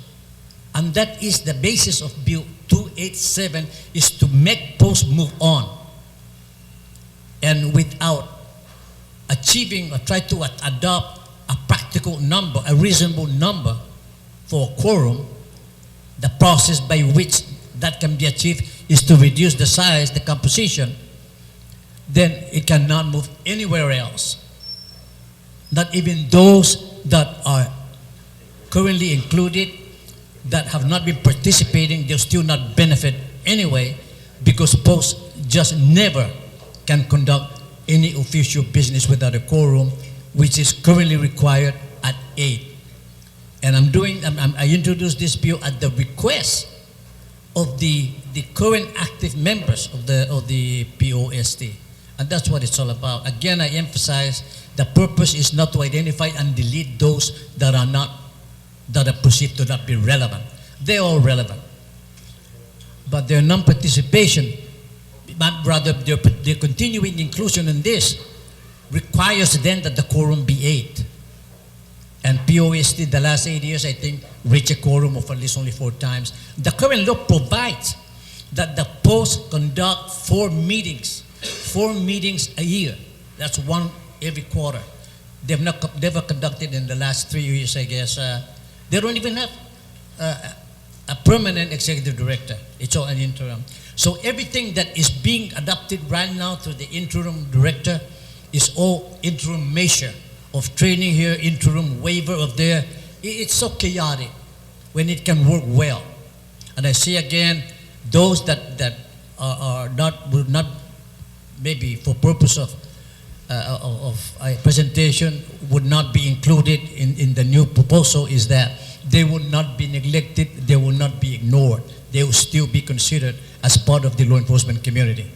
And I ask my colleagues to look at it in this perspective. You want the status quo, which is nothing, which is inactive, or do something, and then we'll see where it goes. We can always include and expand this again through amendments. We can do that. Understand, we need the post going. Thank you, Madam Speaker, Mr. Speaker. Thank you very much, Senator Palacios. So on the motion to place, where are we at? 287? Bill 287-30 to the voting file. Any objections? So it's just, so you really, in essence, you don't object. That's correct. There's a, I do not object. Hearing no objections, motion carries. I'd like to very quickly recognize Legislative Secretary for the next bill, Munya Barnes, 291. Mr. Speaker, if I may, I'd like to move Bill 291-COR as introduced by myself and Senator Espaldon which is an act to add new sections 4201 through 4365 to Chapter 4 of Title 3 Guam Administrative Rules and Regulations relative to the establishing the rules and regulations of the Guam Unarmed Combat to third reading with a very brief discussion. Okay, please proceed. Thank you. Mr. Speaker, these rules and regulations need to be done on July 14th, 09, Bill number 23 was passed into law to Public Law 30-45, which established the Guam Unarmed Combat. And with that, it gave provisions that they needed to set up some rules and regulations to be promulgated. And with that being done, it needed to come here to get our approval. So with that being said, we're here. Fast forward to today, the rules and regulations were submitted, and we need these rules and regulations so the protocols can be in place so that the athletes of the Guam Armed Combat will have definite rules and regs and protections put in place for them. Thank you, and I ask that my colleagues support the bill, and I'd like to thank Senator Escaldon for being a second co-sponsor with me on this. Thank you very much, Senator Barnes. Are there any other senators wishing to speak on this bill? This bill, for the information of the body, has been on the agenda before, and it's been referred back to committee, and there have been a subsequent public hearing, so all those concerns, I'm sure, have already been raised, have been addressed. So, on the motion to place Bill 291-30 in the voting file? There's no objection. Senator Tadegui? Before we take a vote, I'd like to recognize you. Okay. Thank you. Thank you, Mr. Speaker.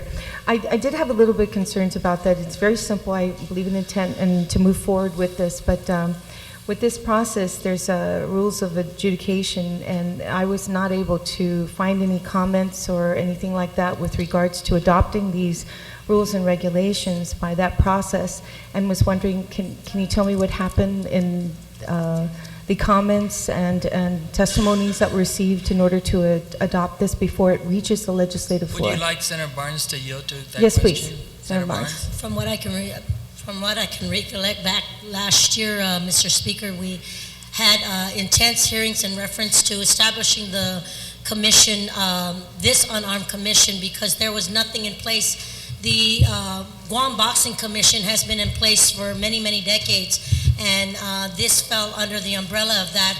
And there was really no rules and regulations, no commission set in place to ascertain this sport of unarmed combat. What we see today in reference to, it's a combination of boxing, jiu-jitsu, kickboxing, and all the other how do you say, the disciplines of karate that are all integrated into the sport,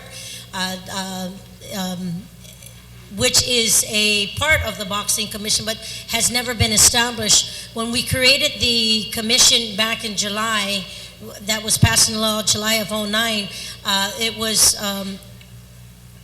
the intention of this August body to make sure that as the commission is established, that they send down the rules and regs and necessary to make sure that the proper protocols, licensing athletes, making sure that the weigh-ins and all the other objectives that were needed to make sure that not just the athlete, but the commission, the athletes, the promoters, the event coordinators, and all those rules and regs that would be put in place with the promise that it would come back to this body for further approval, and this is where we're at today. So there were concerns regarding the HIV testing and making sure that the fighters were protected if there was blood, that they were cleaned and cleared and screened by the necessary doctors. There was also questions about the physicians that were a part of the commission, and that's all in this rules and regulations. Thank you, Senator Barnes. Senator Tadegui, you're still recognized. Thank you, Mr. Speaker, and thank you, my colleague from Chalampago, right? Chalampago. I appreciate that explanation onto it and coming to further understanding by talking with my good colleague from Tumuning that, he conferred with me the importance of the adjudication process and that it was seemed to be complied with this public hearing and incorporated in, and the importance of this moving forward is very important, you know, and I agree with it, and thank you for answering my question, and that's it. Thank you. Thank you. Mr. Speaker. Mr. Speaker, I move that this be moved to the voting file. Okay, now on the motion to put on the voting file, there's been no objections. Motion carries. Okay, we're going to recess because we kind of agreed that we're going to run till 4, and we're half an hour past what our goal was, and the Legislative Council and the clerk and her staff need some time to engross these bills. So can I make a motion that we recess until 6 p.m. for voting? Wait. Can we move that date till at least, I mean, that time to at least 7:30? I have an interview. I have a radio interview. Let's take a 1 minute. yeah, a little. I have a radio interview that I.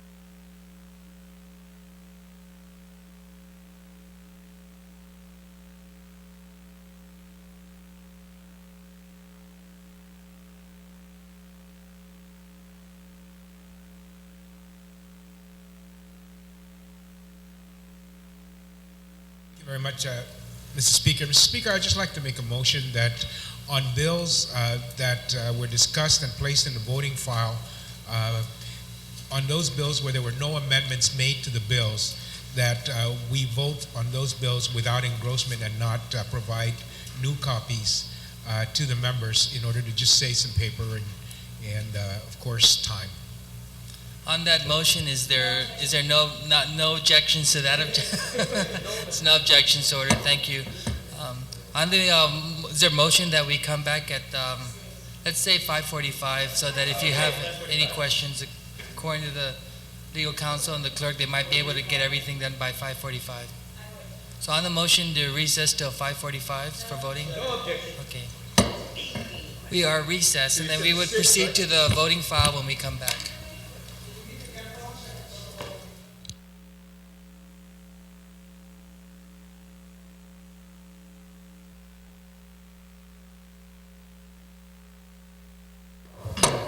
The legislature is back in session. Senator Respicio, you're recognized. Thank you very much, Madam Speaker. Madam Speaker, we're in the voting file, but on the matter of Bill number 264-30, I'd like to make a notwithstanding motion to bring this bill back to the second reading file to do something that's considered beyond the technical amendment. On that motion then, without any objection, so ordered. Thank you, Madam Speaker. I move to place Bill number 264 in the voting file with one amendment. And it's as amended on the floor.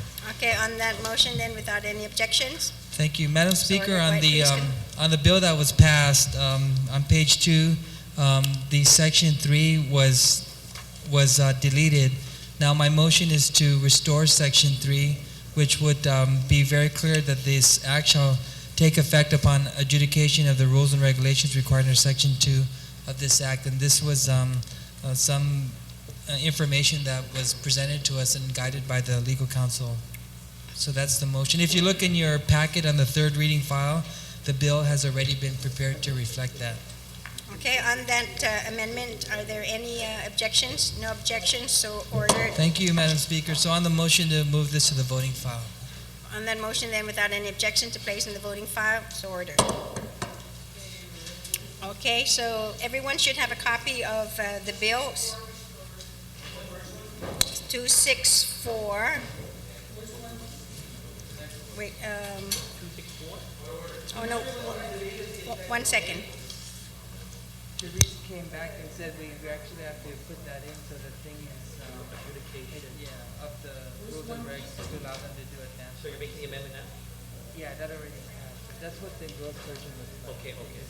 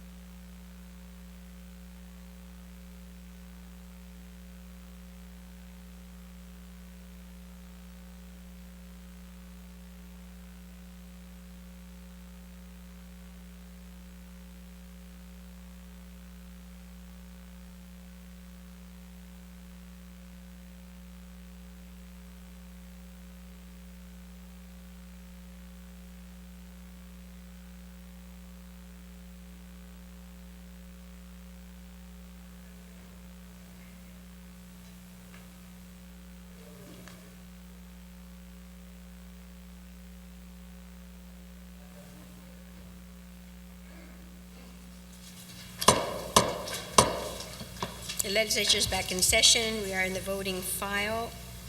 And the first bill on the agenda is Bill number 125, COR.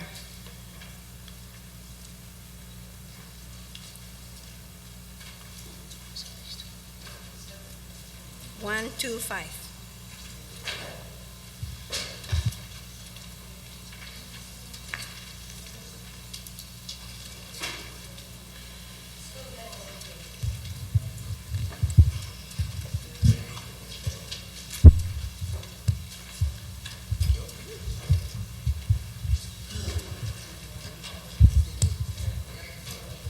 Bill number 125 COR, substituted by the Committee on Rules, Natural Resources, and Federal Foreign and Micronesian Affairs, introduced by the Committee on Tourism, Cultural Affairs, Youth, and Public Broadcasting at the request of the 27th Guam Youth Congress. An act to add new section 7111 and section 7112 to Title II GCA Chapter 7 relative to the creation of qualifications to be nominated for and the awarding of the Excellence in Youth Leadership Award. Roll call.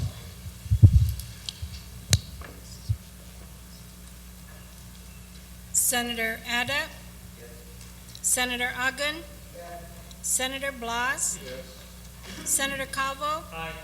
Senator Cruz? Senator Espadon? Senator Guthertz? Senator Munya Barnes? Senator Palacios? Senator Pangilinan? Senator Respicio? Senator Titagui? Senator Tenorio? Speaker Wampat?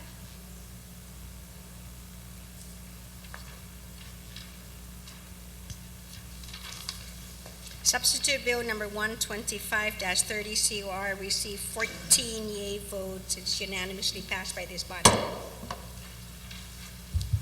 Bill number 107-30 LS.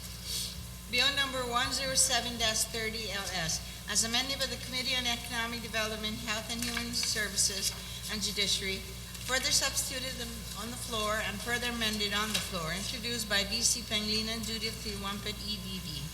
An act to repeal Section 4301G and to repeal and reenact Section 4302G of Chapter 4, Article 3, Title 4, Guam Code annotated, relative to removing the continuing clause provisions to health insurance companies on Guam who contract with the government of Guam, and to require all companies or other local or other legal entities providing health insurance to the government of Guam to make available electronically de-identified, detailed, demographic, medical, dental, vision, and pharmacy claims utilization and cost information subject to meeting HIPAA regulations. Roll call. Senator Ada? Senator Ogden? Senator Blas? Senator Calvo?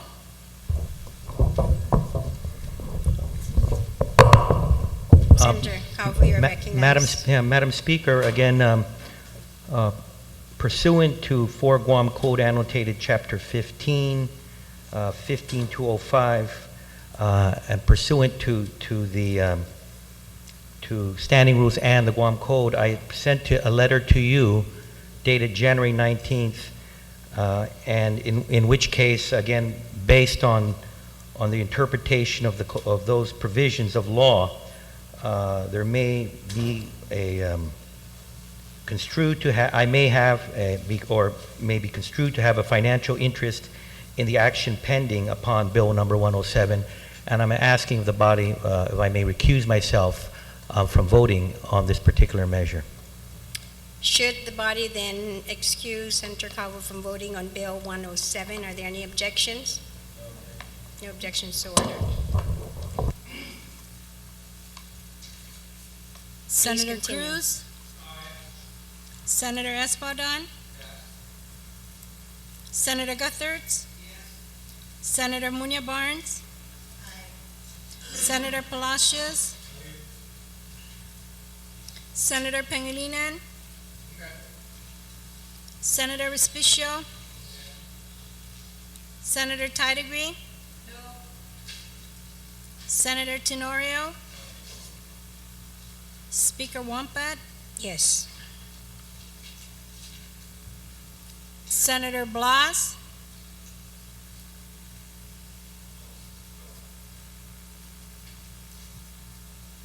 Senator Espadon?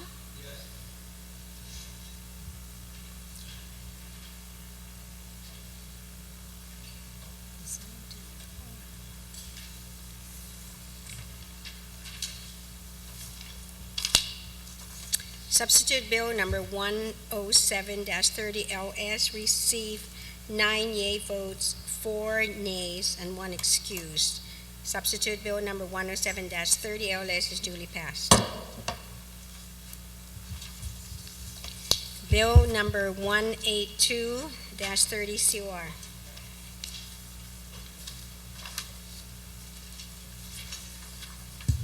Bill number 182-30 COR, introduced by Edward J.B. Calvo, Ray Tenorio, Tello Tidegree. An act to amend Section 6 of Public Law 21-14, enacted on April 20, 1991, identified as lot number 513 Mauricio to reflect the new designated lot number 528-2, municipality of Mauricio. Roll call. Senator Ada? Senator Ogden? Senator Blas? Senator Calvo? Senator Cruz? Senator Espadon? Senator Guthertz? Senator Munya Barnes? Senator Palacios? Senator Pangilinan? Senator Respicio? Senator Tidegree? Senator Tenorio? Speaker Wampat?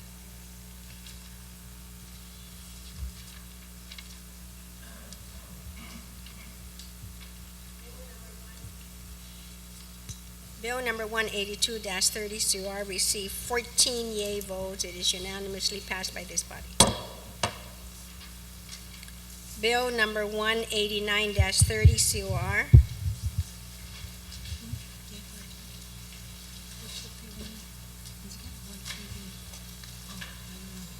Bill number 189-30 COR, as substituted by the Committee on Tourism, Cultural Affairs, Youth, and Public Broadcasting, and amended on the floor.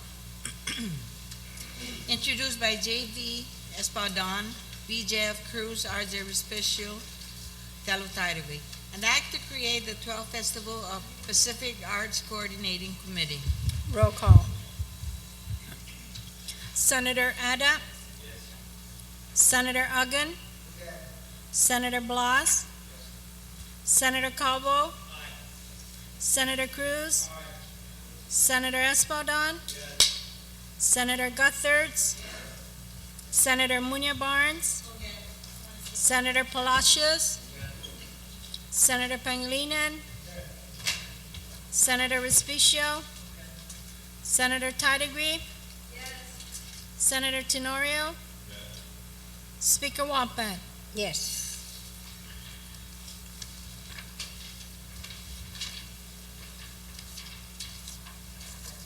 Substitute Bill number 189-30 received 14 yeas. Substitute Bill number 189-30 is unanimously passed by this body. Bill number 308-30 COR.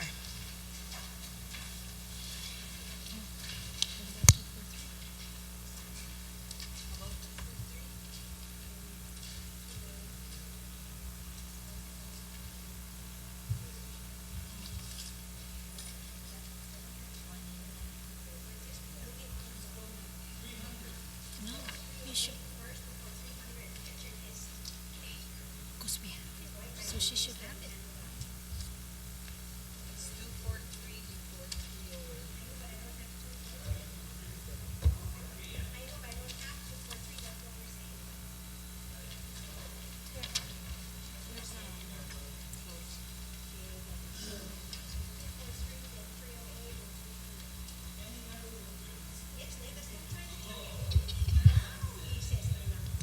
Okay. Bill number 243-30 COR. Bill number 243-30 COR. As substituted by the Committee on Utilities, Transportation, Public Works, and Veterans Affairs, and amended on the floor, introduced by J.V. Espaldon, T.C. Ada, A.B. Palacios. An act to amend Section 9 of Public Law 30-25 relative to the effective date for the implementation of the International Building Code, and to add a new Section 11 to Public Law 30-25 relative to the adoption of the codes referenced in the IBC. Roll call. Senator Ada, Senator Ogden, Senator Blas, Senator Calvo, Senator Cruz, Senator Espaldon, Senator Guthertz, Senator Munya Barnes, Senator Palacios, Senator Pangilinan, Senator Respicio, Senator Titegree, Senator Tenorio, Speaker Wampa. Yes.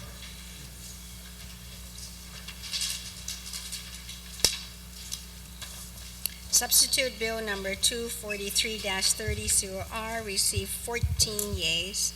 Substitute Bill number 243-30 is duly passed by this body. Bill number 308-30 COR. Bill number 308-30 COR, introduced by Judith T. Wampad, EDD, T.R. Munya Barnes, T. Titegree. An act to amend Section 12106 of Title 17 of the Guam Code annotated relative to amending petition submission dates for the establishment of charter schools for the school year 2010 and 2011. Roll call. Senator Ada, Senator Ogden, Senator Blas, Senator Calvo, Senator Cruz, Senator Espaldon, Senator Guthertz, Senator Munya Barnes, Senator Palacios, Senator Pangilinan, Senator Respicio, Senator Titegree, Senator Tenorio, Speaker Wampa. Yes.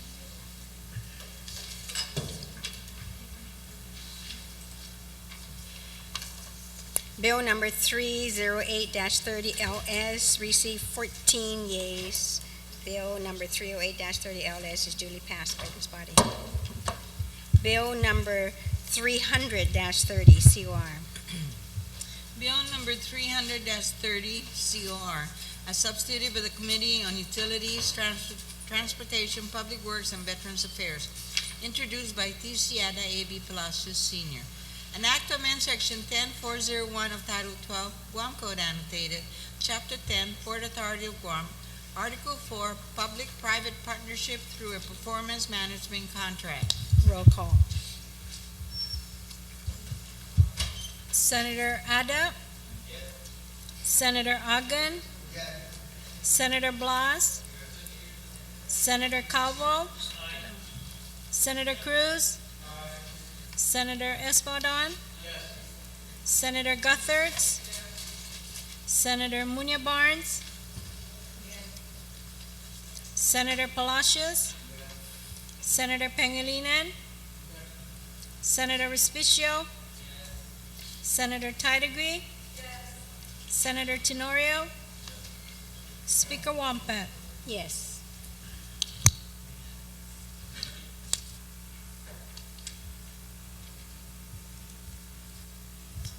Substitute Bill number 300-30 COR received 14 yeas. Substitute Bill number 300-30 COR is duly passed by this body. Bill number 150-30 COR.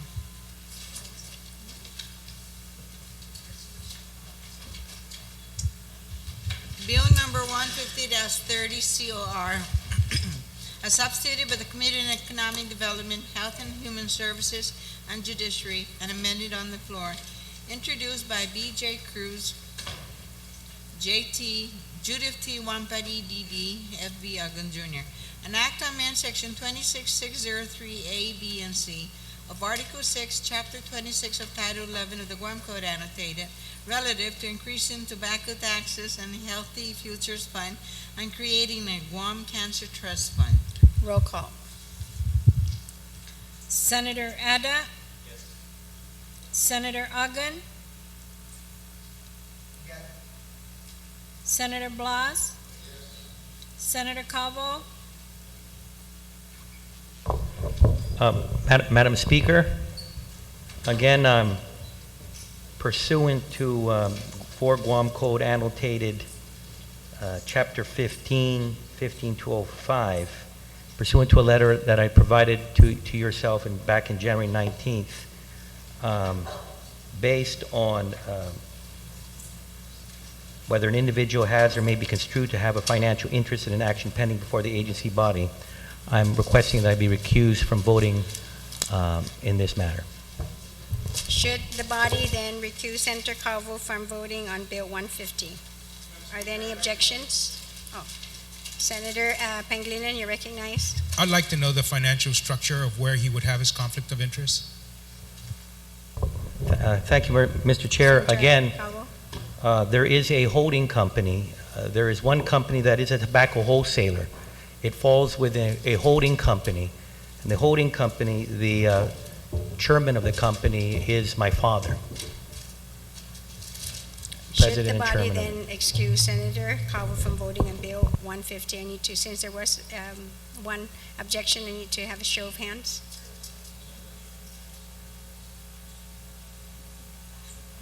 Is there, you're okay. That was, okay, so are there any objections then to Senator Calvo? There is an objection, so please show of hands then for those who are willing to excuse Senator Calvo from voting, please.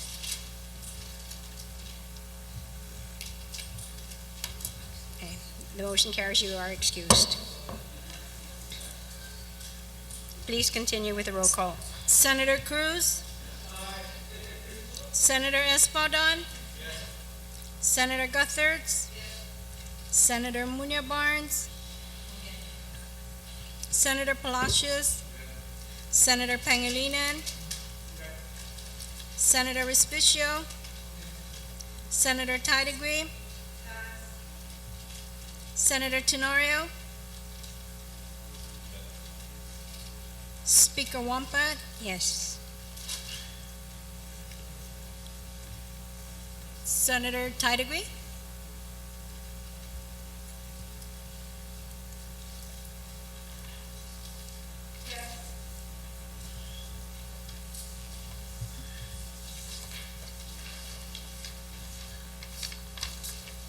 Substitute Bill number 150-30 COR received 13 yeas, 1 excused. Substitute Bill number 150-30 COR is duly passed by this body.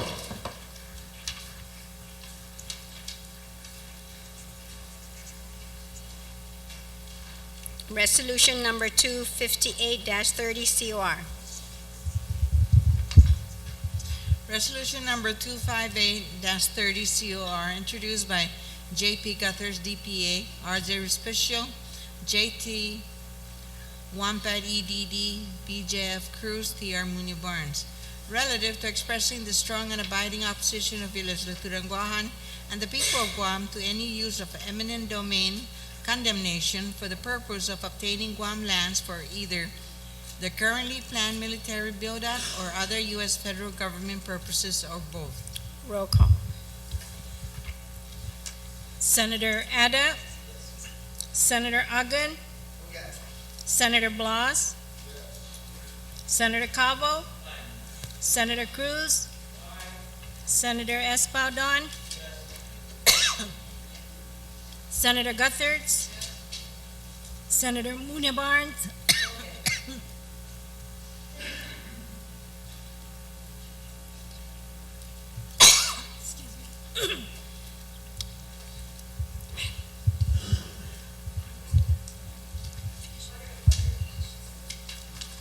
Senator Palacios, Senator Pangilinan,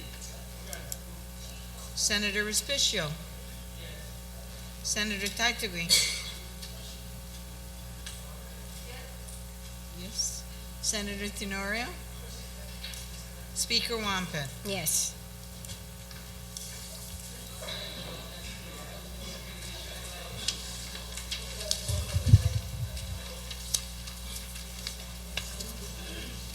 Resolution number 258-30 CR received 14 yeas. Therefore, resolution number 258-30 CR is duly passed by this body. Bill number 254-30 CR.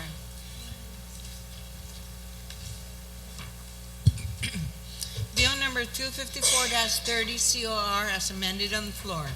Introduced by Judith T. Wampet, EDD, T.R. Munoz Barnes.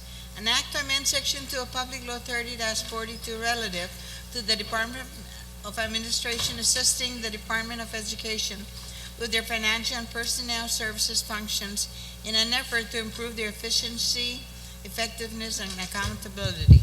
Roll call. Senator Ada. Senator Ogden. Senator Blas. Senator Calvo.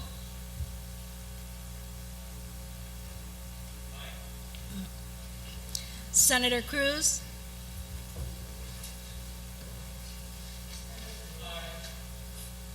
Senator Espadon. Senator Gutherts. Senator Munoz Barnes.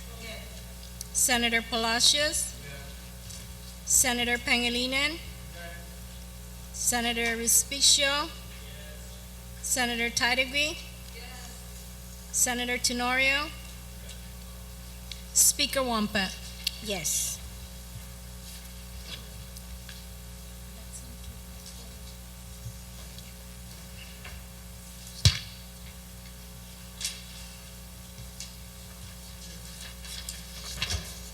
Bill number 254-30 COR received 14 yea votes. Bill number 254-30 COR is duly passed by this body. Bill number 260-30 COR.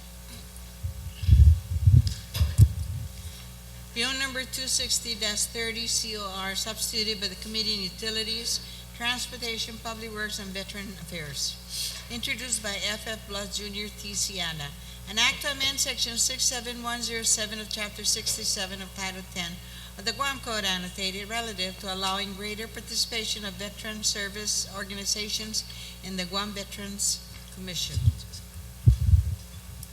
Senator Blas, you had a... Yes, ma'am. I just want the record to reflect that I did make a motion, and it was passed on the floor that Senator Tina Rose Munoz Barnes be added as a co-sponsor to the list, to the bill. Duly noted.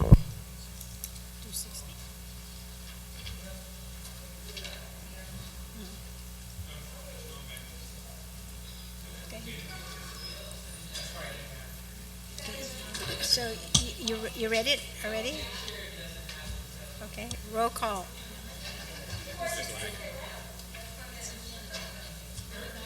No, just go back there. Yeah, okay.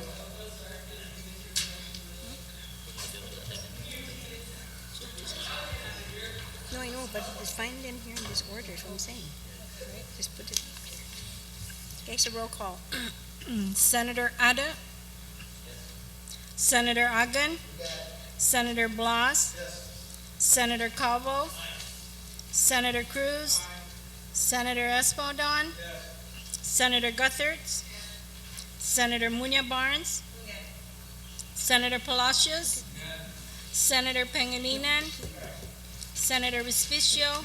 Put it where they belong. Senator Titagui. After that, whatever we... Senator Tenorio. Yes. Speaker Wampa. Yes. Put these ones in there.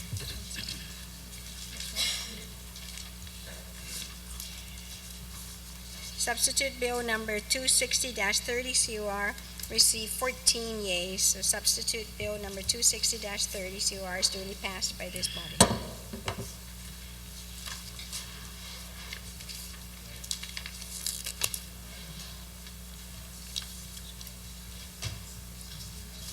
Bill number 264-30.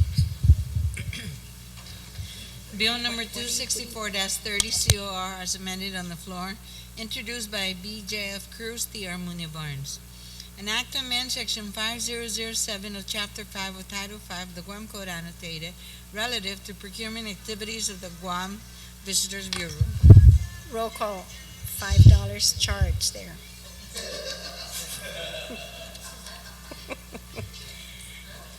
One minute, Senator Blas. $5 for you, Pat. Senator Ada, 1 second, I think Senator.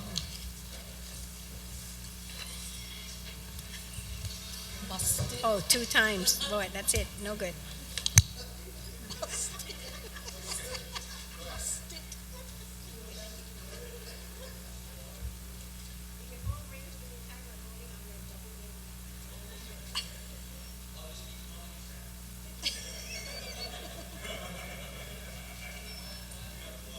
Senator Blas, you have a point to make. Yes, ma'am. Page 1, line 14, where it basically says the Guam Public School System. Recognizing, ma'am, that it's no longer the Guam Public School System, I just want to make sure that if that's the technical, it can be deemed technical in nature and we can make the proper correction. Okay, duly noted. Legal counsel. Bill number 264.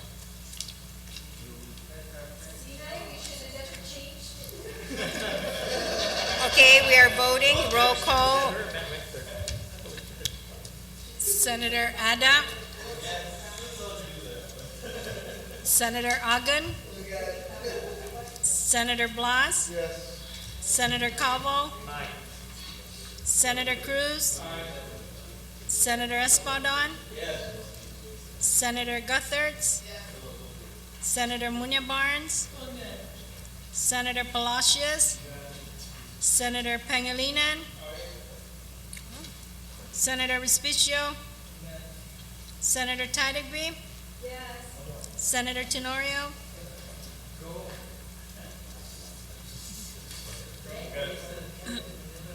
Speaker Wampa. Yes.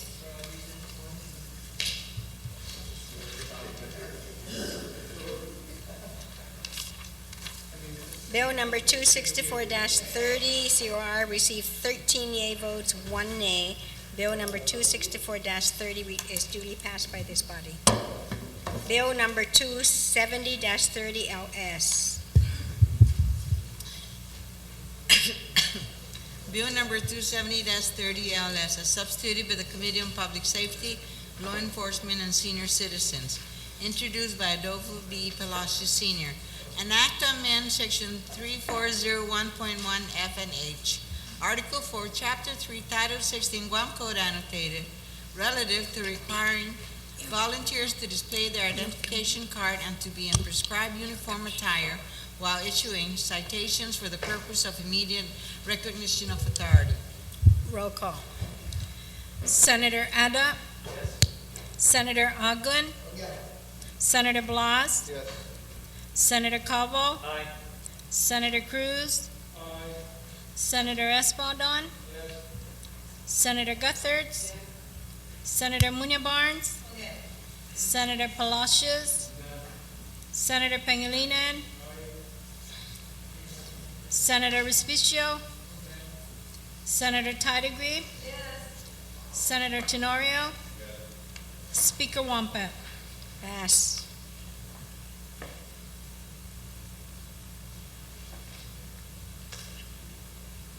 Pass.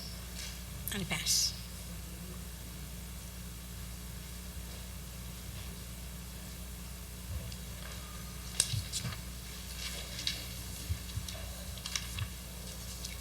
Bill number 270-30 LS received 12 yea votes and 2 nays. Bill number 270-30 is duly passed by this body. Bill number 152-30 COR.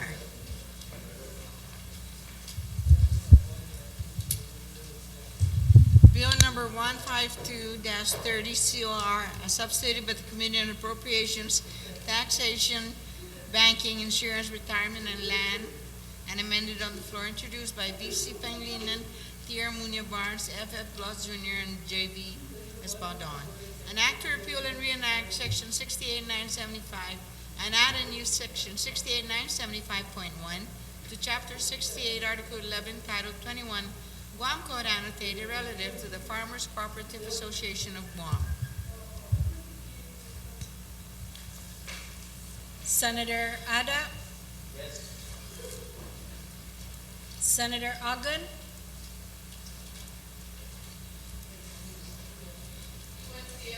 Madam Speaker, I move that he be excused for this. On that motion then, without any objections, so ordered.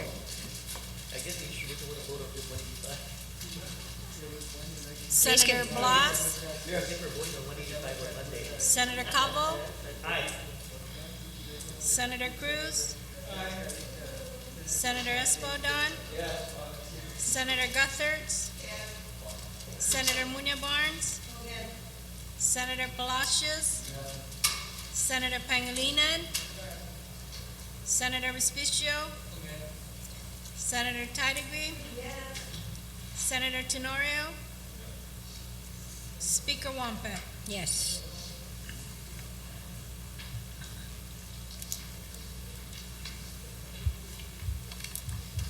Substitute Bill number 152-30, COR received 13 yeas and 1 excuse. Substitute Bill number 152-30 is duly passed by this body. Bill number 279-30 LS. Bill number 279-30 LS as amended on the floor, introduced by F.F. Blood Jr., T.R. Munya Barnes, T.C. Ada. An act to add paragraph I to section 40128 of chapter 40 of title 5 of the Guam Code Annotated, relative to actions taken by the municipal planning councils. Roll call. Senator Ada? Senator Ogden? Senator Blas? Senator Calvo? Senator Cruz? Senator Espadon? Senator Guthertz? Senator Munya Barnes? Senator Palacios? Senator Pangilinan? Senator Respicio? Senator Tidegree? Senator Tenorio?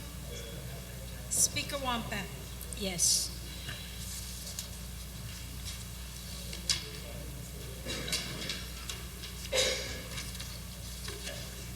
Bill number 279-30 LS received 13 yeas and 1 excused absence. Bill number 279-30 LS is duly passed by this body. Bill number 287-30 COR.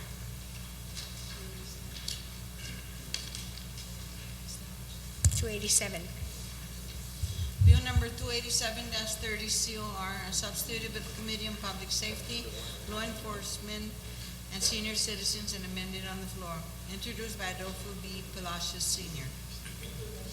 An act to change the membership composition of the Peace Officer Standards and Training Commission and to establish minimum quorum requirements for the commission meetings by amending section 32302A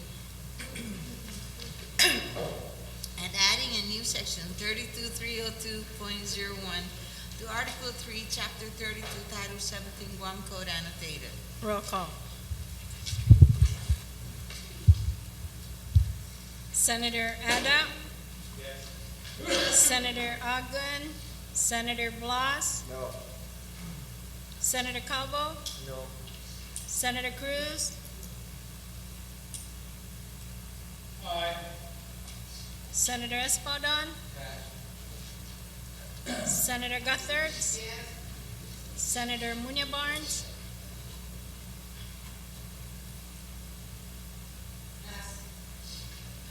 Senator Palacios? Senator Pangilinan? Senator Respicio? Senator Tidegree?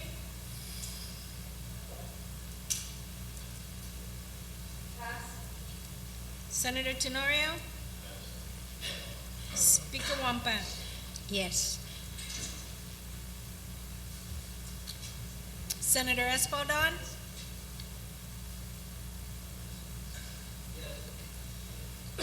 Senator Munya Barnes? Senator Titlery? Senator Tenorio?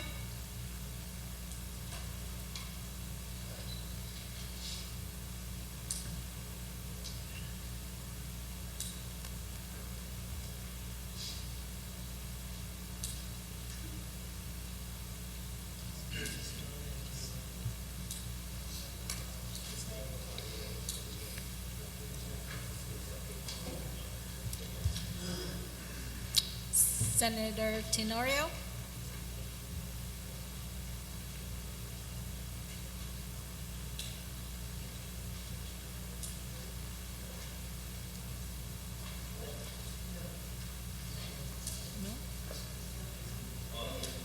Here.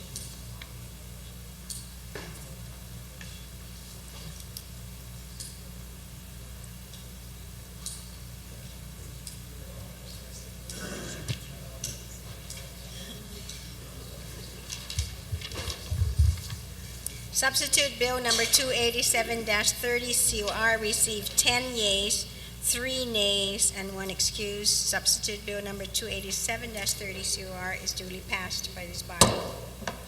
Bill number 291-30 COR. Bill number 291-30 COR, introduced by P.R. Munya Barnes v. J. Espadon. J. V. Espadon. An act two sections 4201 through 4365, Chapter 4 of Title 3.1 Administrative Rules and Regulations relative to establishing the rules and regulations of the Guam Unarmed Combat. Roll call. Senator Ada? Senator Agan? Senator Blas? Yes. Senator Cabo? Senator Cruz? Senator Espadon? Senator Guthertz? Senator Munya Barnes? Senator Palacios? Senator Pangilinan? Senator Respicio? Senator Titlery? Senator Tenorio? Speaker Wampat?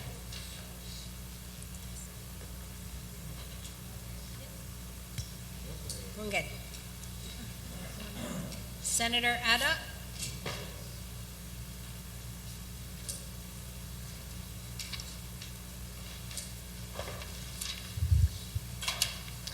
Bill number 291-30 COR received 13 yeas and 1 excused absent. Bill number 291-30 COR is duly passed by this body. We have exhausted then everything in the voting file. Senator Guthertz, you're recognized. Yes. Madam Speaker, if I may, I just want to remind everyone, particularly folks that may be watching these proceedings at home, that we do have hearings scheduled next week on the draft environmental impact statement. And on behalf of, if I may, of the legislature, I'd like to make the following announcement so that everybody knows. The hearings really are all next week. Starting on Monday from 4 to 9 p.m. in this session hall, there will be a hearing on the draft environmental impact statement, and the public is invited to come to present testimony and to ask questions and to interact with representatives that will be here to help answer some questions that they may have. Also on Tuesday, there'll be another similar hearing here, and the public can participate from 4 p.m. to 9 p.m. And on Friday again here in the Legislative Session Hall, there shall be a hearing from 4 to 9 p.m. on the military buildup. And each of these days, Monday, Tuesday, and Friday, there will be different representatives here to talk about different aspects of the planned DEIS document. Also, just a reminder on behalf of our colleague Sandra Ada, on Tuesday and Wednesday, So Wednesday and Thursday. I'm sorry, on Wednesday and Thursday from 6 p.m. To 9 p.m. or thereabouts, there will be a hearing with the Guam Power Authority, Guam Waterworks Authority, and on Thursday with DPW to discuss the draft environmental impact statements and the responses of GPA, GWA, and the CCU on Wednesday, and DPW on Thursday during the hearings from 6 to 9 p.m. So we encourage the public to come and participate. Everyone is welcome, and they should feel free to come and give their comments and ideas, suggestions, and we will record those as official input on their behalf to the draft DEIS document. Thank you very much. Thank you very much, Senator Guthert. Senator Espaudan? Thank you, Madam Speaker. Along the same lines, if I may, just for the general public's information and all my colleagues here, I have invited a speaker to come to the island. He is a member of the World Wildlife Fund, and I have asked him to come to address the island, basically raising issues that may arise from global warming. The reason why I invited him here is because it does definitely, the topic definitely has impact in terms of infrastructure that we propose to build, and going forward, what the effects of global warming would have on this island. The first of his speeches will be given on next Thursday evening at the University of Guam, and then on Friday will be given, I believe, the PIC in front of the GVB, and there will be other meetings as well. But he is the president of the World Wildlife Fund from the Philippines, representative of the Philippines, and also will be speaking to how Guam might be able to avail itself of the $400 million of the Coral Triangle initiative that's out there. And so again, I encourage everybody to come. A very interesting presentation, and he will basically demonstrate the effects of global warming along all the coastal areas of our island. So again, it has impact in terms of the buildup on Guam going forward. That will be on Thursday at UOG at 6 o'clock in the evening. Thank you. Thank you very much for that information, Senator Espaudan. Senator Respicio, you recognize. Thank you very much, Madam Speaker. I move that we adjourn subject to call of the chair. Thank you. So we are adjourned then, subject to the call of the speaker. Nothing else, right? Subject to call of the speaker.